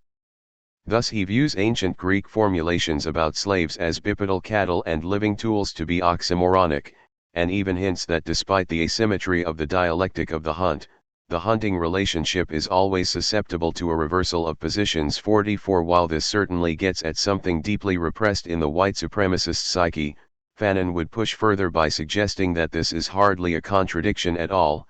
Non-beings are subject to death, period. If Camus captures something intuitively true about the manhunt, he runs the risk of neglecting the fundamental and persistent killability of those subjects disqualified from humanity. Point 45. Second, and seemingly paradoxically in light of his insistence that the history of a power is also the history of the struggles to overthrow it, Camus paints a one-sidedly pessimistic picture in which the concretely historical master-slave dialectic, through its structured mediation and avoidance of risk, offers no potential to the prey themselves, in part because they are reduced to simply that, prey. Point 46. While understandable given his object of analysis, this approach threatens to minimize the agency of subjects who are far more than merely hunted, who draw upon distance and autonomy in more potently radical ways. This approach, put differently, evades the important question of what potential a recrafted dialectics of tradition, exteriority, and distance holds and why it is that so many subjects ostensibly condemned to the status of prey have sought weapons from among the Hegelian arsenal. This one-sidedness leads Camus to unfortunately stale conclusions, posing the inversion of hunter and hunted as a simple reversal and thus framing resistance as a tragic trick, an impasse, a non-dialectical reversal that is not properly political. Point 47. What is erased in Camus's pessimistic rendering of distance is readily apparent in Angela Davis's analysis of the role of women in the slave community, in which distance gains a fuller account as an essential moment in the struggle for liberation. Not only does Davis's analysis of community bring to light the often invisibilized background for confrontations such as that between Douglas and Covey, it also points in the process toward the same tension between dialectics and analectics posed by Fanon and Dussel. More important still, through the question of reproductive labor broadly understood, a crucial subject in recent years and decades, Davis demonstrates the intertwined complicity of gender, slavery, colonization, and the geography of resistance. According to Davis, the dialectical process of slave resistance toward the masters would have been impossible without an analectical foothold in the exteriority of communal life. However limited, the conscious thrust towards its abolition could not have been sustained without impetus from the community they pulled together through the sheer force of their own strength. Of necessity, this community would revolve around the realm which was furthermost removed from the immediate arena of domination. It could only be located in and around the living quarters. 48. It was only at a distance from the Marxian class dialectic of production, characterized in this case by utter dehumanization rather than alienation from the object of labor, and from the Hegelian master-slave dialectic of hand-to-hand combat, that the slave community could, as community, provide a space for the expression of freedom and the patient reconstruction of humanity. It was only from this analectical and autonomous community, for Davis, that the frontal and dialectical war of maneuver against slavery might be posed and the forces necessary for it composed and recomposed. Dialectical resistance was thus intertwined with and relied upon practical positive exteriority. 49. Rather than domestic labor serving here as mere reinscription or doubling of the female slave's inferiority, she was performing the only labor of the slave community which could not be directly and immediately claimed by the oppressor. Women were thereby thrust by the force of circumstances into the center of the slave community by virtue of this relative exteriority, making the dialectics of her oppression far more complex. It was not reason in history or the development of productive forces, but instead the sheer force of things that rendered her equal to her man. 50. This was a deformed equality, forged quite undeliberately, yet inexorably at the intersection of the economic needs of the system and the self-activity of the slaves, and while Davis cites Marx, her account fits comfortably neither in the dialectic of Marx nor that of most Marxists. Latently or actively, it was always a community of resistance. It frequently erupted into insurgency, but was daily animated by the minor acts of sabotage which harassed the slave master to no end. Had the black woman failed to rise to the occasion, the community of slaves could not have fully developed in this direction. The slave system, according to Davis, would therefore have to deal with the black woman as the custodian of a house of resistance. 51. The primary weapon in such dealing was sexual assault as counterinsurgency, itself a spectacular manifestation of a reframed master-slave dialectic of sex against gender. Confronting the black woman as adversary in a sexual contest, the master sought to reduce the female slave to the level of her biological being, to establish her as a female animal, as an attack on the slave community as a whole. 52. Whereas Hegel sustained a founding gendered distinction that associated women with mere diversity, Davis here disintegrates this distinction as effectively as could be imagined, recentering women in a powerfully decolonized fashion. 53. Beyond or alongside predator and prey, then, we find an insistence on the reconfigured exteriority of not only maroon communities, but even those who sought constantly to generate life and resistance from within the social death of slavery. 54. This is not at all to deny the centrality of structured distance to the colonial and racial project, or the need to re-establish proximity. After all, Fanon insists that the colonists' feet can never be glimpsed, except perhaps in the sea, but then you can never get close enough, to which Jean Amory adds, the oppressed, the colonized, the concentration camp inmate, perhaps even the Latin American wage slave, must be able to see the feet of the oppressor in order to become a human being. 55. But it is to insist on a more complex, dialectical view of the relationship between colonial distance and autonomous self-activity in the process of decolonization, between the exteriority of non-being and the fullness of humanity. The end of the world. If we began from the fraught relationship between decolonization and dialectics, we conclude with a similarly painful tension between decolonization and another tradition too often mired in an unrecognized Eurocentrism, anarchism. Each of the thinkers considered here maintained a tense and complicated relation with anarchism. Searle was sharply critical of his contemporary anarchists, whom he deemed intellectually entirely bourgeois, while nevertheless recognizing that they had radicalized the syndicalist movement by infusing it with a laudable wariness of the state. 56. While Fanon was critical of anarchistic adventurism in Algeria, he knew that those seeking to unleash a decolonial struggle grounded in the self-activity of the masses would themselves inevitably be tarred with the same brush and denounced by established leaders as these upstarts, these anarchists. 57 Dussel is critical of what he calls the impossible possibility of the extreme anarchist, referring to an undifferentiated and non-institutionalized potentia much like the multitude, but he echoes Searle in his insistence that quasi-anarchists do indeed remind us that institutions become fetishized and always need to be transformed, holding out the dissolution of the state as his ultimate political horizon. 58. The peculiar in-betweenness of these thinkers and others, even Mariah Tegui was deeply influenced by the anarchist Manuel González Prada, suggests a peculiar if often unrecognized resonance between decolonization and something like anarchism. This relationship is best grasped not as the formal unity of the two, however, by simply adding one to the other, but instead by grasping the content these impulses share.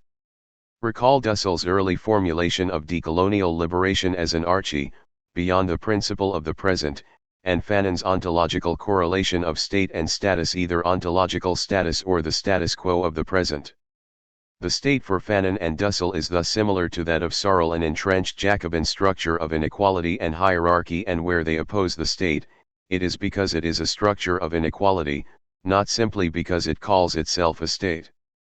Attacking the governing structure of the present is always violent and anarchic by definition, but even more so when that structure is based on the racial colonial apartheid that separates true being from substandard non-beings. Whereas the New York Review of Books once described Fanon as a black Rousseau and a true Jacobin, just as C.L.R. James had deemed Toussaint and others black Jacobins, these cannot be understood as terms of unambiguous praise. 59 Fanon shared Searle's anti-Jacobin wariness of the cold abstraction of those revolutionary intellectuals and political leaders who would simply occupy the upper echelons of a new hierarchy. Even James, his own title notwithstanding, shows how it was the very Jacobinism of Robespierre and Toussaint that led to their downfall. Both eventually attacked their left wing, lost the support of the masses, and thereby sealed their own doom. 60. In an oft-overlooked footnote to the 1963 edition of Black Jacobins, James even seems to share Searle's equation of Jacobinism with a principle of hierarchy, citing Georges Lefebvre's Sorbonne lectures to cleave a distinction between Jacobins and sans-culottes. The Jacobins were authoritarian in outlook.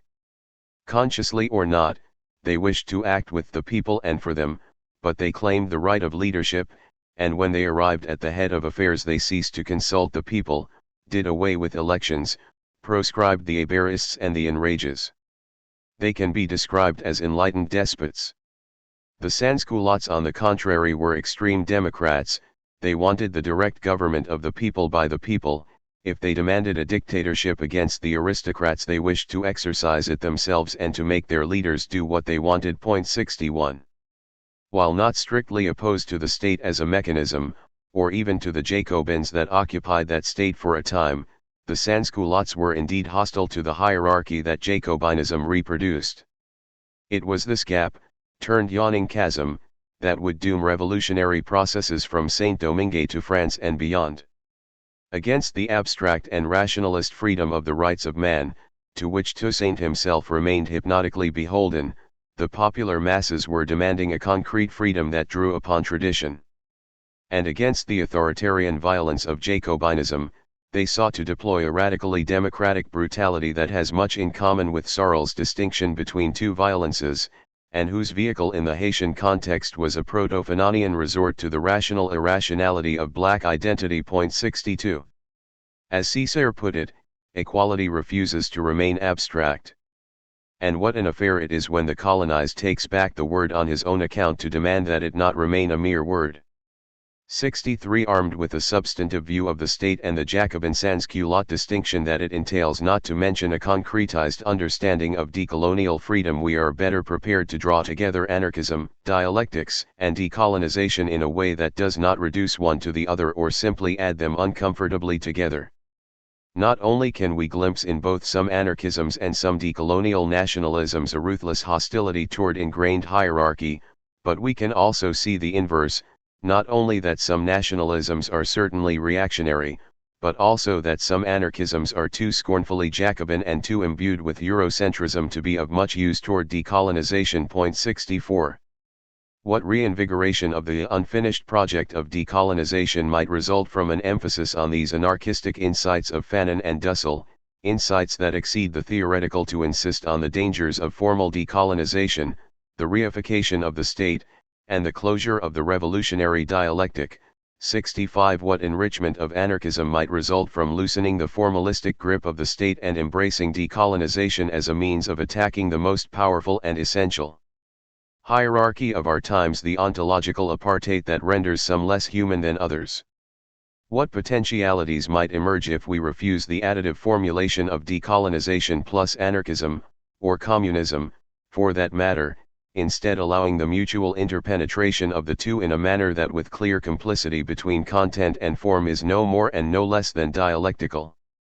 Colonization, in the words of Maher, is one of the most concentrated forms of power in history, incorporating extreme modes of domination, dispossession, and racial hierarchy. If we can loosen our conception of the state to its broadest sense as status, the status quo, the existing state of things, we might be able to grasp decolonization as truly constituting, as she rightly puts it, the highest form of anarchism. 66. It is against this state of affairs, the sediment structure of class, racial, and colonial inequality, that the thinkers considered here sought to unleash a radically open-ended dialectics whose liberating violence alchemically transforms everything and everyone it touches, and whose objective is no more and no less than what Fanon called the end of the world. By Jove. 67. The abolition of existing structures, of the white supremacy embedded in institutions both formal and informal, the tearing down of the apartheid walls separating being from its constitutive opposite. This is the end of the world, and for Fanon as for Césaire, it was and remains the only thing in the world worth starting. 68.